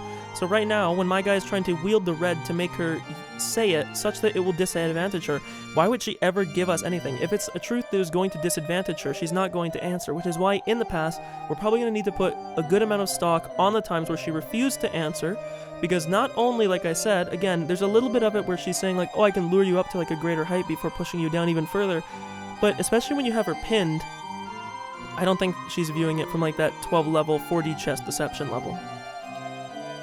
I have welcomed in a fearsome enemy. That is correct. When Battler is expecting me to use the red truth, why do I have a responsibility to answer to his expectations? I have no such thing. I don't even have a crumb for that croissant you ate this morning's worth of responsibility to please you. You bitch. Yes, oh yes, that's the face. I started playing with the red truth just because I wanted to see that face. If I cannot witness that expression of yours, then I have no reason whatsoever to play around. Now the thing is, if she likes the expression of Battler being, like, twisted and in pain, he could also use that expression and, like, feign these emotions to try and get her to answer in a certain way. Now, to be fair, she has some kind of, like, mind-reading power that we've kind of went over a little bit in the past. So, not entirely true. Also, I'm trying to see here. I'm going to be ending the stream at 6 p.m. It's 4:30 currently, so just because I have some shit that I have to do tonight. We'll be back tomorrow. I was actually wrong about when my school starts. Still have a few more days before school, so hoping to finish this episode before school is up and running again, because the stream is maybe more sporadic once that starts. Although, to be fair, at the very start, we'll probably be able to get through, like, episode 5 and 6, I'd say, at, like, a relatively similar pace. But, you know, once we start getting to, like, the last 2, especially because the chapters tend to get longer, probably get a bit shorter. But, yeah, just have shit that I want to do tonight, so just being a sore loser, aren't you? If you think you can say a bunch of crap to trick me because you can't respond to my repetition request, it's not gonna work. Don't be so full of yourself. An answer like that I could cut into pieces with no trouble at all. But I will deliberately refuse to speak in red. I will refuse to speak because that is what you want. Do you understand why? You just said it. You want to push him off the sweetest spot, at the sweetest spot. This ill-natured witch is saying that she won't use the red anywhere you ask for it anymore. In other words, she won't play along with your game of repetition requests anymore. Which makes sense. Exactly. Unlike Battler, everything goes quickly with this woman. There's never a need to explain. I will speak as I like with the red truth at the time I desire. Yes, the use of the red truth is basically a right that the witch has to exercise as she pleases. It's not a responsibility that she has to fulfill at whatever time the human side desires. But that depends on the details. Oh damn, okay, a little flip up there. What the fuck? The details? What do you mean? The witch has no responsibility to respond to your repetition requests, but if you start barking up the right trees, she might try to use the red to dissuade you from going up the right tree. But when and only when your claim would destroy the witch's theory. Exactly. See, she's saying if you force her, if you check her into a position where she has to respond, again, we're going to get a chess analogy out of this, I can already see it. But she's saying, like, let's say that we're playing chess, or maybe just like another game. Maybe chess isn't even like the good example here. But let's say we're playing chess, just for example. Every single move that you make does not need to be met with an immediate response. But if you make a move and that move puts your opponent into check, they are obligated to respond. So right now, she has no responsibility when I'm asking her, especially early on in the game when there's no point, like why would you reveal such a big thing? But if you start barking up the right trees and you start getting her to a point where you're cornering her, well then she kind of has to act, and then she's going to use the red to try and either throw you off the trail, but then you also get into like a weird mind game thing where you're like, well then at that point you can almost know, to be fair, we almost know in general that, not that all the red truth is bad, but that the red truth by nature is meant to throw us off the trail in some way. But the very fact that she will be forced into a corner where she has to use the red truth, even if the red truth means nothing, it's still telling you something, that like you're kind of going in the right direction. Because in this court without a judge, that which is not refuted becomes a truth. In just the same way that whenever you've stopped thinking and been unable to make a counter-argument against the witch theory asserted by the witch, it has immediately become truth. Then since she doesn't have a counter-argument to my reasoning, that means it's right? Not necessarily. It doesn't necessarily mean that it's right, but it means that you might be going in the right direction. It's hard to necessarily say if that is the 100% correct claim, but you're at least moving towards a more true statement. And if you move close enough to it, she will try and use the red truth to throw you off of that path if it is true. So again, like to give an example, let's say that we buy into this theory about this whole 1819 shenanigan with aliases and names meme, that Kinzo was already dead this entire time, the game has been unreliable and been lying to us about all the CND, shut up, yada yada, all that. Okay. Let's say that that is the objective truth. Let's say I can ask God or, you know, whoever's running the game, and they say, yeah, that actually is what's going on. But my character doesn't know it yet. But let's just presume that, just for the sake of the analogy or for the example here so that it makes sense. Then if you're barking up those correct trees and you're starting to get closer and you're narrowing in on what you think is the truth, then she's going to use the red truth to try and make it seem like, no, that's not the case. Or she's going to be so pinned that she can't reply, right? And then she loses. Let's just check, you know? Since she doesn't have a counter-argument to my reasoning, that means it's right. I'm correct in my deduction that the culprit is the mysterious 18th person X and grandfather's already dead. At least until the witch argues back. Truth loses to new truth farther in the future. Yep. The tricky part is that even the timing of the counter-argument is up to the witch. In other words, maybe your reasoning just now is correct, or maybe the witch is holding off and arguing back even though you're see, this is what I was saying, is that it depends sort of, you don't know. Like, this is why you shouldn't, I think what Ange is going to get at, which is very true, is that Battler should not be determining what routes he should go down or what trees of logic are true based on the reactions or the information that the witches give, or that the witch gives. He should be going down whatever path is just the path that the data backs up, or like what he sees or what he can reason into backs up. He shouldn't be looking to Beatrice for answers, because Beatrice by nature is only going to swerve him in directions that are beneficial to her. She's not going to, you know, direct you down like the path that is the path that she will lose in. She's going to purposely build you up and up. So what Ange is saying here is like, yeah, you might be on the right path, and so she might be refusing to answer because you're correct, or maybe she's purposely doing this to fuck with you. You can't know, but you can't expect her to like answer back to you. She's going to use it. Or else the witch may be ignoring it because it doesn't shake the basis of the witch theory in the first place. The point is we can't tell the difference at the current time. Exactly. So you have to progress the theory to a point where it either does or doesn't, and then you assess it from there. Is that more or less it? Cackle, cackle, cackle. Damn you, Lady Burncastle, for throwing in such a troublesome piece. Thanks to that, I'm losing all my lines. The witch has learned to respond to your repetition requests at a separate time. Maybe you could also call a delay. God damn her. So even if I offer some mistaken reasoning, there's a possibility that Beato will intentionally let me flounder without disproving it, and at the very end, after I've built it up even more into some grand expansive theory, she can chop it off at the base and turn everything over. Yeah, exactly. That was like what you did in the second chapter. That was like the entire thing, or episode rather. You followed down such a specific path so concretely, you were so convinced that it was correct, and then you got totally dogged at the end by her flipping it on its head. That's why you don't want to set this up to be everything. You know, like, it's like, in a weird way, it's not exactly the same, but it's kind of like a scientific theory, right? That if you have an entire scientific theory that is based on, like, one pillar or, like, one axiom, if we can prove that one pillar or that one axiom is kind of shaky, well, it's like a house of cards. Everything else comes toppling down afterwards. What Ange is going to argue is that, and this is probably what the triangulation, like, theory that she's sort of running with makes sense of, is that you don't want to be just, like, one pillar. You remember, this is going to be such an odd analogy. I'm sorry I'm yapping a lot here, but it's kind of fun for me. If you think about that one phone game where it was like you're stacking blocks on each other, and every time you stack a block and it doesn't overlap, like any of the parts that don't overlap with the block below it get deleted, until at the end you have like a really thin tower because you have to like make a harder and harder thing to overlap on top of, if you know what I'm saying. What she's saying is that you don't want to be in that situation where you're just building up and up and up and up and up on a single pillar such that you can just kick the fucking bottom out and the whole thing falls down. You would want to build more of like a structure that is wide at the base, that you have a bunch of different pillars, which would be the bunch of different lines of attacks and points of view and reasoning that you're attacking her from, such that even if one of those pillars crumbles or gets destroyed, well, the rest can bear the weight, or the rest will still be, you know, moving towards the truth, if you view it like that. But hey, you could also view it as like a bunch of converging lines towards like a point, and such that even if one of the lines gets removed, it's like, well, the others are still converging towards the same thing, such that if only one gets through, she still loses. Well, she'd have to cut all the lines out, but there's probably one that might be true, you know? A single piece of reasoning becomes a bridge to the next piece. Through my repetition requests, I've been able to strengthen my position and advance bit by bit. But thanks to that damned Beato learning this strategy, or strange delay tactic, I can no longer confirm or deny my reasoning. It's like I finally got myself a cane to help me search around in the pitch black darkness, and now I've had it taken away from me. Now I'm just stuck, aren't I? Now, Battler, if you make a despairing face like that, I won't be able to stop drooling, you know? From the beginning, that cane was nothing more than something I gave you because you were so ineffectual. That just means that you can finally challenge me without a handicap, right? But that doesn't change the fact that repetition requests are one of Battler's methods for fighting back. As I already said, as long as it's something fatal that would destroy the witch theory, the witch is obligated to argue back and therefore to speak with the red truth. So, what she is also saying here is that depending on how you formulate the questions,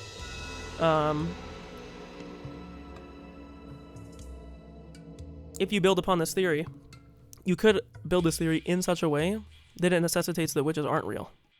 And then she has to respond in such a way, otherwise she loses the game. Well, the timing of that counter-argument is up to the witch. It must be performed eventually, right? That does seem to follow. If I cannot deny the tricks done by humans theory Battler lays out by the time the game ends, Battler will use that as a reason to deny me, and it will be possible for him to proclaim his victory. So then, the trick theory laid out by the human side, in other words, his repetition request, must be countered during the game, i.e. during the episode. We can view this as a restriction on the witch side to that effect. That is so. Battler's goal is to show that he can explain with humans the entire pleasant game I have laid out on this island and deny me. If Battler succeeds in that, at that time, Battler shall become the victor of this game. Let me confirm the rules. Am I okay to interpret the time the game ends as referring to 2400 on October 5th, 1986, going by the time of the Rokenjima in the game? No problems with that. If at the time the game ends, the human side can assert a trick theory for all the mysteries, and there is no counter-argument from the witch side, then the human side can declare victory. Any problems? Let's be a little more rigorous. At the time the game ends, the witch side shall be given the opportunity to argue back. I'll set a time limit on that, 1 minute. If the counter-argument is not carried out within 1 minute, victory will be declared. Then allow me to impose the same rule on you. At the time the game ends, the human side will be given 1 minute to counter the mysteries it was given. If there is even a single mystery that has not been countered within that time, it becomes a victory. Okay, so now they're more rigidly defining the rules of the game / rules of victory. At 2400 on October 5th, we'll just say midnight on second day, the game will conclude, and depending on how the game has played out, the victor will be decided. If the human side can explain every mystery without any gaps as being physically, I should say physical in nature. Again, you can refer to the previous streams about what this means, but just that, you know, everything has like a kinetic or human cause behind it.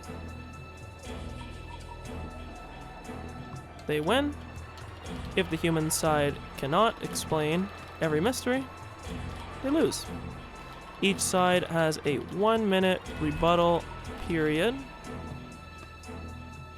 when the game is over.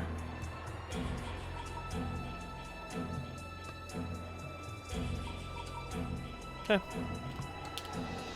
It would spoil things terribly to have the game stop for lengthy consideration, you see. Goddamn you both, moving things along without me. But I more or less get what's going on, so even if my repetition requests aren't countered instantly, they must be countered eventually. That's right.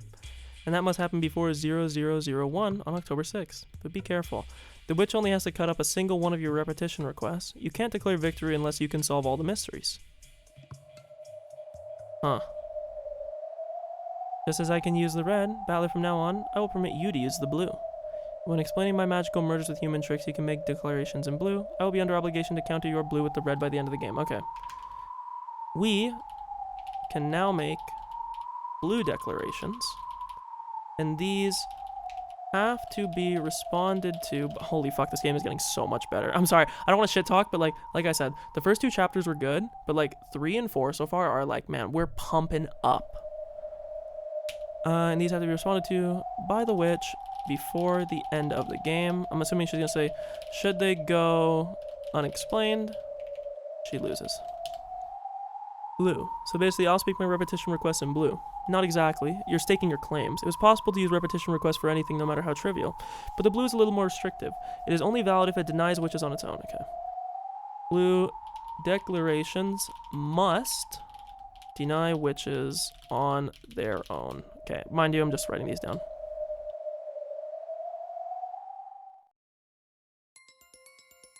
It's starting to get confusing, but it's more or less something like this. Let's take one of the repetition requests I made during a past mystery as an example. The number of master keys is 5. I believe this was from...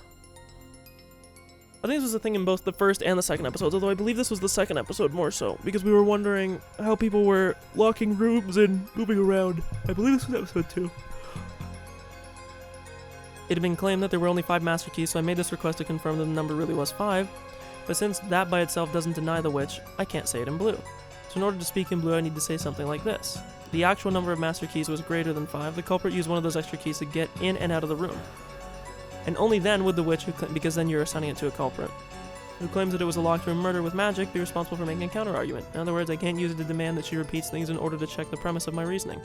That would probably put me at a significant disadvantage. Crap. It's enough to make me think that all those red declarations that Vieto's been making to toy with me were extremely merciful.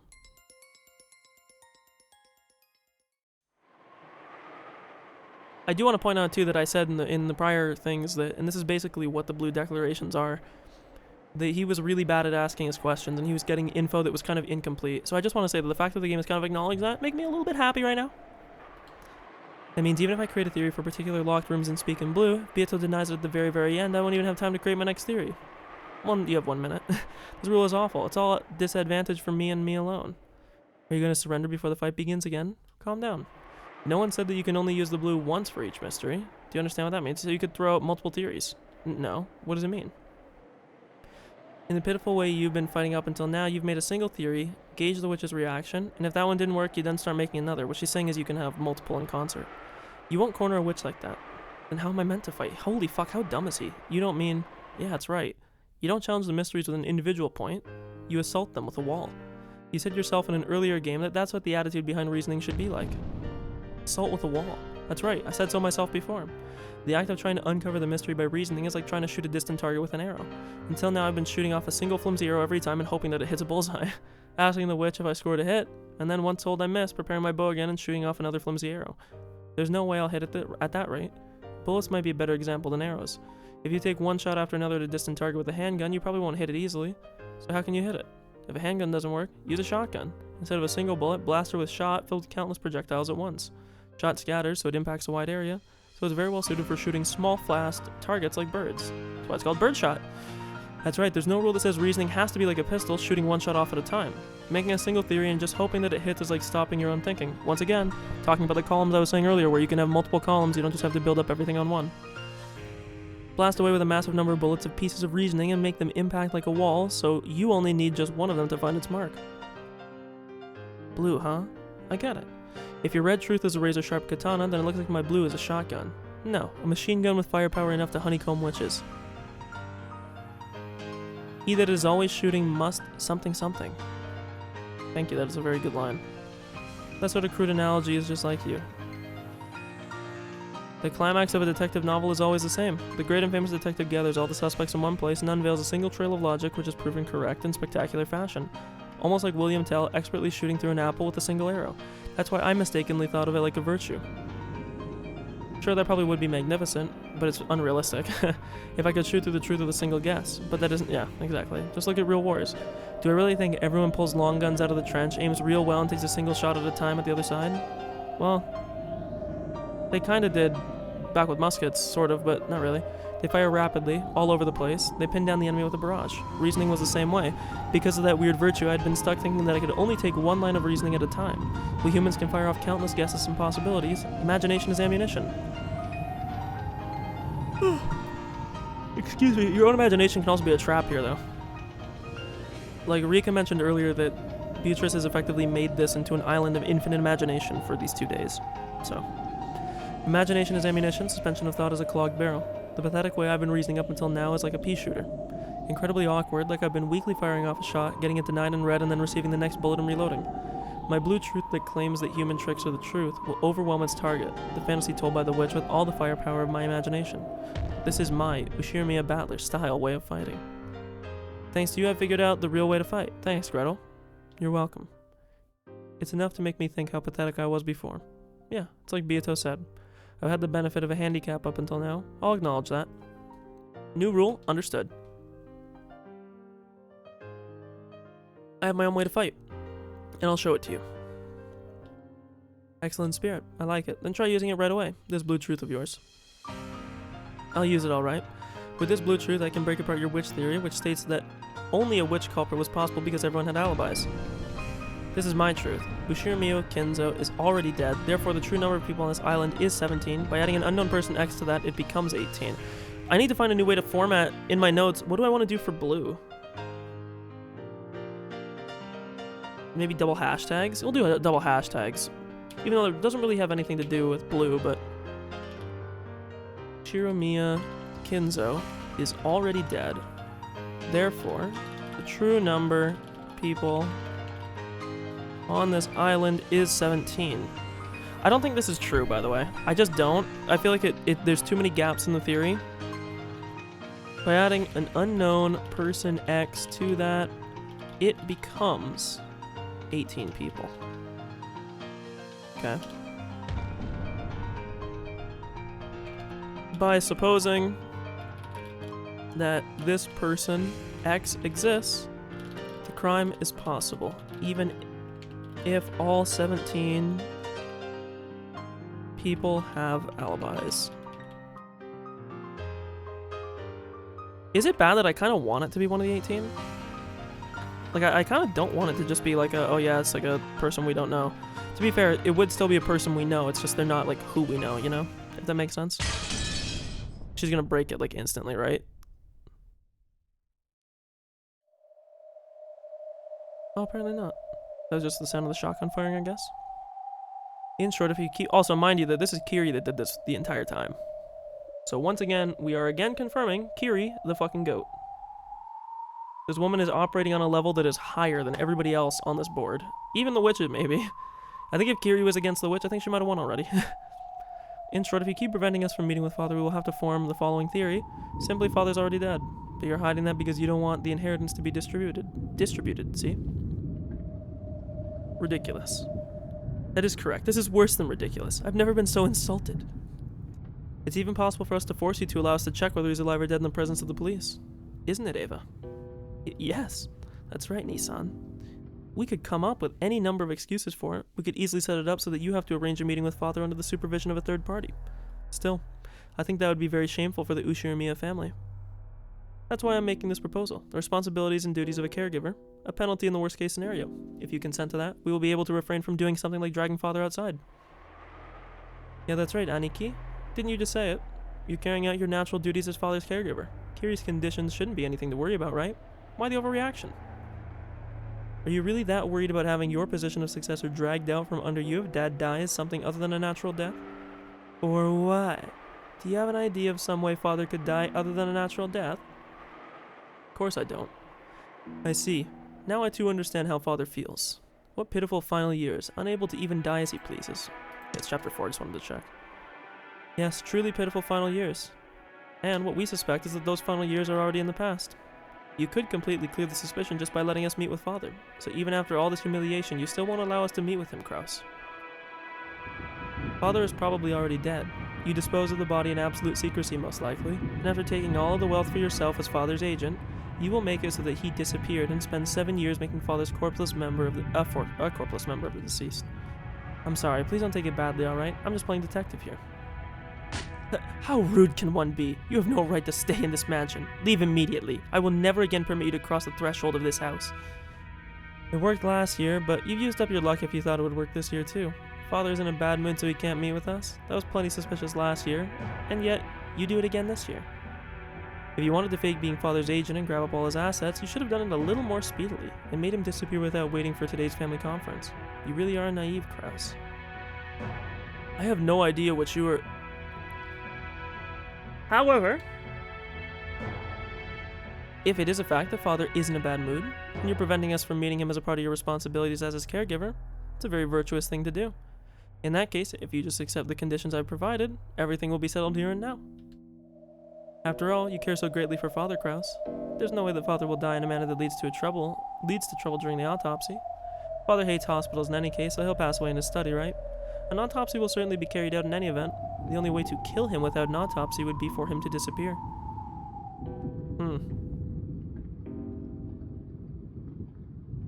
Dude, Kiri is terrifying. This girl is like operating on unseen levels of fucking intelligence. Kiri, I wonder if you would mind not bullying Nissan so much. Ava rebuked Kiri in a sickeningly kind voice, of course, sickeningly, because she fucking hates Kraus. She's loving this shit. Considering this situation, that was impossible. Which is why it was so sickening. Nissan must have all kinds of situations of his own to deal with as well as his pride. Even though it may be an obvious duty to Nissan, if we put it down on paper and even assign penalties, that's bound to be unpleasant for him. Don't you agree, Rosa? Yes, that's right. We might have made light of Kraus's pride as the eldest son too much. It might be a bit cruel to make him sign a memorandum regarding the duties of the caregiver, as Kiri suggests. Yeah, I agree. You're doing a good job, Aniki. Taking that into account, all that stuff about signing strange papers and worst-case penalties, it might be possible for us to consider skipping all that and just leaving everything to you. You people.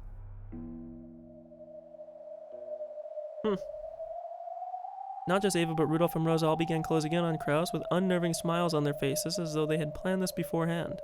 They now understood perfectly how Kiri had cornered Kraus and exactly where she was prepared to compromise. The memorandum regarding the responsibilities of the caregiver, you can make it so that you don't need to sign and we will never demand a meeting with Father again, if you can guarantee that you are fit to be the caregiver, even without the document, that is. Are you telling me to pay security money? This is ludicrous. The security money paid to Ava, Rudolph, and Rosa will be 3 billion yen each. As a deposit, you will transfer 10% of that, 300 million each, before the year is out. So this is basically just reformatting the earlier deal. Shifting the margins ever so slightly into their favor, because it was 2.5 before. This is like some fucking racketeering mob shit. 9 billion? I don't have that kind of money. After Father passes away, you should be able to work it out. Our investigations have told us at least that much. And even the deposit of 900 million, you should be able to manage in your current financial situation. And it should be even be possible for you to borrow it from Father, right? There's no need for this obvious charade. I almost said charade like a rich person. How unpleasant. Truly unpleasant. It is at that. And it was disrespectful enough just the discussion of Father's inheritance. Father is already dead. My husband is hiding that and keeping all the money to himself. I've had enough of this. None of you are qualified to bear the name Ushiramiya any longer. Calm down, Natsui, and the rest of you, that's enough talk for now. Why don't we just leave it at that for the time being, huh? This is a big old topic and sudden too. We might be getting a little worked up ourselves. Why don't we take a break for a while and cool our heads? Kraus probably needs a little time himself, right, Kraus? Time? And why would I need something like that? Okay. Look, deep down, none of us were actually thinking anything serious like that. It just seemed like you weren't gonna let us see Father no matter what, so we felt like making a few bitter comments, that's all. And Kraus, the things we said made you angry, and you argued back on instinct. I know real well what that's like. That's not how you really feel either. You're actually thinking fine. I'll let you see him if you're going to be that pig-headed about it. Right? Isn't that right? But after all we said, you just couldn't help getting stubborn, and now you're having trouble saying it's alright to see him, that's all. Isn't that it? Right? It certainly does seem that, like the rest of you, my husband has slightly lost his composure. We're firmly refusing only out of respect for Father's desire not to meet with you all. That's right. It just started turning into another sibling fight like the old days, and I grew stubborn as well. Let's cool our heads. I understand now how strongly you all desire to meet with Father. I will pass that on to him. I will find some way of convincing him so that he will see you. How is that? Right. I think it's alright to give Kraus some time to persuade Father. Yeah, or more time to fucking cover his ass. We're counting on you, Aniki. Please do a good job of persuading him so that he'll meet with us. After all, you're Dad's caregiver. About persuading him, let's set a limit on it to sometime tonight, alright? When tomorrow comes, we'll confirm Father's well-being even if we have to break down the door to his study. You have no problems with that, right? Nissan? Do as you like. I see, it seems that I'm not even given much time to persuade him. Okay, so, siblings, tell Kraus, he has until morning of the next day to persuade Kenzo. If not, they are breaking into the study. To confirm. Come on, Natsui. We shall ask him to at least be with us for dinner. Yes. Kraus left the parlor accompanied by Natsui. Once their footsteps disappeared, Hideyoshi breathed out heavily and flopped onto a sofa smirking. Kiri, you're a frightening person. Sorry for speaking out of turn. I apologize. No, you cornered him in a different way from the original plan, but in the end, this was even better. Just like always, I have to bow my head to you. Yeah, bro, Kiri is terrifying. But can he really prepare 900 million yen? We estimated that 750 would be the most Kraus could afford with his current financial situation. Okay, this is interesting.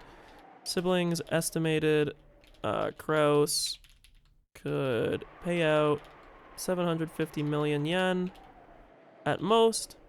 They demanded 900 million as their increase, or as their share in this chapter went from 2.5 each to 3 billion with a 10% payment as a show of good faith. Sorry, just typing this out.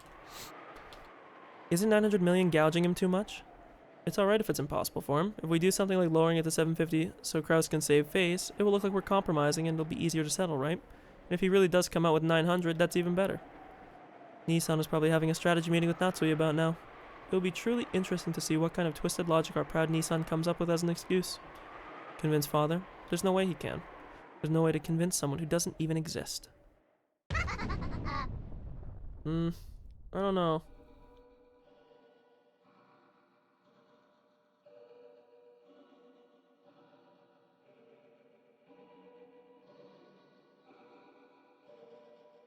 All my siblings have taken time out of their schedules to come here to this annual family conference. Kraus and Natsui could be seen in Kinzo's dimly lit study. Every once in a while, thunder could be heard, and the dimly lit room flickered with light. It seemed that the island would be closed off by the storm very soon. Father, please, just this once, show those disrespectful people the majesty of the head.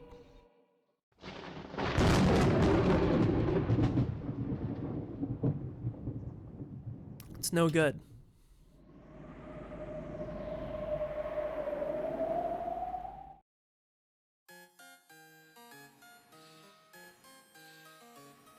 Large figure standing by the window, his majestic back facing them, quietly yet forcefully gave his answer. His head was hung slightly and he appeared to be trembling. Eventually a mumbling laugh reached them from over his shoulder. Ah, it's no good, it's no goddamn good. Oh my god, he says it too? 3 months left to live. A senile old man not long for this world. Just who are you referring to? Good lord, the eyes. Brain dead fool, your siblings intimidated you, so you come crawling over here, is that it? You are a disgrace. His Kinzo spun around and brandished his cloak. A blast of wind shook up the stale air inside the room. The air pressure expressed clearly the majesty and willpower of Ushiro Miya Kinzo.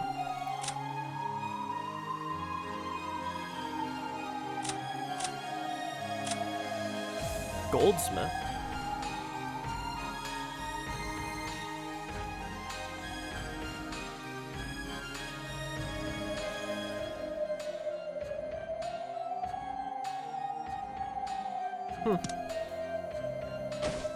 It was no wonder at all that Kraus landed on his backside as if that pressure had literally blown him to the ground. As though showing consideration for Kraus, who looked as though his legs had been swept out from under him, Natsui also crouched down. Then, with a thunk, and another thunk, Kinzo's footsteps approached with a heft that signified his majesty. Father. You fool. I heard it all from Canon, just how pathetically your siblings made you dance like a puppet. Father, my husband is doing his best to protect your honor. Without lending an ear to Natsui's words, Kinzo extended his palm to Kraus's collar as the latter sat on the floor.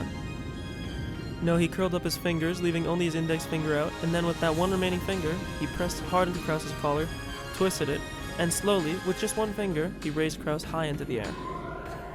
Truly, what a pathetic creature you are. You even need your wife to speak in your defense. If you have an excuse, man up and show me you can give it yourself. Kraus's feet scrabbled at the air. Kinzo's brawny finger was choking him. He couldn't even open his mouth, much less talk. However, even if he had been allowed to open his mouth, as he was now, there was no way he would be able to think of an excuse that Kinzo would accept. Still, what incredible power he possessed. No one would call Kinzo an old man after seeing this superhuman strength. Father, my husband, he has his own way of fighting. I beg you to forgive him. Natsui, fighting is the process you undergo before you achieve victory. You cannot call it fighting if it ends in a loss. That is really fucking false and stupid. Just one word. We call that humiliation. I hard disagree, but thanks, man. And this is my successor. Kazi laughs. As thunder roared, Kinzo laughed heartily as though there could be nothing more amusing. And at the end of his laugh, he threw his feckless son away like he was a scrap of paper, slamming him against the wall. Oh god, I whacked my fucking pop filter. My love, just breathe. Kraus slid down the wall, rubbing his throat in pain. Natsui ran up and cared for him. But Kinzo showed no interest in the two of them, and he returned to the space near the window, as though he had been there the whole time and looked up at the ominous thunderclouds. I thought that as long as I could meet Beatrice, I would have no regrets in my life, but it seems that things won't go so smoothly. It was promised from the beginning that nothing received from the witch would remain. However, the Ushirimiya name is not the property of the witch. Who is fit to succeed that name? It seems that this alone must be resolved by my own hand. Rejoice, Kraus. I've changed my mind. But, Father, then you'll... I have no desire to have dinner with you cowards. However, I will attend the family conference afterwards. Father, thank you very much. There I shall make an important announcement regarding the succession of the headship. I will resolve your foolish quarrel myself. Okay, I'm gonna be honest with you. I think that's a good stopping point. I could push one more, but it's already past 5 now. Oh, God. And it seems like this will be a good spot. Ange's recollection.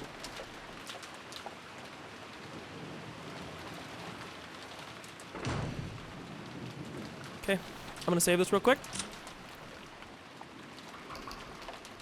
And I know it was a short stream today. I'm gonna plan to probably have this chapter beaten in 3 streams. So probably a relatively long-ish one tomorrow or whenever I do it. It'll be before Thursday of this week. It's Monday right now. So, well, it could be including Thursday again. Like, realistically this week is not really school even if it starts.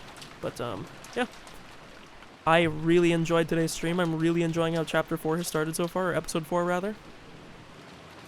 Like I said, episode 3 and episode 4 have been fucking gas. Episode 3 was gas. It was the best episode by far so far. And, you know, as I said all in the last stream, that's not to shit on the first 2, but the first 2, if they were like 8 out of 10s, episode 3 was like a 10 out of 10 easily. And this one has been fucking amazing so far. I love how it started. I love the addition of the blue text. I don't know how I love the idea of Kinzo being modified into like, or not modified, but like having like the second side to him, but I guess it's not too surprising that, you know, I mean, he was revered for so much. Of course, he's going to be pretty strong. I know we didn't do a lot of theorizing this stream, kind of just a lot of yapping and talking. But like I said, I think we'll probably have to save that for the theory stream, which I think will be a lot of fun. But with that being said, I appreciate anybody that stopped by. Again, if you're watching this on YouTube or anything, I appreciate you for showing up as well.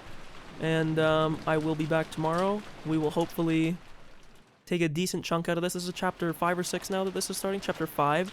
I would probably tomorrow like to get to at least like 12 to 13. So it's probably going to be like a 6 to 8 hour stream, depending on how fast we can get through that. And then the last one will be to polish it off. So again, thank you for stopping by. And I'll see you guys around. Peace. Have a good day, night, morning, whatever it is where you are. Bye-bye.